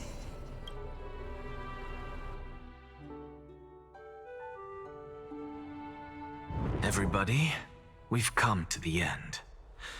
Unfortunately, I am not compatible with the Supreme Being, so I was unable to completely fuse their soul into my own body. However, being able to glean all this from them is exciting enough. I'm certain of this now. Before the Titans that we are well acquainted with were born, a group of heroes roamed the land. These heroes followed a prophecy and took possession of divine authorities one by one, until they eventually became the pantheon of the new world. Just like the flame chase journey of today, Amphorius's history is cyclical in nature. Huh. What a startling revelation. This means that the demigods, who bear the core flames, will also become the new Titans at the world's end, thereby shaping a new world? I believe that this is the truth behind the Era Nova, as mentioned in the prophecy. This is utterly unbelievable. Besides, those twins in the past, even if they really are Thanatos, their whereabouts are still unknown even today. Are their whereabouts truly unknown? Didn't Polixia mention that seaside town, the birthplace of alchemy in the tale of the dragon? In our world, there exists a city which perfectly matches that description. Styxia. But the people there worship Vagusa and bear no relation to Thanatos. I have also never been to that place, as in the time of Aidonia, it had long turned into underwater ruins. Take this. This is... the Nusporist masterpiece, the Philosopher's Stone. It was made by transmuting all of the sages' wisdom into a single entity, with their flesh and blood as its foundation. Remember, I've mentioned before that the art of alchemy is all about conversion, tempering, and ascension. This process also applies to the pursuit of truth. Regardless of how unbelievable this sounds, the truths of the world have been refined from the impurities. Think about the story of the dragon. This stone will lead you to your real hometown, allowing you to reform the door to the Netherrealm and discover Thanatos' fate. You still look as confident in your victory as ever. But what if your conjecture is wrong? Then he was wrong, and he just has to find a different answer. My guess is that. Simple. I shall merely admit to the entire world that my experiment was a failure. However, my line of thinking will not fail because I have already planted the seeds of doubt into the hearts of the masses. Actions speak louder than words, Castoris. With the assembly about to begin, don't forget the promise you've made. I've already searched for so long. I'm willing to try one more time. While we converse, her life is also slowly slipping away. But before I leave, I have another question. But before I leave, I have another question. What exactly did we witness just now? That was the world imprinted in Kefali's soul. If we are to prove its existence, you must take the final step. Go. Do not disappoint me. I understand. Hey, child of humanity. Don't get antsy. I still remember the question you posed to me. As a scholar, I do not wish to offer up ambiguous conclusions. Let's discuss this topic again when she manages to find the evidence. I merely wanted to ask, was that stone transmuted from your heart? If so, rebirth is no longer an option for you. Why not? When I was a child, I lost someone dear to me. When I was a teenager, I lost my faith. A while back, although you saved my life, I also lost my soul in the process. Now I'm merely forsaking my body. What's the big deal? Why are you always finding ways to die? Isn't it good to be alive? This is but a necessary sacrifice on my path to transform into the purest of them all. Can someone who's dead even claim to be the purest of them all? Furthermore, if your hypothesis is proven correct, does it not just confirm that the myths are true, and thereby invalidate all your theories? Not necessarily. No, it's just the opposite. If my hypothesis is correct, it means that I can actually ascend to godhood and reshape this absurd world that you all have created.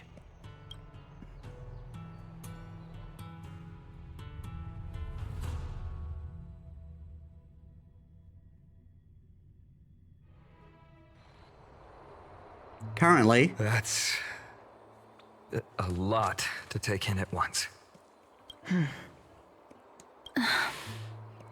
Lady Aglaia, please, let me explain.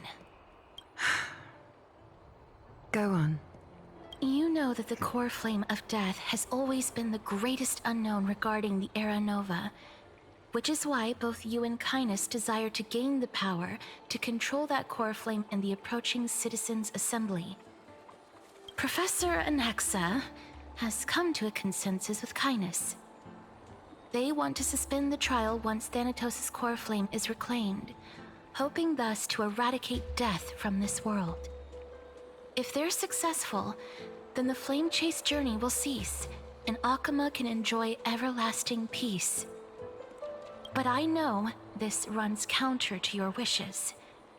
So long as we do not usher in Era Nova, the Black Tide will never be eradicated. Even with Lord Mighty on the front line, and the Black Tide not posing an immediate risk, the danger nevertheless remains.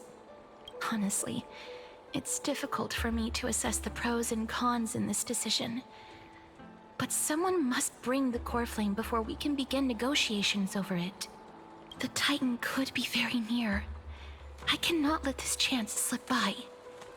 Besides, someone has to make this trip to bring back Mrs. Soul.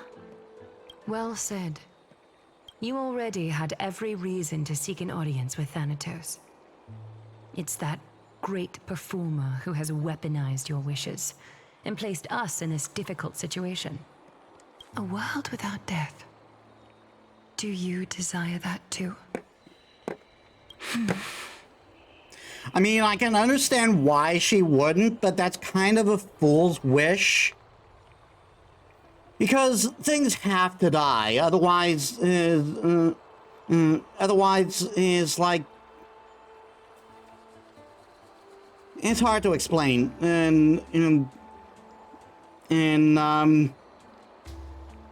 like things have to die so things can live. I know that sounds like an oxymoron, but it really isn't. And it's like, think of what happened if nothing died, what kind of world that would end up being. It would hardly be the fucking Garden of Eden like we think it would be. If fate dictates that my path must oppose yours, I will do all I can to resist it and protect what I aspire to achieve. Lord Mighty showed me that without taking the first step, all talk of what follows is moot.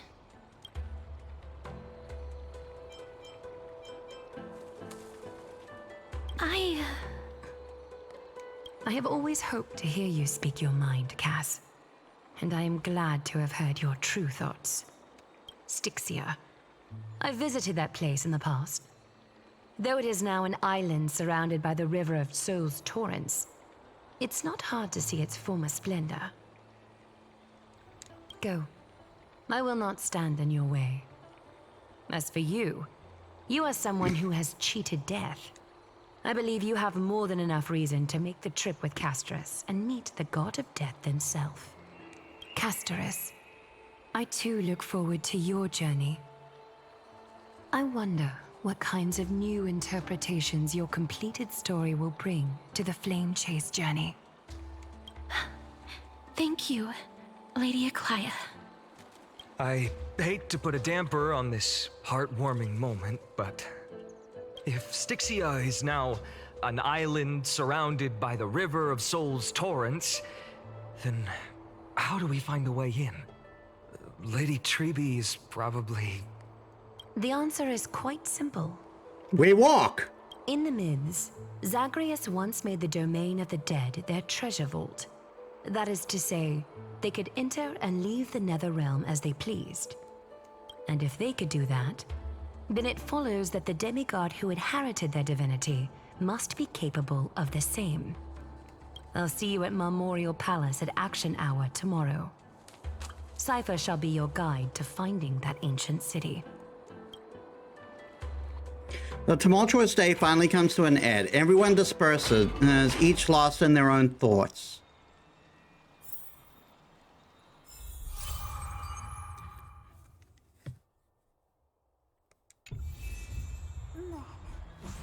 As in a dream.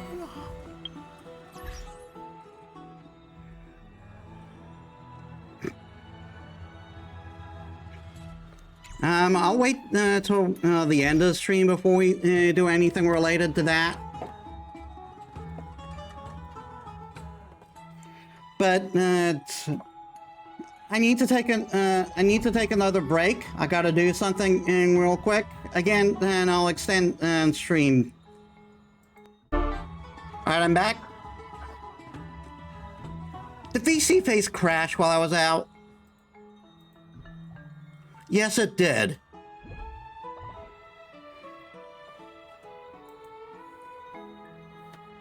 Anyway, I was gone for about 5 minutes. So yeah,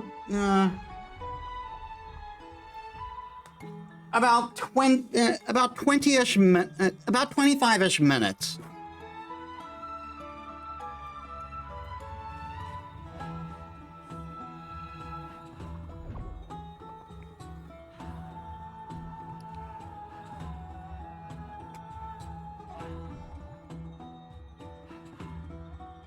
Oh my god. I gotta get that off webcam.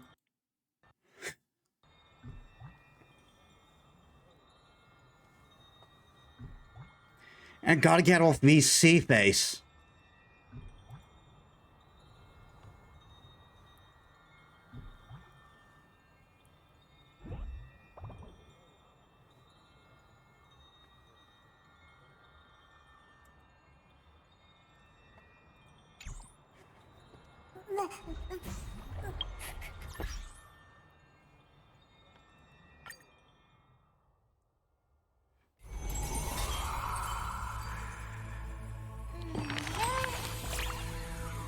Oh, Metis, eyelashes are fluttering. That's the look of someone in thought. Time for a bedtime story. I love stories, but I adore them more when Metis tells them. Just save them for before bed, all right?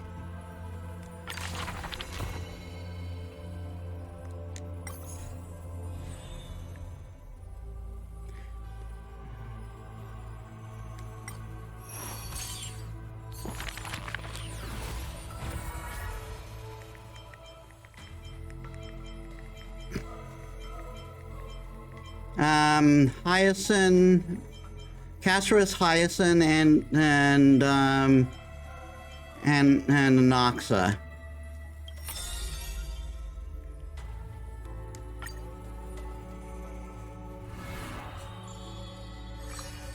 In the courtyard. On the leaves, the rustling wind plays a melody as the girl looks over this courtyard, petite and exhales gently, dispersing the palm-held blessing. The entire yard is lit softly and like a dandelion bathed in sunlight. Is this courtyard a tad too small? It's okay, Clementine. As long as it provides warmth plenty. The girl makes the courtyard tidy, and in the Evernight, it lands outside the holy city. There is now a light curing. There is now a light curing souls' maladies. The girl's skills can bring forth miracles, but today she welcomes a patient quite special. Welcome to the Twilight Courtyard. How can I help you? The gravely patient shakes their head. The end times are coming, and we all wander more and more. Oh, you may heal our wounds, but you cannot cure despair. The girl watches the patient leave, and her heart swells in sorrow. Clementine, prepare some things with me. I want this place to be brighter tomorrow.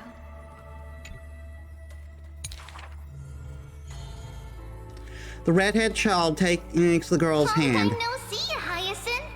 Are you here in Akama for a visit, or do you need help from us? The girl recounts her needs.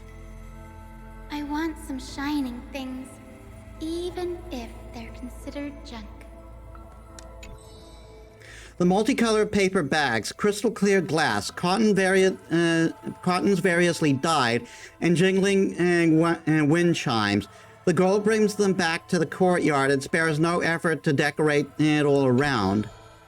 And then some fireflies wander in. The girl is all smiles. Little ones, thank you for your light. The patient returns here and opens their eyes wide. Multicolored dreams on the rooftop now reside, and the lawn contains the sweet whisper of sunlight. And a soft breeze passes with no hint of cold, only serving to make the playful chimes of ocarina and of delight. Wow, there's light everywhere. What a warm place. The news is soon spread by the grove, and people with empty hearts visit it in droves. The girl prepares candies and tea, and listens to every visitor's complaints. People say there was once a star called the sun in the sky, but now that star is no longer there. People say that Aquila took away the world's light, but they still left behind and a heart bright to illuminate the happy dream in the night. Like a blizzard in the month of mourning doth calamity fall, burying warmth than dawn's coals. Orderless tide swallow up the grove of reason, and that tiny healing haven is also extinguished, broken, and barren. When the girl far from home hears such grave news, the wind brings her a moment of confusion, but it also evaporates the tears that briefly sparkle into being, and the girl still smiles bright and happy. Soon the people of Akima see once again. The girl collected more pieces and tokens, wanting to rebuild that pure haven. But she never realized that wherever she stood, she herself was that holy courtyard, that light-filled haven.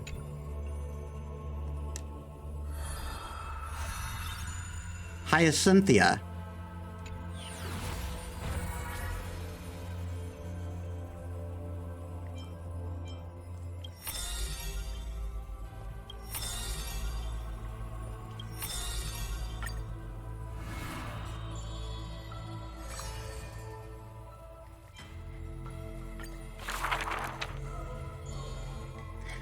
This is a tale buried in history. One day, a student elated in victory dashed around the grove territory. I saw the spell the professor carved on his body.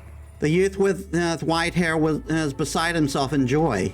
It must be a power most secret, a means for one man to stand against 1,000.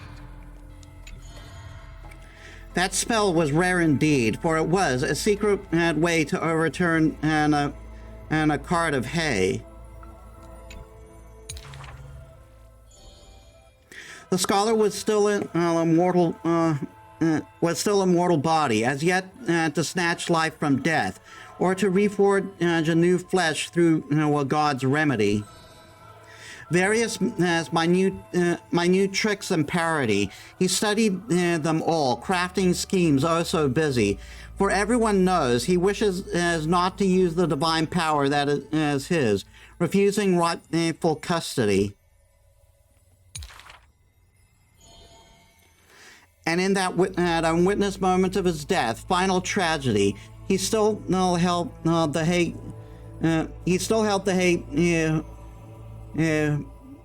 The hay cart spelled steady, standing alone, facing the evil enemy.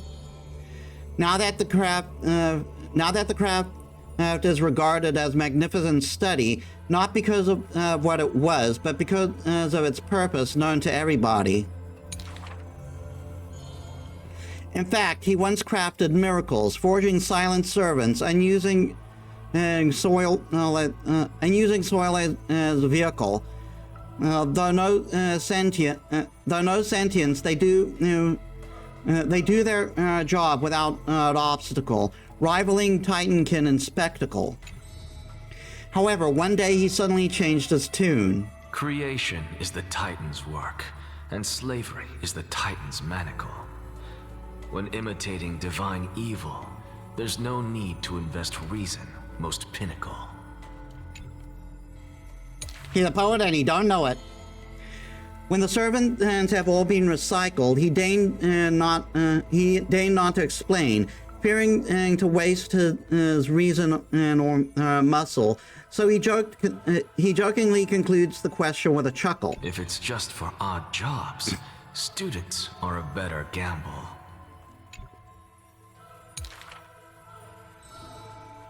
The way he addresses himself comes from elsewhere, an imitation of a divine machine with some flair. He happily answers 5 questions for those unaware, knowledge seemingly given and with stingy care. For a wise one, 5 answers reveal creation's secrets, the truth hidden and bold. But a fool learns but not, and is left in the cold. Now, inquire.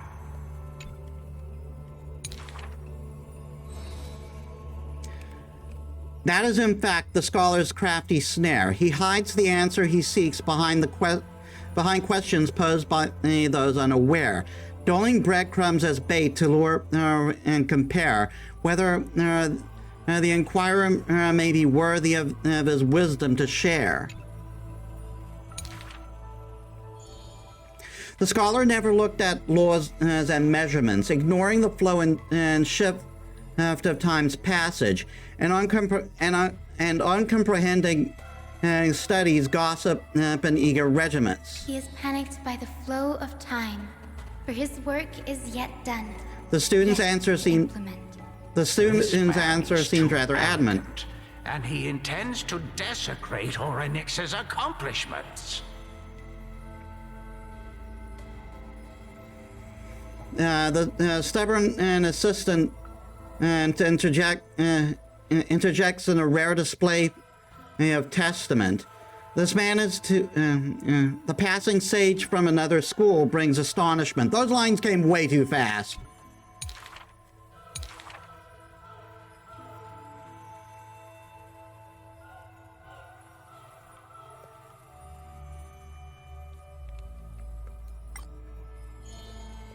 He is panicked by the flow of time, for his work is yet done, yet to implement.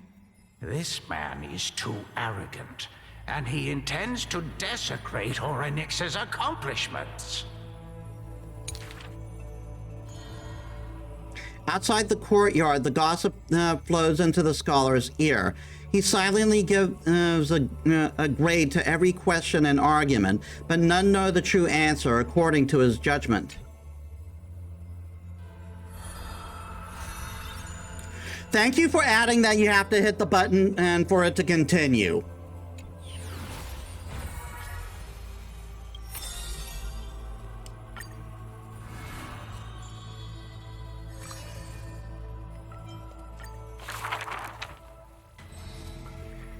Born with an evil curse, her hand dips into lethal cinnabar and white lead to personally decorate the face of the dead. Her skills are said to bestow beauty on anyone, even transforming their appearance completely. Many skills were born from her seclusion, but it painted her dwelling in a gloomy vision. Only a select few have set foot in this mansion, and the thief and the weaver were 2 such lucky persons. The girl converses with all items in the house, with specimens, tea sets, and even pillow in profusion, as if she can hear the responses. I have always lived in isolation. Out of courtesy, this is how I practice my words and actions.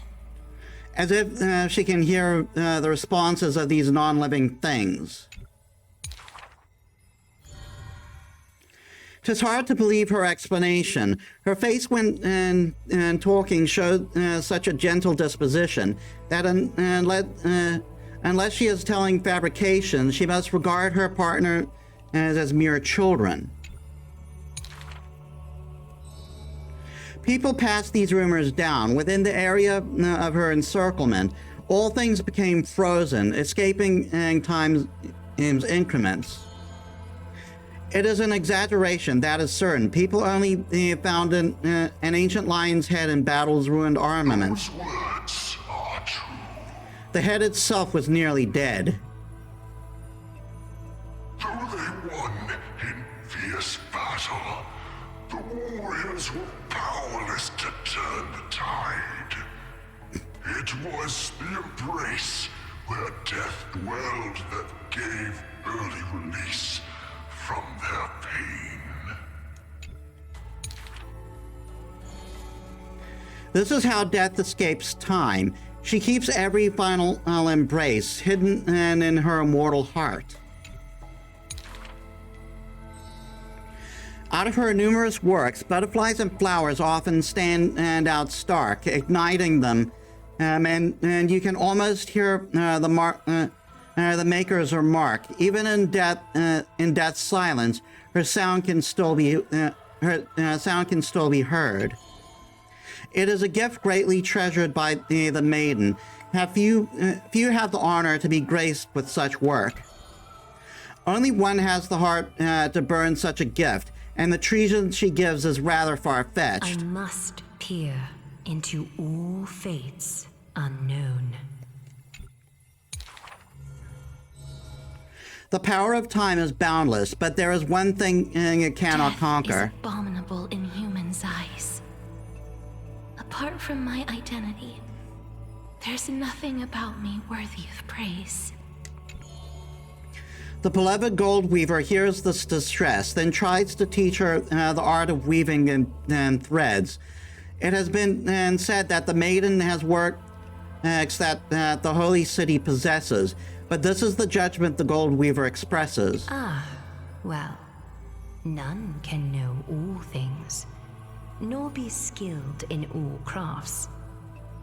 Her works are too early for the living to comprehend.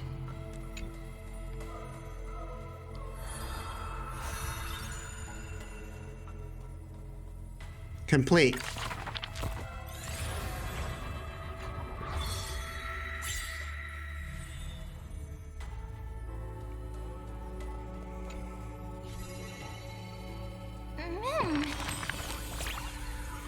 Everyone's stories are so deep, I can't keep up. Does Metis understand them? What is a god exactly?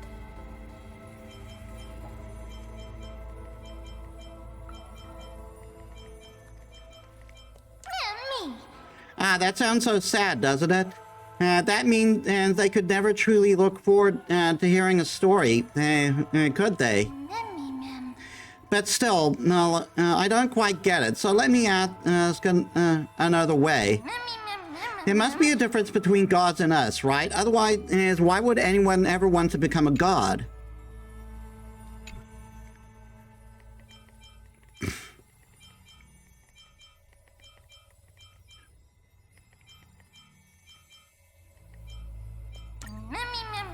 Control, could it be that we're already? If it's because I was controlled that I met Metis, then I suppose I wouldn't mind being controlled. As I keep asking, I only get more and more confused. Maybe I'll wait until I've grown up a little more before discussing things with Metis.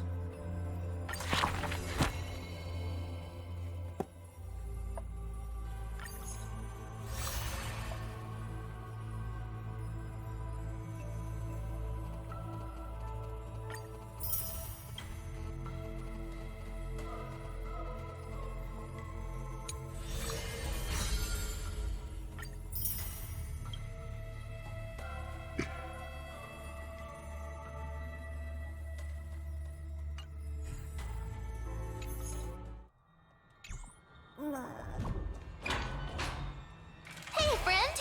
Is the debate finally over? Did you win?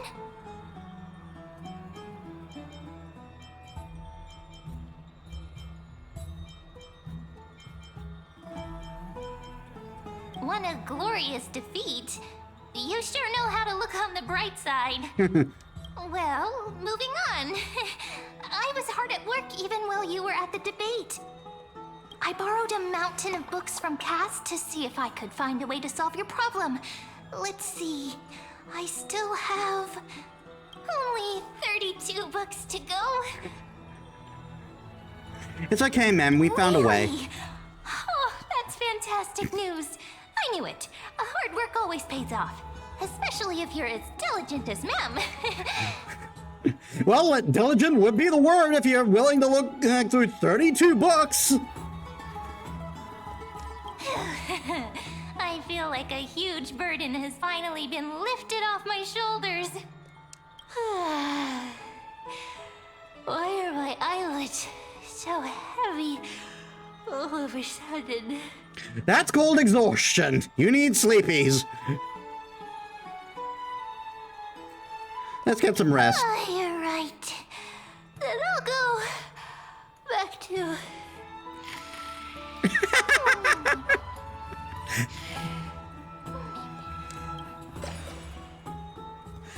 As was their custom, Metis with astonishing dexterity slipped back into their secret little hideaway. Good night, ma'am. Good night, Akama. It is nighttime now, right?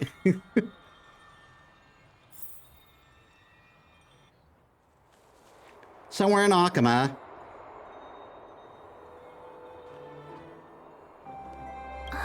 Cass? What a surprise. Lady Treeby. Is something troubling you? I just wanted to speak to Lady Trian for a bit before I set off.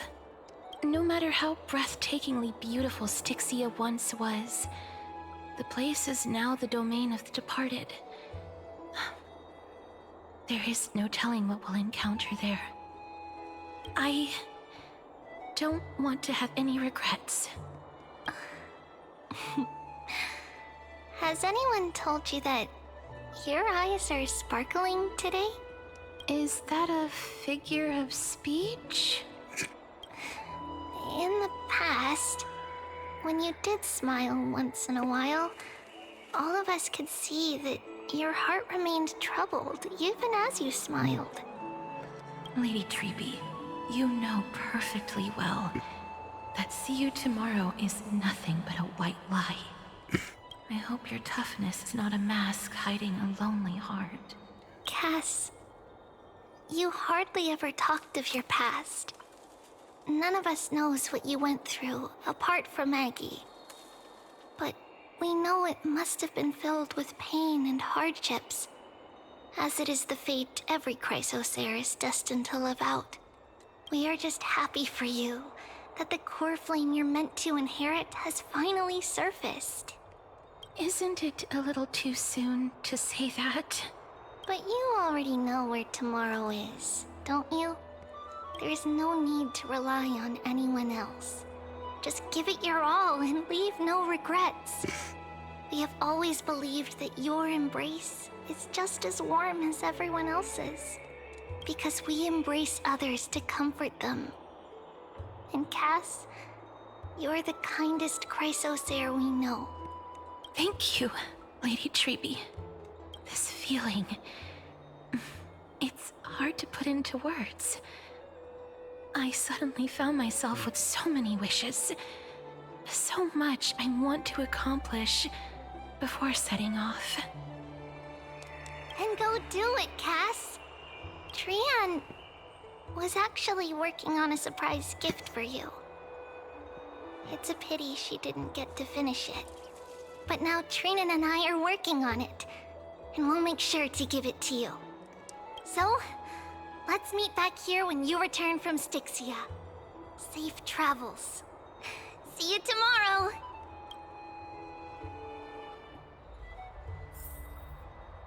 At the same time, I can't sleep.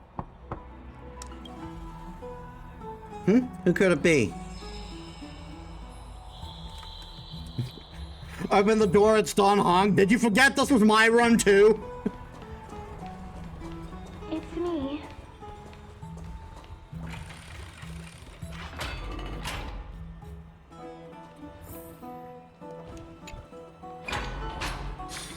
I I didn't wake you.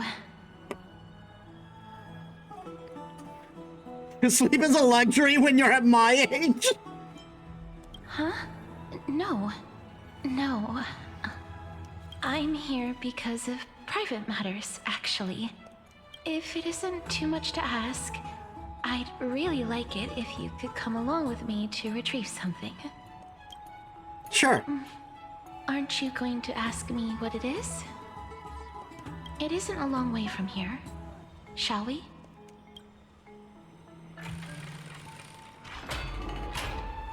I'd love to go in and take a look. Have you heard? Seems like all the rooms are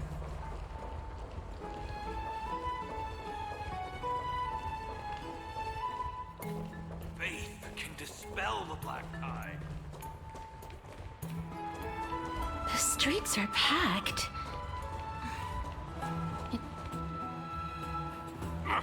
I want to vote! Tell me how I can vote! Take your ceramic shard, engraved with the Kefali rune, select the Council of Elders in your heart, and pray silently until the shard registers your choice. Then toss it into the Dolium. The Council of Elders? More like the Council of Buffoons! The Black Tide took my hometown long ago! Who are they kidding with bringing back Erechrysia? It's all a sham to create their own Erechrysia in Akama! The Titans are just. So long as we do not overstep our bounds again, we will not incur divine wrath. Oh, please. The time when these deranged Titans should have vacated their spot to the demigods is long overdue. You'll see soon enough, you old fogey. And I pray that Talanton smacks some sense into you with their scales. We shall see how this turns out. That was quite a spectacle.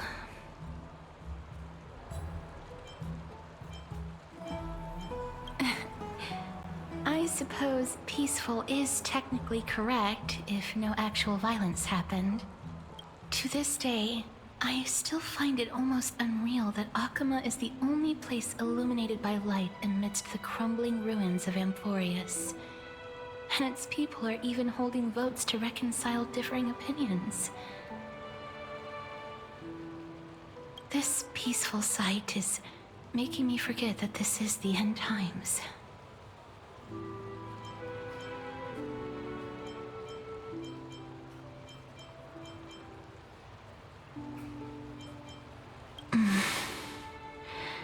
Before coming here, I had lived for many years in Aidonia, a city of rime and frost. The people there were devotees of Thanatos, and were well known for their unique burial rites and traditions. Traditions that I played a major role in. Because of the curse? Yes. You now know me as the Mortician of Akama. But back in those days, I was Aidonia's Maiden of War. I was trudging across the frosty plains on my own when the Aidonians found me. They saw the curse in me as a blessing from Thanatos, and believed that my hands could correct the Erechrysia's mistake and lead them to meet the great god of death. They provided me shelter, but in return, I was expected to grant merciful deaths to war captives, prisoners bound for execution, and heroes alike.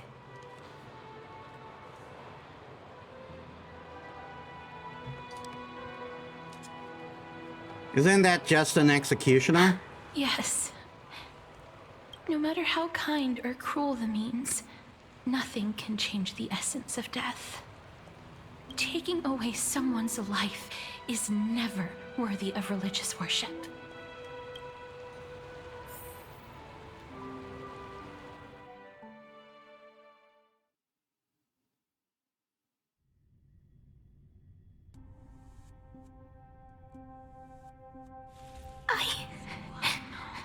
I can't do it. Their voices, they pierce my ears. The bleeding. Ah, I know that feeling, child. I was once as lost as you are now. Their voices. Oh, they pierce my ears. The pleading. The thanks. But you must respect those walking towards death. Just like how you should respect yourself as the Holy Maiden granting humans glory and liberation. What you're asking me to do is no better than the task of an executioner. And yet you want me to respect myself. No matter the titles, I am still taking away human lives. This won't be the first time that Aidonia's fanatical nether warriors have faced death. On the contrary, recruits new to the battlefield often run away from their first fight. Death is the mightiest and gravest power in this world. The fact that you can wield it means you are deserving of respect. That's such a twisted reason. Then let me tell you a story. In Aidonia, the great swords commonly used by executioners are called Draconian, in memory of Drakon, an elderly executioner. The sword has 3 air holes along its body. If the sword is swung down swiftly and accurately, the holes would make no sound, and the executed would also depart this world quickly and painlessly. But should the executioner have any hesitation, the holes would produce a piercing whistle. On that cue, the screams of the executed are sure to follow.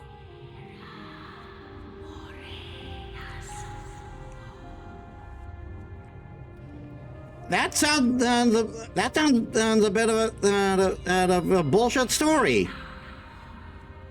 Every executioner after Drakon is to hone their sword skills every day in preparation of future executions. Every swing of their blade must be more resolute than the last, for failing to do so will bring pain. Pain for the dying, as well as pain for themselves. No. I can never get used to this. You misunderstand, child. I am not telling you to get used to it. I'm asking you to consider the source of the dead's suffering and use that knowledge to fortify your future touches with more and more determination. Go, walk with the dead and love them as you love life. Then you'll no longer hear those noises.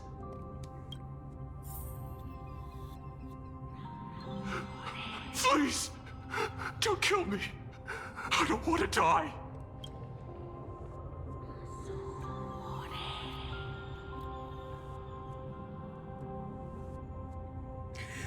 This is where they're incorporating the animated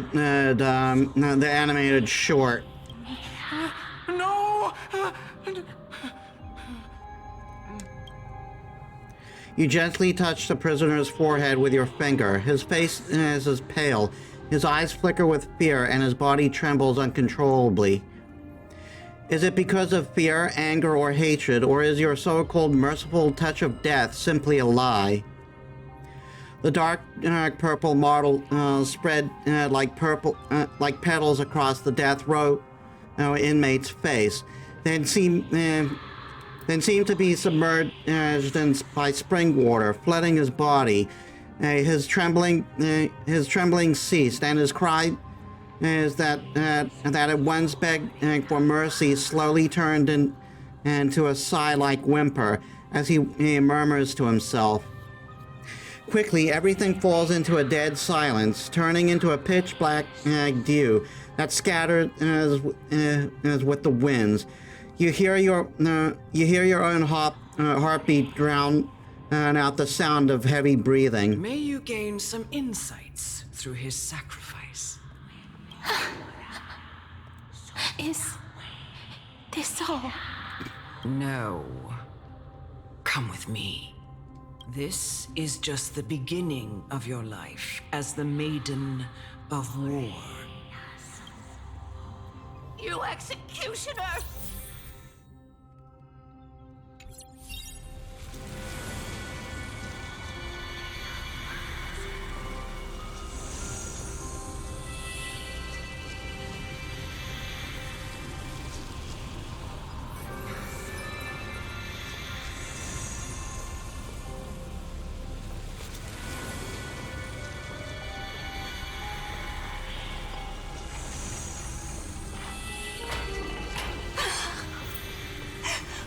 Holy Maiden! Go. Grant her glorious death.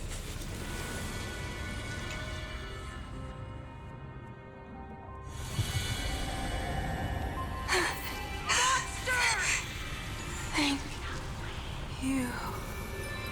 Do it then, executioner. You heard him.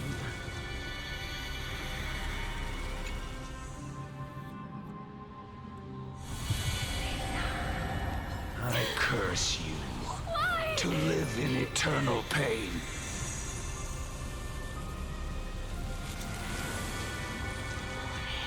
Why is that Titan can someone to fight?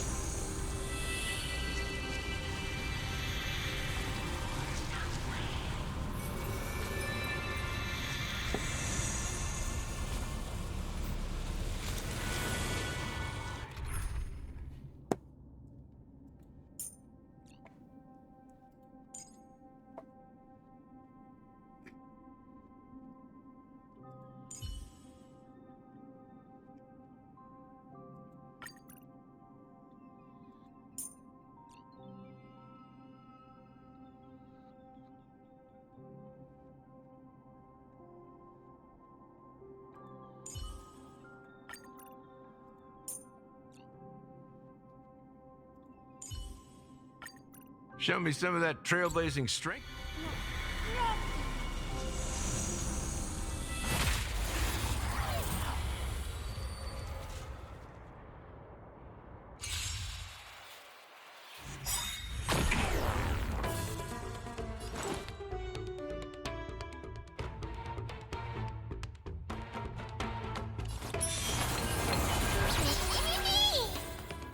Life is not as fragile as but please. Wilt here.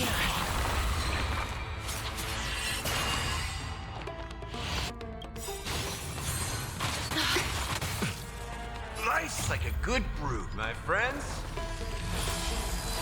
Indulge yourself.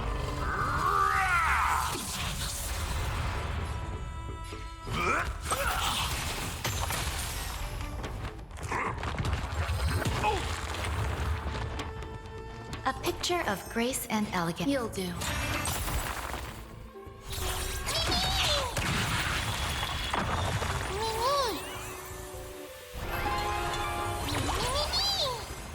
Please cherish the time. I grant you this, as you wish. Mimi!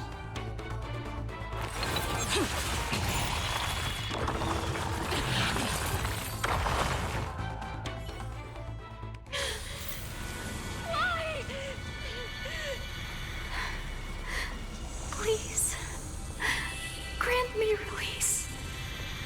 You know what to do.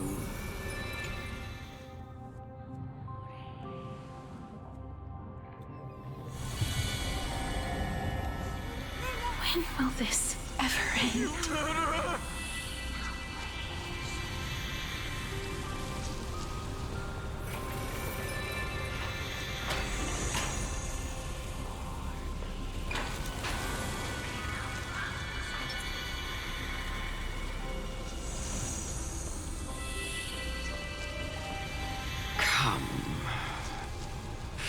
fulfill your duty. What are you trying to do with me? I have aged. The time has come for me to heed the summons of Thanatos and journey to their domain. The final resting place of every Aidonian. You're not that old yet. You still have many, many years ahead of you. No. I'm already dead. For I have come to fear my declining health and impending death. Castoris. Will you give me one last chance to charge towards fear and prove that I am no coward? I can't take this anymore! Child, it was I who brought you here from the frosty plains and set your farcical fate in motion. It was also I, Chief Executioner of Aidonia, who forced the heavy duty of executing others onto you. I've always known that you have doubts and even anger about my faith and about me. I never had a choice. Indeed. We essentially abducted you. Yet you can end any sinful life with just a touch of your fingers. Shouldn't it be easy for you to escape from here? I'll never do that. It doesn't matter how lightly the Aidonians take death, or how readily they accept it. I simply can't do it. I knew I was right about you. What do you mean? I've taught you and cared for you as my own daughter all this time because of this blessing that's been with you since your birth. I know no one else in the world would understand the weight of life and death more than you do. In the eyes of an Aidonian, death is the end of all life. A destination we will all eventually reach.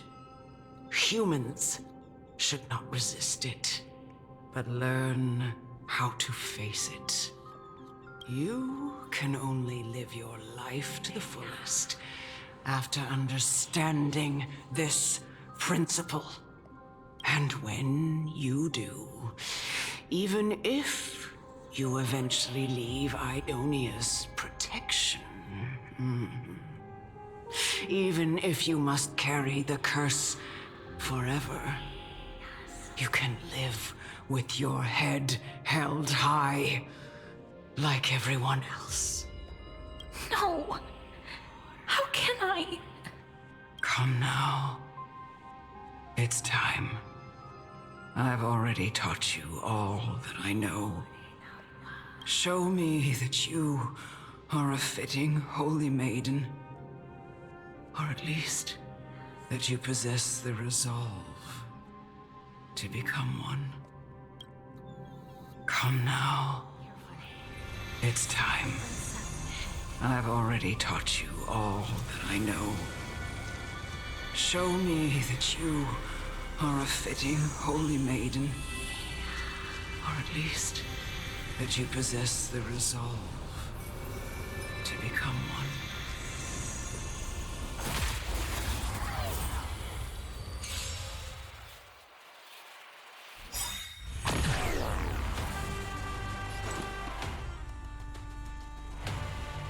Every petal in life's garden will be swept away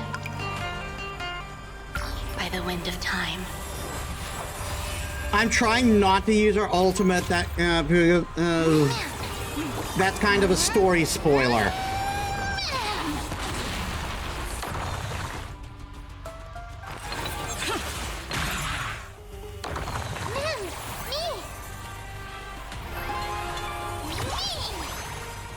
Life is not as fragile, please. Wilt here. I grant you this, as you wish.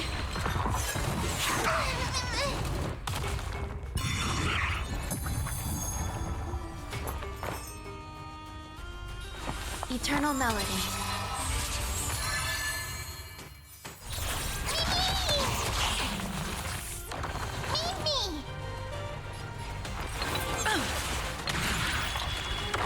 You've arrived, huh?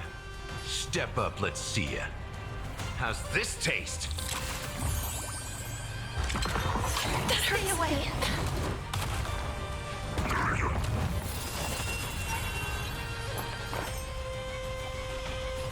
You'll do. Please cherish the time, please. Wilt here.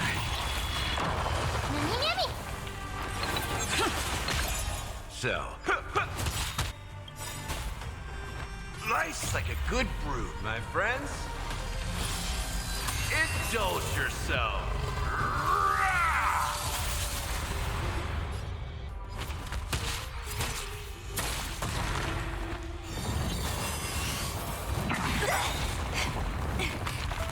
There's more to life than drawing breath.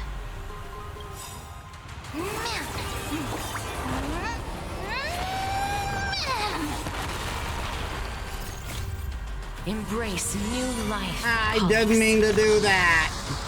I didn't mean to do that. I spoiled it. I spoiled it hard. Every petal in life's garden will be I'm too swept used to away my own team up. by the wind of time. Pay attention.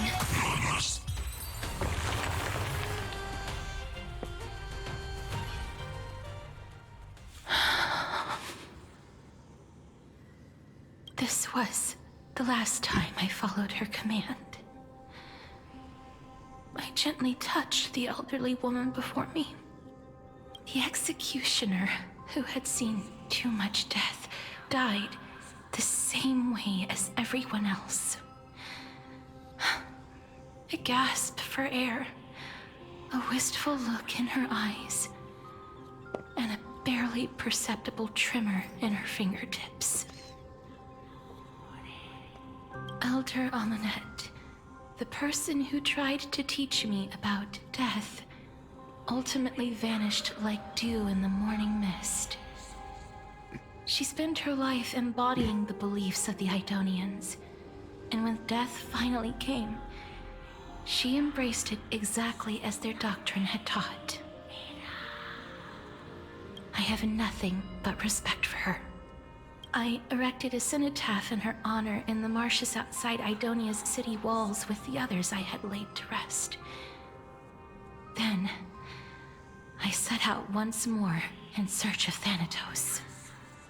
It was a long, long journey. I heard so many discussions about death along the way. Life finds meaning in death. The world improves because there is an end. It seems the most terrible darkness in this world. Everyone talks about its heavy weight. Some resist it, some worship it, and some even revere it. How did a disappeared titan become the deepest fear of humankind? And why do they haunt my dreams? I continued my travels to seek an answer. Initially, I was running away. Then, I started searching for it. And now, at the end, I just want to know if my touch, if my embrace, can do more than taking things away. Can I make anything? Can I leave anything behind? I want to die. Please, Oh, there it is. There it is. We're seeing the short. I don't want mercy like this. Just let me go. I don't.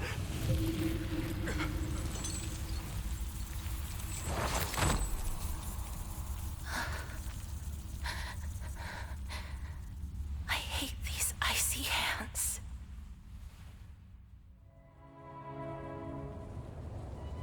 Yeah, we're living through the short now.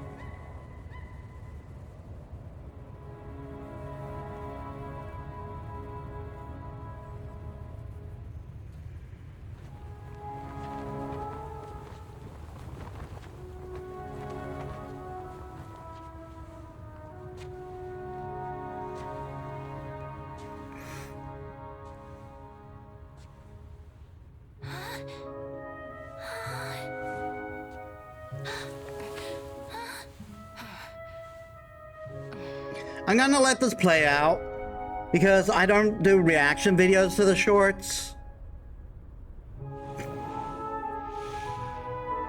Get it over with. End its suffering.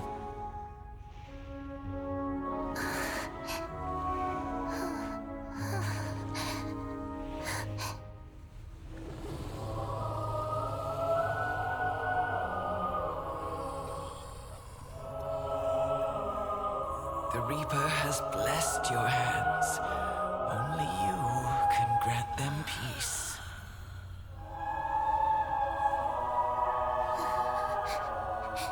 Yeah, imagine going through this as a child.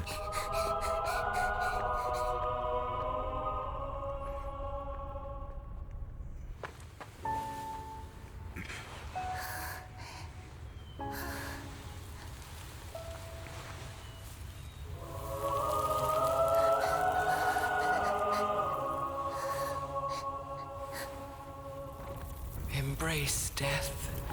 Walk alongside it.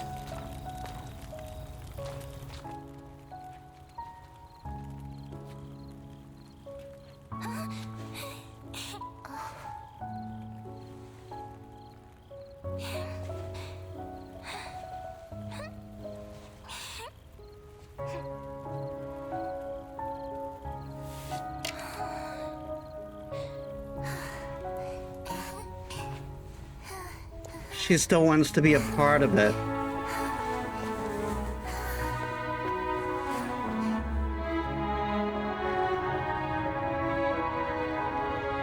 And I'm guessing this part here is when she was found.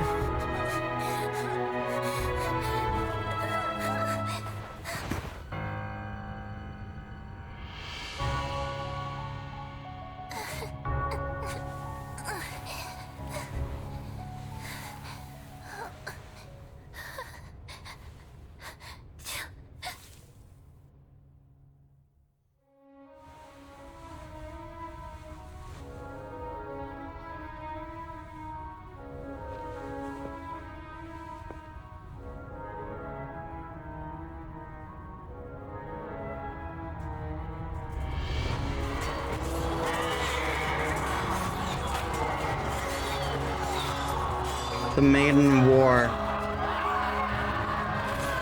Destined for the battlefield to bring death.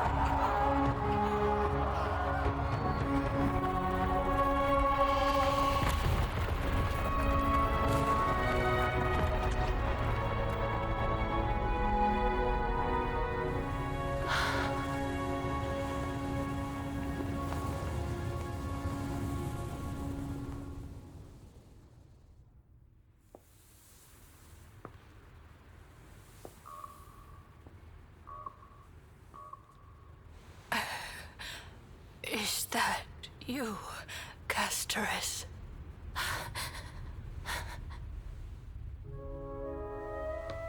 All of them have gone, heeding death's summon, crossing into their domain.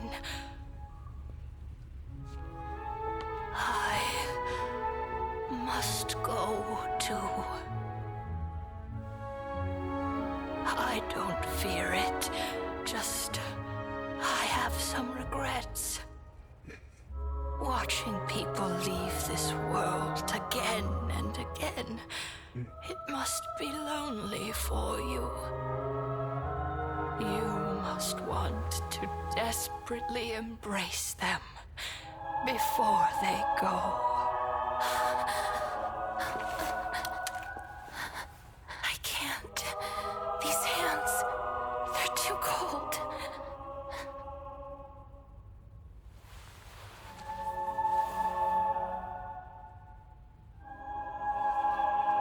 But Big Sister Castoris, your hands are so warm. Just like anyone else's. So go on. Don't hold back. Give me a warm hug.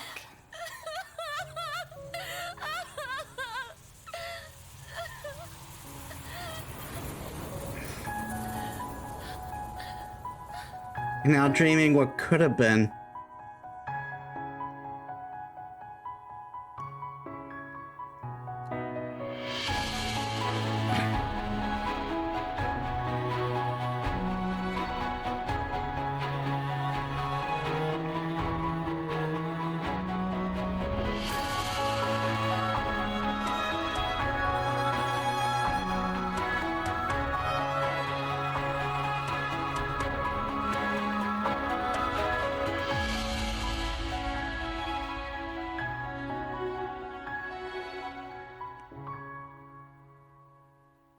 Oh, you don't get the translation on the grave?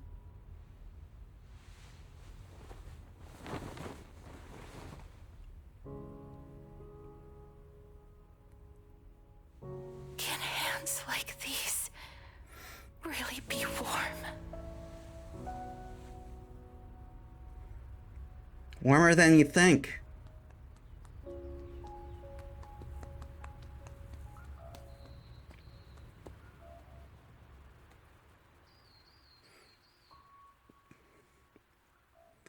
And I heard that it's like in some cultures a deer is a symbol of death and rebirth. The trial ended, you must have had many questions. I felt just as confused. Why, as someone from beyond the sky, were you so cruelly dragged into Amphorius's fate?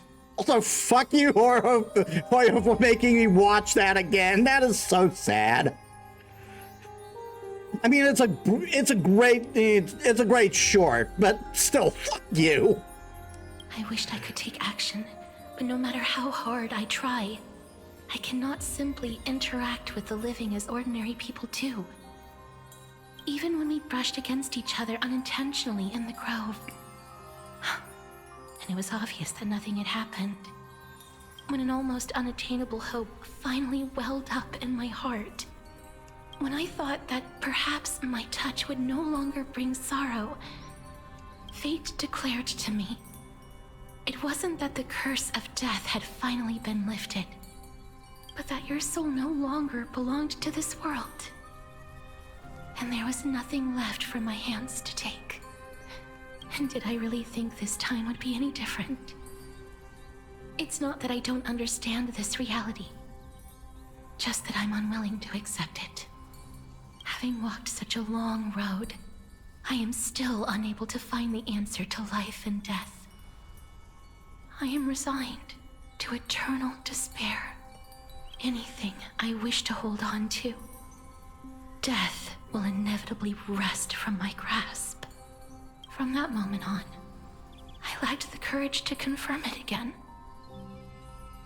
Until Ornyx laid bare the cruel truth before us.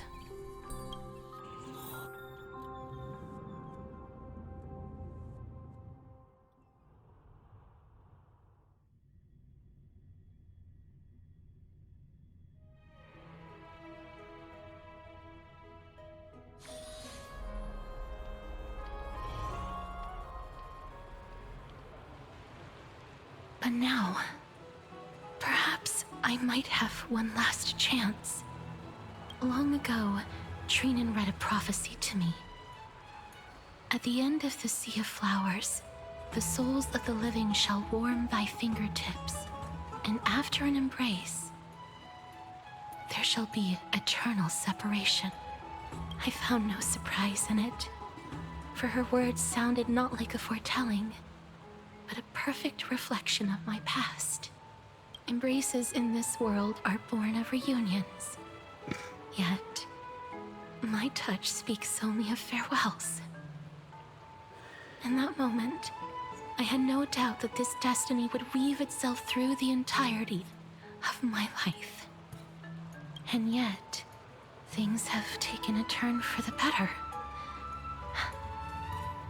Now that I can finally have an audience with Thanatos, perhaps I can rewrite the meaning of that fated prophecy. I have no reason not to give it my all, for your sake, and for my own.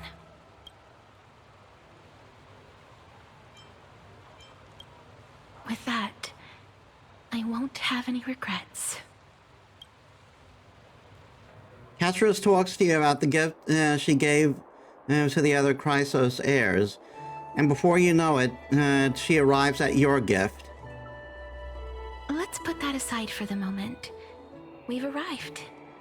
I want to retrieve a small gift I specially prepared for you.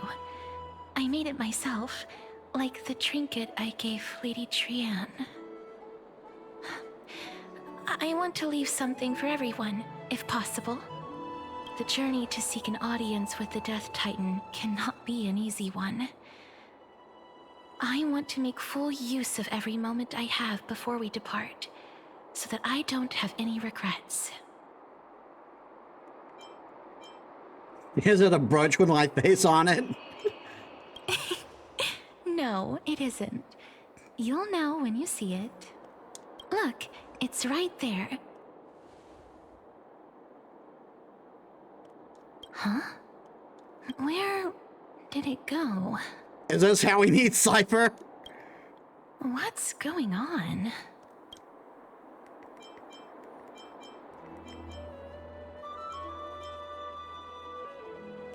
This is the coin of Zagreus and a slate. So it's her. Holy moly, a kitty thief? No doubt about it. This is her favorite symbol. It's Lady Sci-Fi, the demigod of Zagreus whom Lady Aglaia had spoken of. She's a master thief who's left legendary tales all over Amphorius. So many years have passed, yet she's still announcing herself in such a crass manner.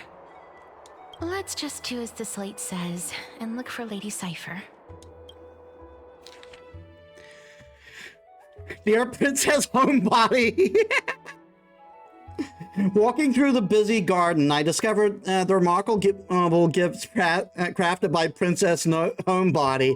They are truly splendid, and I am most impressed. I am also taken with your charming presents prepared for fellow Crisis heirs. In your right parlor, I observed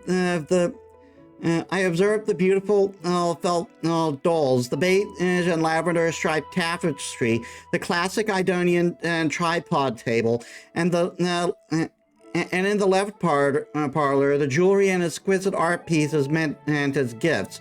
This time, I've claimed only this modest gift. I fear it would attract tasteless little thieves, so I shall safeguard it for now. Naturally, I've left appropriate payment, a single coin. If the price displeases you, feel free to negotiate its return. Though should that happen, I won't be satisfied with merely one coin. Should you wish to find me, visit the memorial market. There lies a golden short spear I've left. You know what to do. It shall guide you to me. And before you ask, I won't accept any questions. Please forgive the small intrusion and accept my highest regards. P.S. Who displays biological specimens at home? They're quite unsettling. You might want to store them away when entertaining guests. P.P.S. Despite your considerable investment in Idonian ossuary hanging in your parlor, in the Idonian ossuary hanging in your parlor, I regret to inform you that it's fake. The original was craftily switched by those cunning scholars in the Grove of Epiphany. The full story can be found in the yet unpublished memoirs of Cyphera. Yeah, Cyphera is Cypher's real name.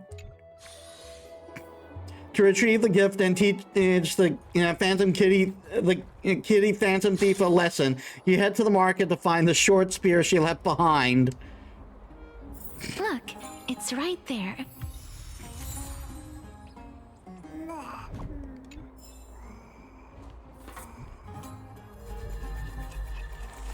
We must pursue her.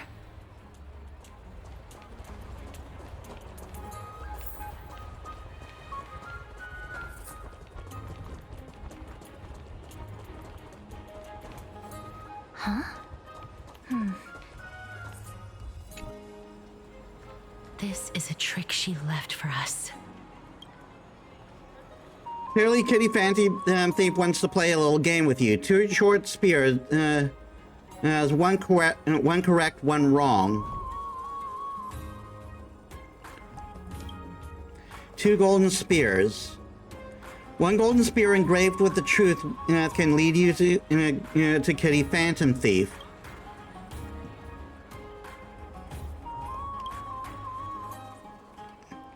The left spear is engraved with the words, "Don't be fooled." The right spear is engraved with lies. The right spear is engraved with the words, "Gray, trust me, Gray Mystery." Both spears are engraved with the truth.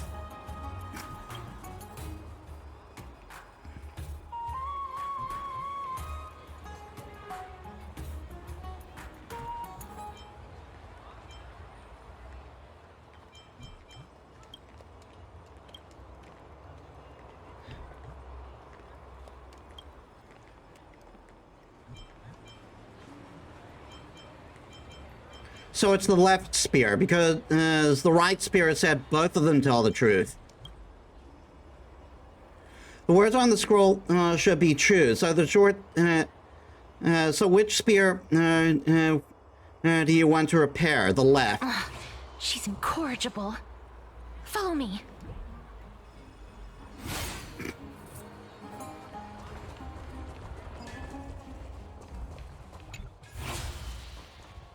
This is how it should be.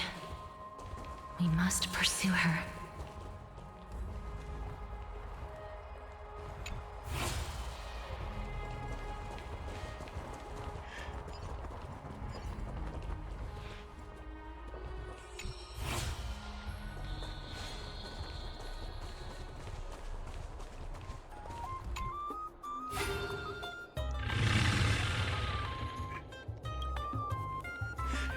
Cipher, if this Dromus is truly hers, appears to be quite content. Her gaze is filled with 3 parts sincerity, 3 parts approval, 3 parts triumph, and 3 parts, haha, great mystery, you lost if you take this seriously. Hi, Cipher. She seems to be saying hello. Seeing you treat the drama with such seriousness, all 12 parts of her complex emotions immediately transformed into one of admiration. Lady Cipher, please come on out. You're still careless as ever. Shouldn't you keep such a precious gift near your bosom? Since you know it's a gift for someone else, please give it back to me. Stop hiding among the people and letting the wind carry your voice. Now, since I know it's a gift, that just means I need to milk its worth. The children of the wind never stay for long in one place. Unless your offer is tempting enough to steal the wind. What say you? Name your price. I'll give you however much you want. What's wrong?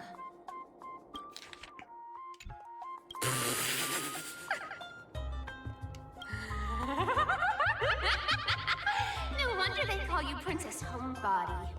Why don't you two come over to my place? It'll make a better venue for proper business discussions. You can find where I live through the winds I've sown. Right.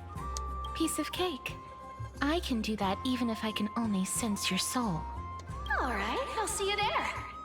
Oh, by the way, everyone cool with me collecting a deposit before we reach an agreement, right? Now, come this way. The Dew of Divine Blood in the backpack have been stolen. Ugh, she's incorrigible. Follow me. You probably guessed already, I had no intention of showing up at the Pack Beast workshop. This means, of course, I had no plans to return the gift there either. This is just a warm-up for our little game of cat and mouse. But surely you've realized that the kitty phantom thief have never cared about stealing a mere trinket, right? No, what I'm really after is your hearts. Just kidding. I have no interest in your hearts. If Princess Homebody can track my path, then by all means try. I'll be waiting at the end, and rest assured we'll meet face to face this time. P.S. Great mystery. Where did you get that Dew of Divine Blood? Don't tell me it's a gift from the seamstress. I'll taste it for you.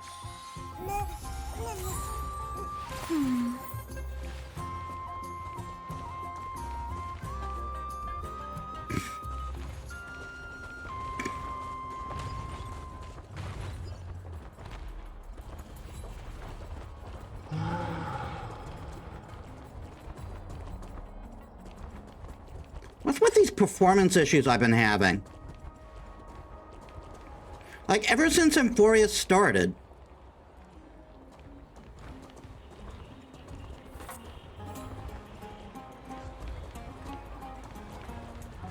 It's about time you do some exercise.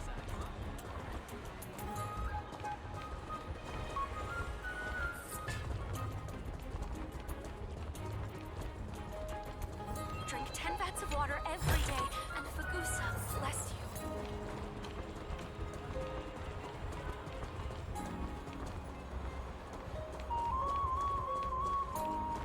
It's about time you do some exercise.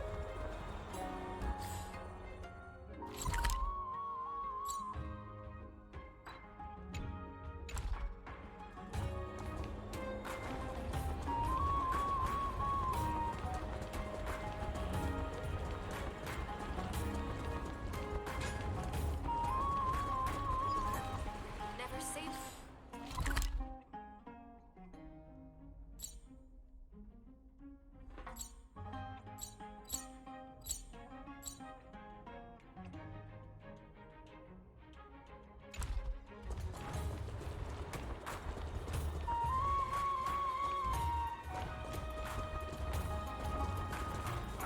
These foods aren't very good quality. Does it really work?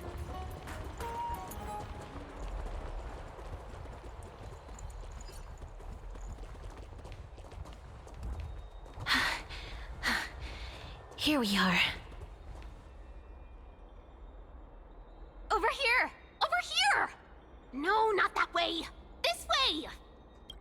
Come on. If I really wanted to hide, you'd never find me. And we're like, what? So relax, you two. No need to get your hackles up. I'm not that scary, am I? Meow. Alas, the character that meows has appeared.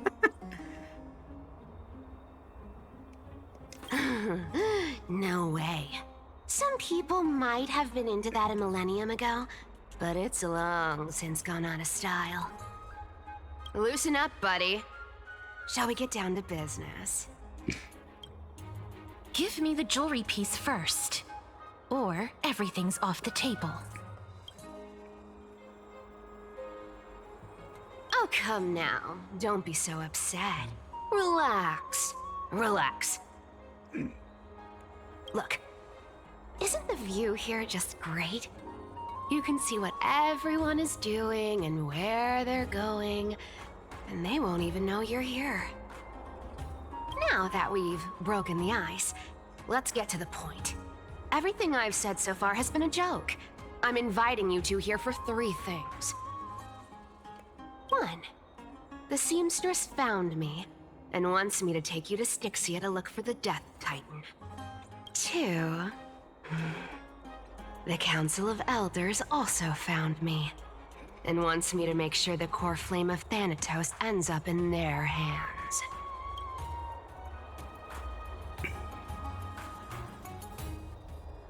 And last, but not least, I'm telling you that I'm not interested in doing either of those things. Don't go look for the Death Titan. The end. Some time ago. Well, this is some high-quality stuff. And this room is full of it. How much are these worth, Did you get all this through that Aranova gimmick? Some of it is family fortune, while the rest came from my business as a dressmaster. Don't liken the flame chase work to your shady dealings. Wow. I should have busted down your door instead of going around like a thief. Well, spill. Why are you giving me so much money? Payment for doing work. You're worth this much. Did you forget my stance to all this? I thought I made myself very clear. You wish to run away. Run away from your responsibilities, from the prophecy, and from your destiny. You shall walk with greed and die over petty change. I understand this prophecy weighs on you immensely. That is why I have never reproached the demigod of trickery for running away.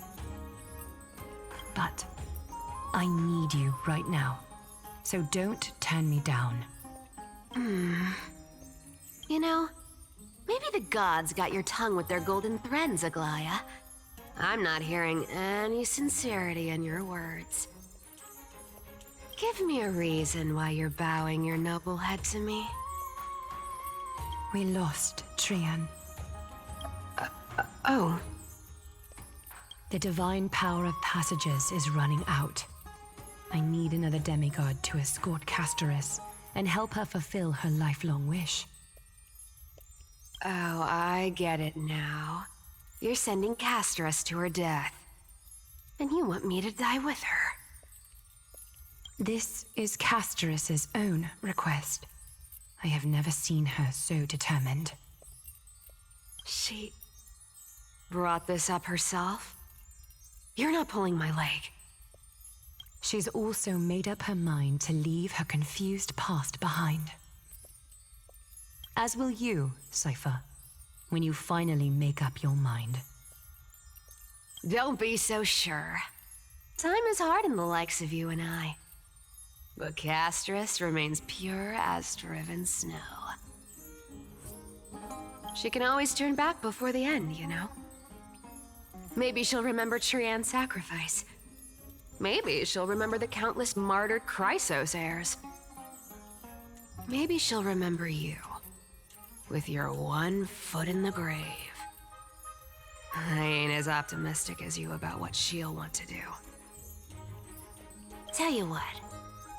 Why don't I take this room of treasures as a security deposit, and we make a bet? Go on. I bet she'll change her mind and turn back. Now, if I lose, I'll do what you want me to do. Return this deposit to you, plus giving you another room full of treasures. How does that sound? You sound like you have all the confidence in the world.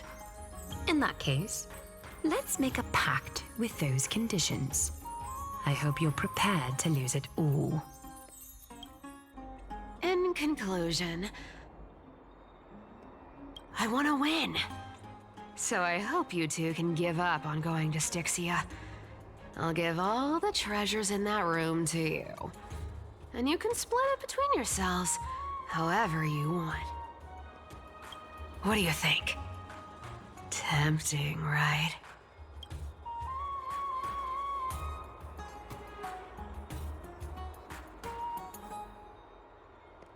I decline.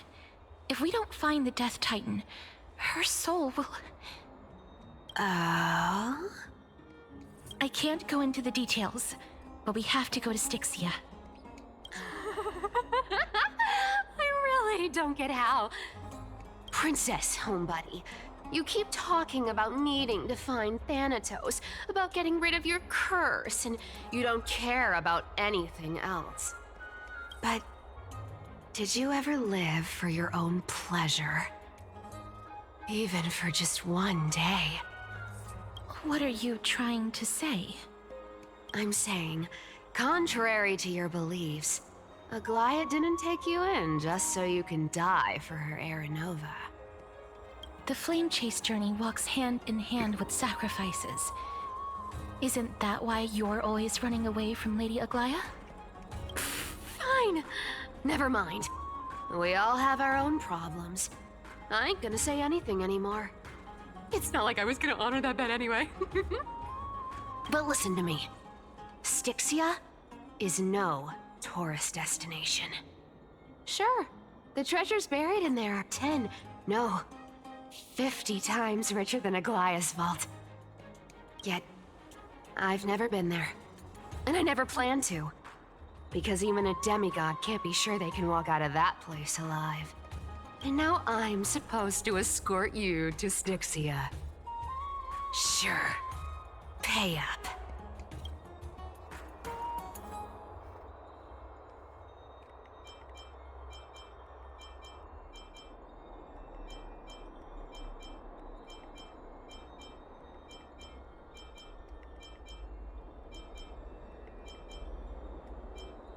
It's ripping people all off the authority of Zagreus as demigod. Me too. I have lived a longer life than most people. Though I'm not as good at doing business as Lady Aglaia, I still have some savings. We'll call it a stream after this scene. I can give them all to you. Then how are you going to live the rest of your life? Then I'll give you 90, no, 80%. Well, don't mind if I do. 80% of Castrus's savings and a bottle of dew of divine blood. Not a bad trade. Okay. I didn't know you hold grudges. Gray mystery. Here! Catch. Be careful with that! A minor change in plans, though.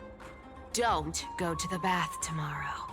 Come look for me at Akima's city gates instead. So, why are you changing the meeting place? Oh, nothing really. Just a bit scared of the seamstress's frosty face. I wouldn't stay a second longer in Akima if it were up to me. Well, now that we've struck a deal, why don't I give you guys a lift back? It's gonna be a long ride. So have a good rest.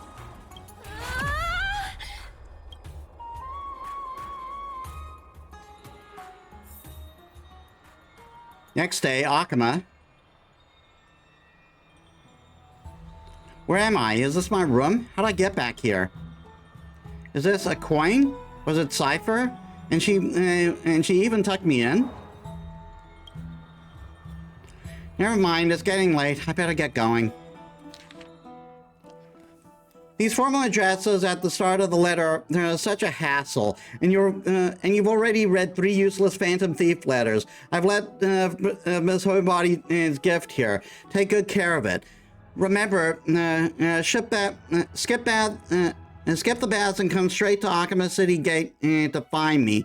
You know, I have no patience. Come later and I'll leave without you. Clear?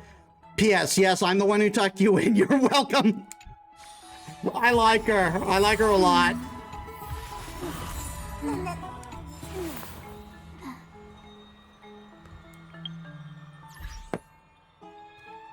But we're going to have to end it there for today.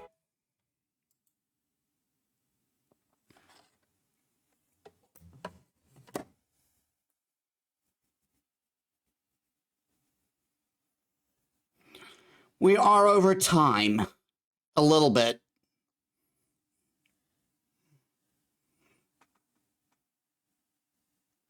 Game, please.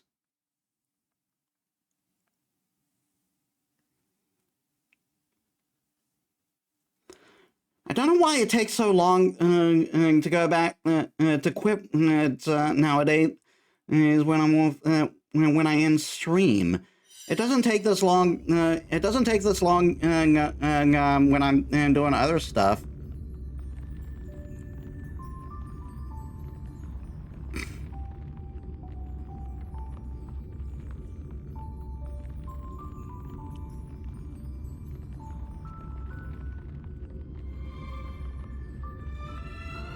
Come on.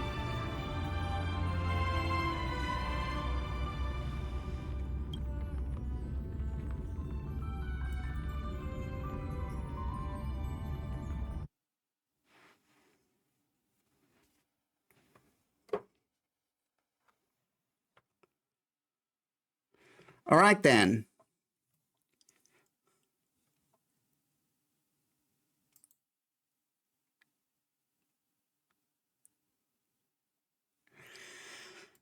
So we made some decent progress.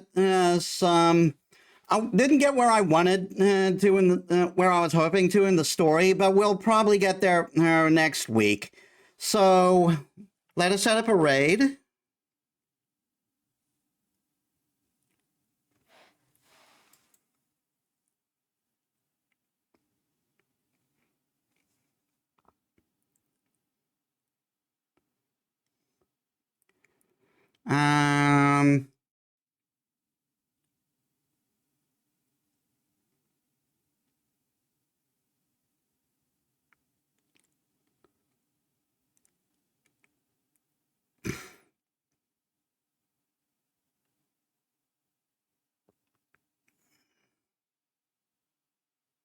Let's see.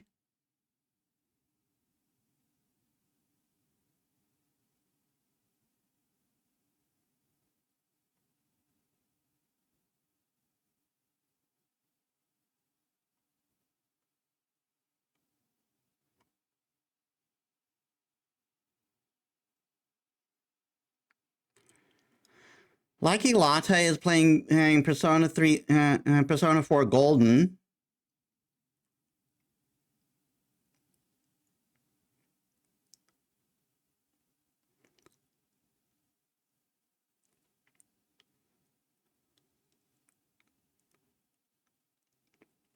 That's right, and Soul Song is playing